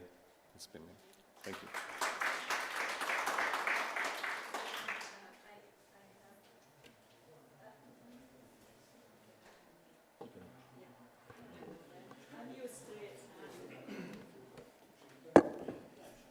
So I just have a quick, yeah, feel free to come, Gerga. I have just a very quick question so that you could stay just for a second. Sure. Sorry, there are so many, everybody wants to go home. We have talked today a lot about gamification, motivation. How do you maintain motivation of your students? Have you built in any elements, some collecting points? Yes, of course. Gamification is a very important part of this language learning, in all language learning or language learning activities. You can collect stars, you get bonus lessons, and you collect XPs, you raise levels, and you get certificates. So basically everything is built, and you get motivating feedback from these AI characters. So basically,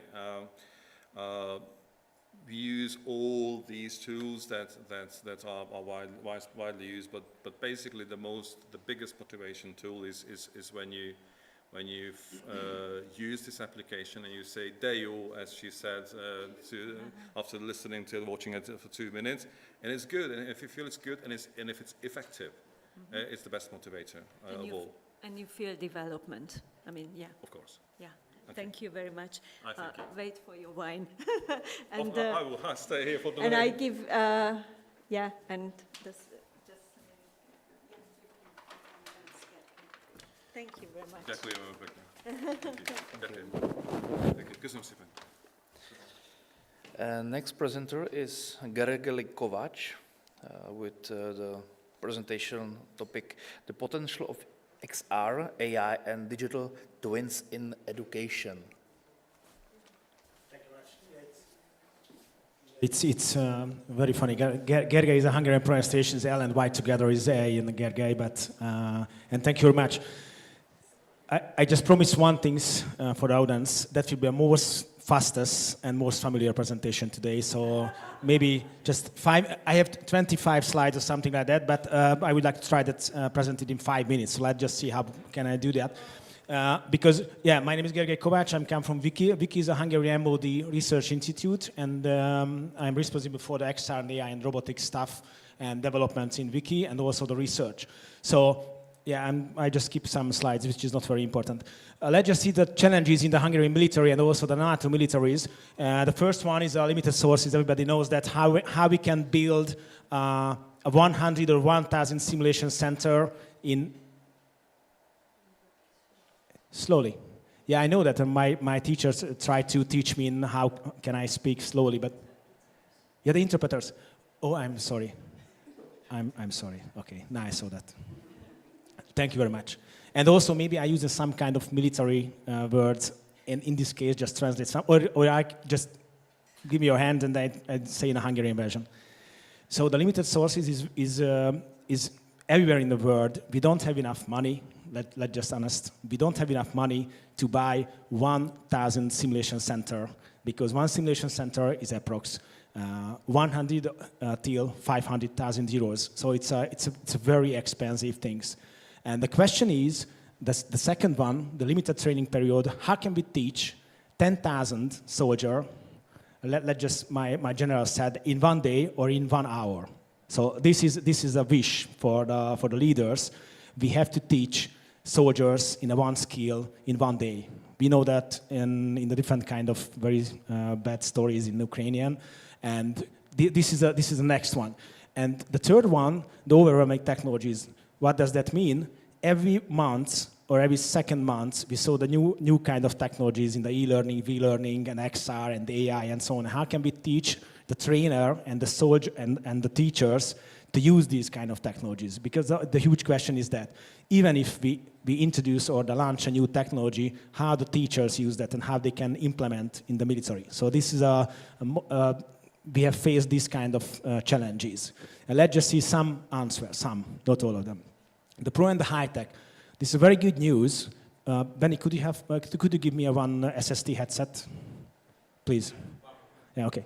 So the pro and the high tech simulation centers, like the pilot and for the special forces, and now we saw that in Quest 3, for example, which is we use the SST, the Simple Smart Tech. This is some kind of consumer headset, and this kind of headset is more powerful and it's more than enough in the graphics design to teach. So this kind of headset is, I don't know, less than 400 euros. So it's not a big deal to buy one.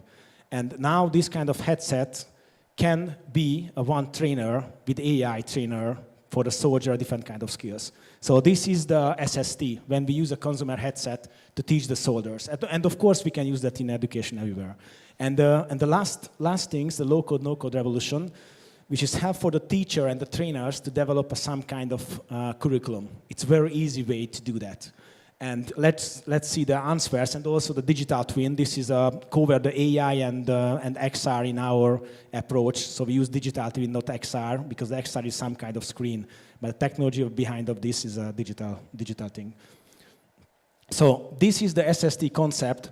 We just divide a 3 different kind of, the curriculum is a 3 different kind of areas. And the first one, the SST, the Simple Smart Tech knowledge.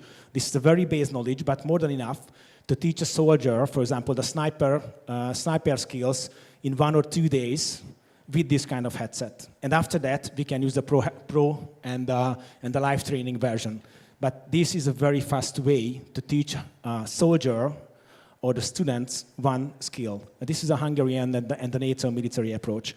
And let's just talk about the technology background behind of this. The digital twin, this is more than 20 years old. How can we clone one very detailed mechanism or the subject or the building? For example, this is the Gábor Dénes campus, in digital twin of the Gábor Dénes campus. So it's very easy to clone that and put in a virtual reality.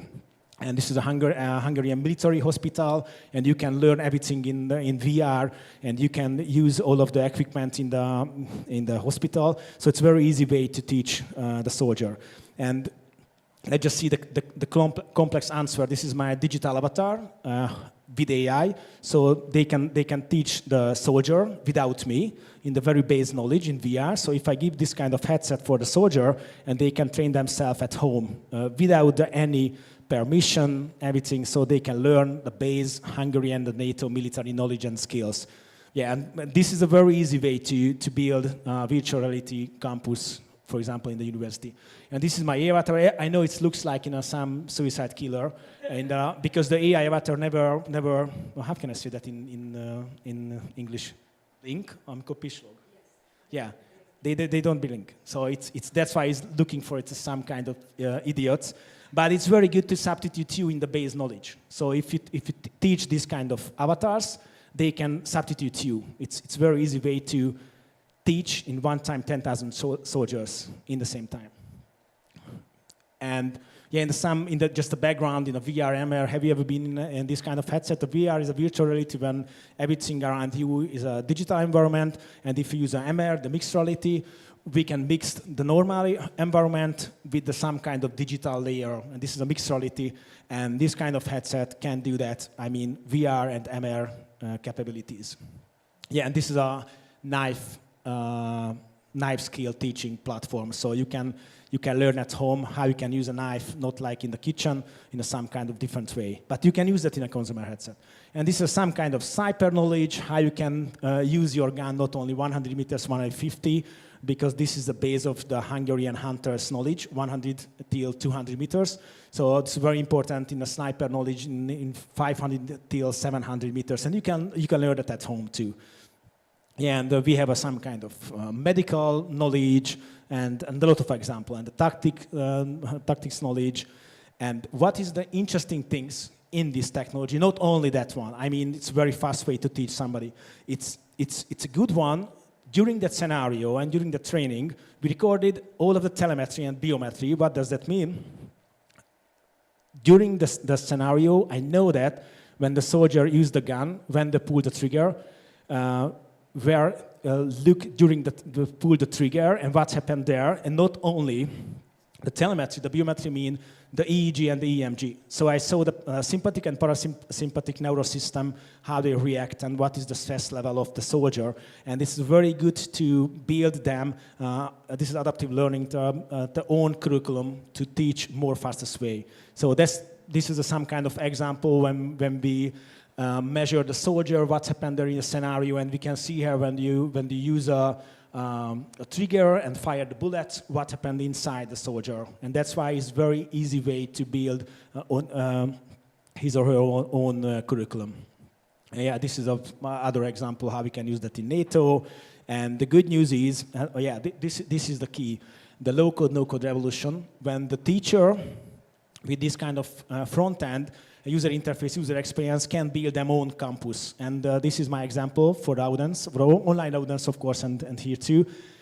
You can try that for free in a spatial.io, how you can build your own campus and or digital world. And the second one, how you can build your avatar. And this one is avatar with AI who can substitute you in the school. All of this free platform is free. And thank you very much. That was my 20 minutes in 5.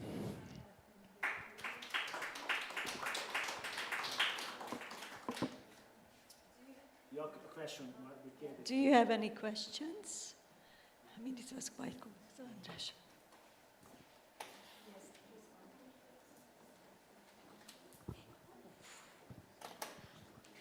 Okay, my question is about the knife training, and do you assess the quality of this training versus a normal without glasses training? So there is an assessment of which. Yeah. Do you know what is the most important skills when you use the knife?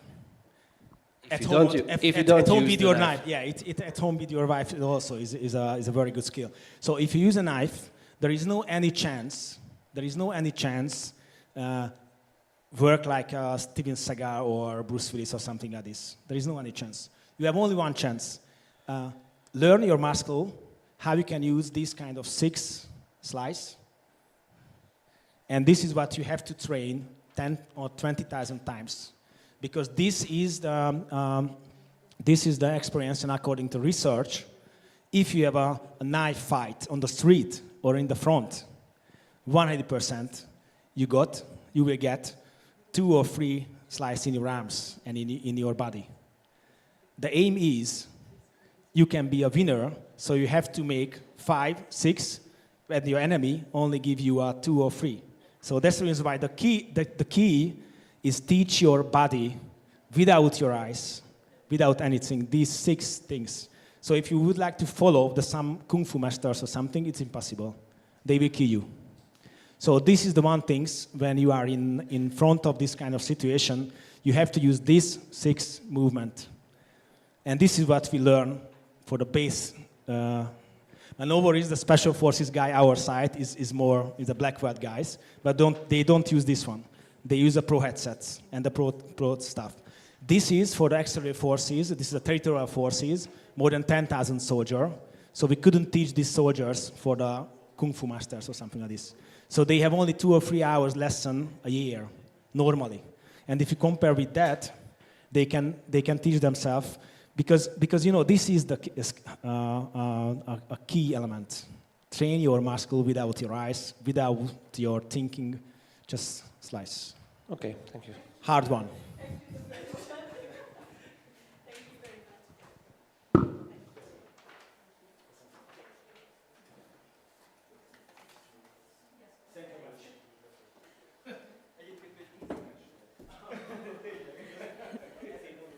So I just suggested my partner to make a joke that let's row to more peaceful waters.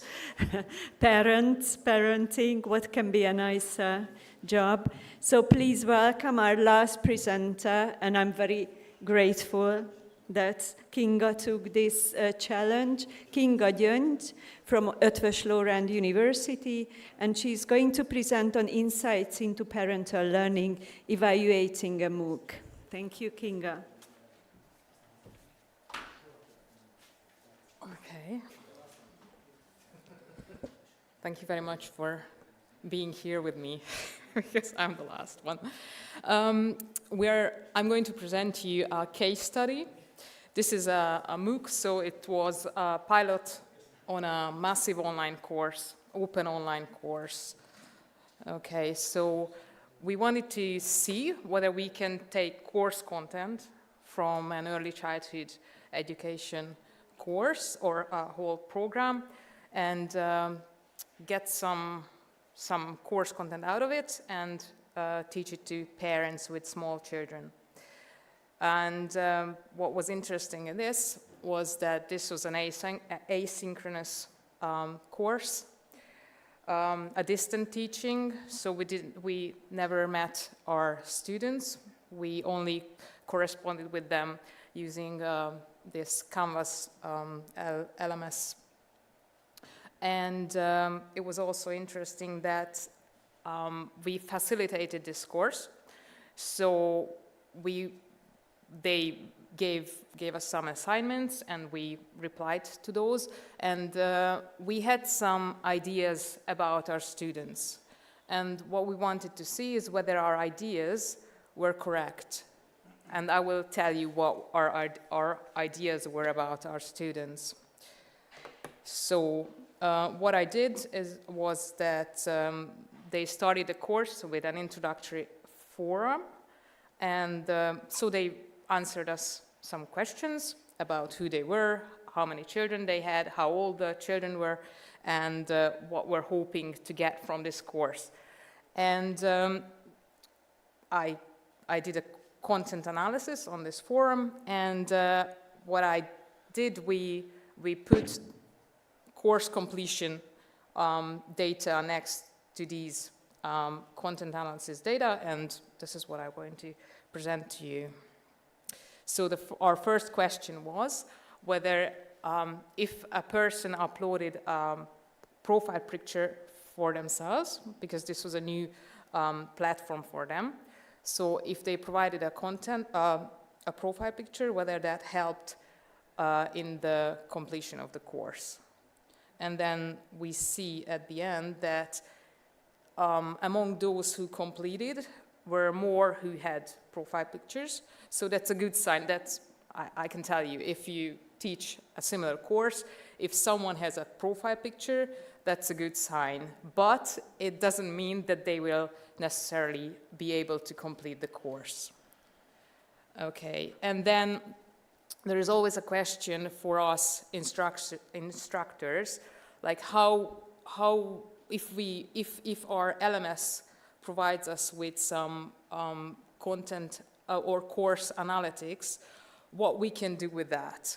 It also depends on the LMS itself, like what type of analytics it provides. And we have to, unfortunately, we had to mine a little bit for data because it doesn't necessarily gives you the data in a table format, or sometimes it always gives you the data that you will like to see only for separate students, not the whole group. And so we had to dig out all the data and put the completion scores next to them. And so our question was, our next question was, like, can we see, when the course progresses, can we see from the student, well, whether they are here, whether they are with us in this course, whether they log in, whether they look at pictures or look at the pages, or how much screen time they've got, how much it informs us whether they are really studying. And it's also, screen time can be tricky because it can be idle. So if the student logs in, downloads a page, and then leaves it on and goes to cook dinner, then it doesn't necessarily mean that they're studying. So if you look at this graph, you will see that a minimum amount of page views and screen time is needed to complete the course, but among those who completed the course, it doesn't mean anything, or doesn't mean much. After they spent enough time in the course, it doesn't matter how much they spent. There are course completers who spend only the minimum amount of time there, and there are those who spend loads with studying or just being there. Okay, and what else we did was I looked at the students and wanted to see whether there are some patterns among the students, because we like to, if you look at the MOOC literature, they will say that you will find some student patterns. And there is a very, okay, we had 302 students who registered to this pilot, and 169 of them were so-called no-shows. That means they logged in once, or a couple of times, but not many times, logged in once, or clicked into one module, and then never returned. This is quite sad, but this is reality. So this is how it works. And there are some students, there were 50 of them, who started studying with us, or studied the modules, and they came back like 1 or 2 weeks. They came back several times later as well, but then disengaged. They didn't do, or maybe they did one assignment, but then didn't continue. And it is important to mention that our MOOC wasn't designed as the traditional MOOCs where you have to keep up with the pace. So our MOOC was a little bit more forgiving. We published all the modules from the beginning, and they could hand in assignments until we closed it. So there was no, in the time frame when the course was running, no one was excluded from it. but it still didn't help. Okay, there were our active participants who started with us from day one and came and logged back to the course for its running time every week. There were 54 of them, and all of them were completers. And these are the interesting ones. These are the speeding or the speeders, because they either they wanted to join us, but they had I don't know, they did I don't know what in the first couple of weeks, and then realized, okay, the course was halfway up, we have to join in, and then so they crammed the whole course into half of the time that we were thinking that would, and some of them completed, some of them failed. And there is also a very interesting group. This is the partial completers. The literature talks about two types of students here. One of them is the one who will only do the tests, the quizzes, without reading the material. And this is also very interesting for the university students, because I think they do that as well. Well, you will just see whether your IQ is enough for the course. You don't waste your time reading the material. And there is the other type who is interested in the course, but not as invested to then do the assignments or thinks, oh, well, yeah, it's interesting, but I don't really want to observe my child and write a report on my own child, and then, or they think, oh, it would be good, but never do the assignment. Okay.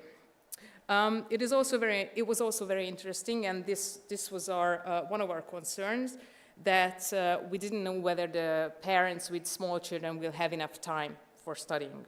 And some of our participants also mentioned that they were afraid that they will not have enough time for studying.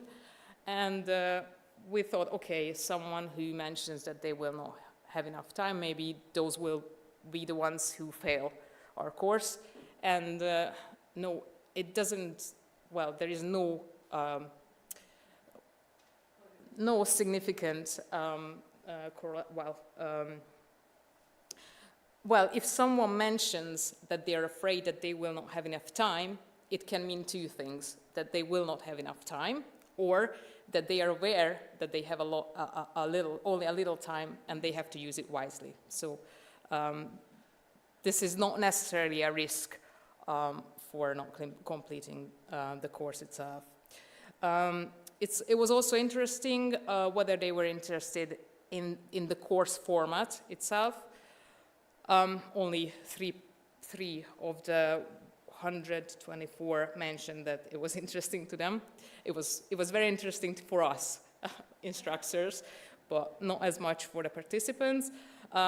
6 of them mentioned that it was interesting, well, it was important to them that it was accessible even if they were at home, and this was between 2 COVID lockdowns, so especially then it was good for them. 13 mentioned that they were happy that the course content was delivered by experts because they felt lost in the plethora of information on the internet.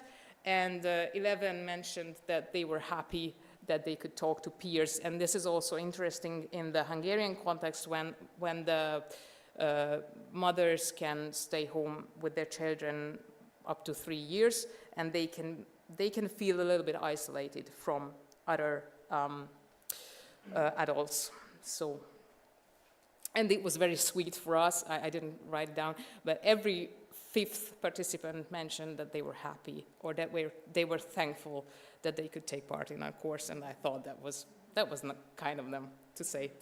Okay. I also looked at the background variables and the course completion, because there were some childless participants, and we were interested, okay, who will join our course who's childless, but we had some students from our faculty who joined the course. There were no differences between the parent status and childless status in terms of completion. And it was also very interesting that 94 of our students who replied to our question in the introductory forum were graduates. So a lot of them were graduates, and we weren't expecting that many to be. But it didn't make a difference either whether someone was a graduate or only had secondary education degree. So it is interesting because this is what we had when we read the introductory forum as structures. If you keep running into a certain information that you may think, okay, this will make a difference. And at the end, when you look at the data and you do stats on it, then it will turn out that it was an interesting. There were more graduates than non-graduates, but at the end, it didn't really matter, which was also good for us because then we designed the course so everyone could understand it.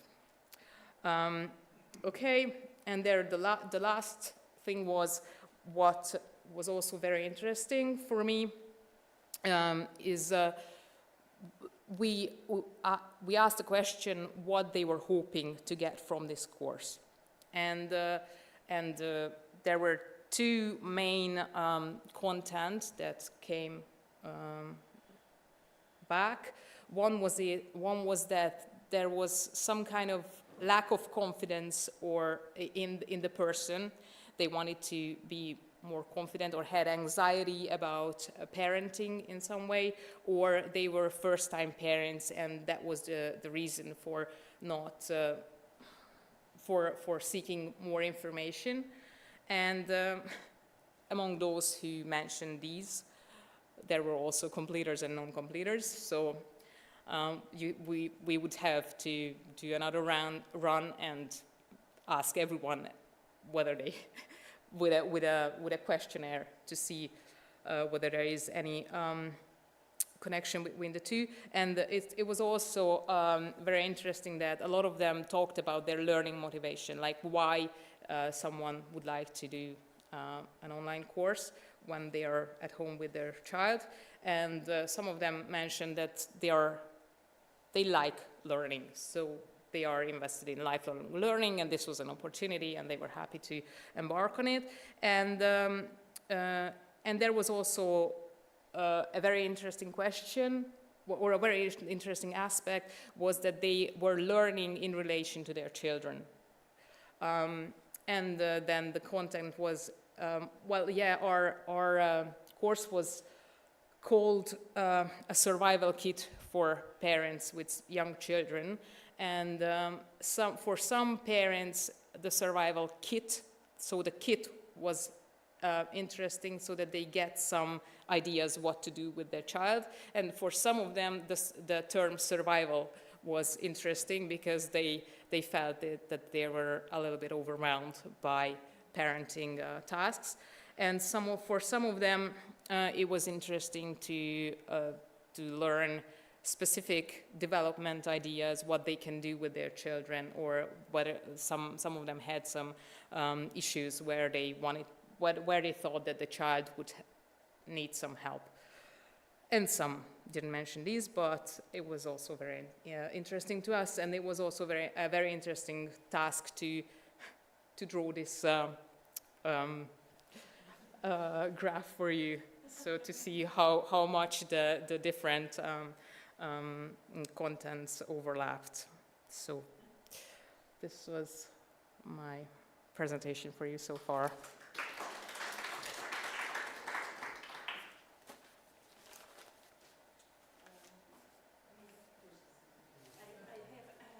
Kinga. Thank you very much for this presentation, and It has given us some insights. What advice would you give to all those people here, academics, who would probably start and launch a course, design a course? So what conclusions have you finally drawn? Would you do anything different? Well, I think the main thing for us was to try to think with the head of the learner. So, because we designed this course, I think we were 4 or 5 people together in this, teachers, and everyone has got some favorite topics that they want to teach students or anyone who gets in front of them, but I think it's also very important to see what the other person is looking for and try to tailor the course to that need.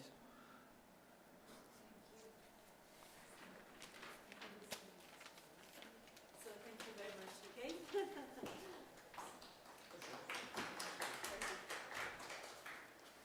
And we have just a very last responsibility to thank everybody for coming. Thank you for the online participants. Thank you for my colleagues who helped with organizing this conference. It has been going on since November, so it's a nice feeling to finish it and close it. Thank you very much for Tomáš, who came from Czech Republic, yeah. Czech Republic, and helped me today. And we hope that this was the first conference, and we are going to continue it next year. So you are welcome with all your new presentations. And if anybody is interested in published articles, we are going to have a peer-reviewed conference journal. So you are welcome with your publications. Thank you very much, and have a nice and safe drive home. And thank you again for your attention. See you tomorrow.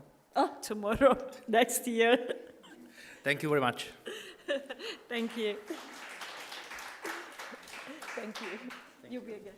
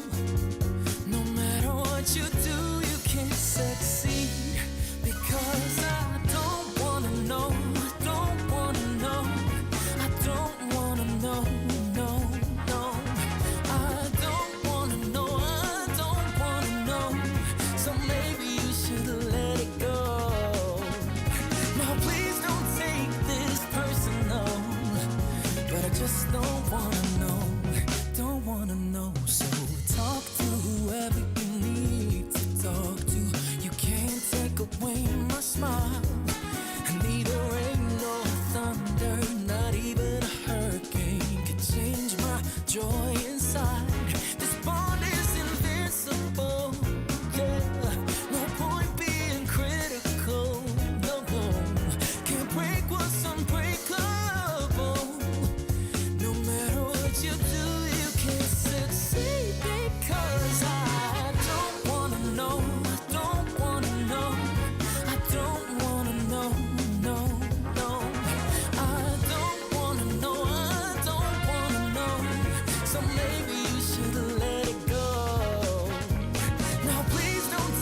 this person know, but I just don't wanna know. Hush now, keep it low. He just doesn't wanna know. Maybe you should let it go. If you could see what I see, you simply give up and turn around. So don't waste your time on this. I keep telling you, there is no way that I will ever change my mind. 'Cause I don't wanna know.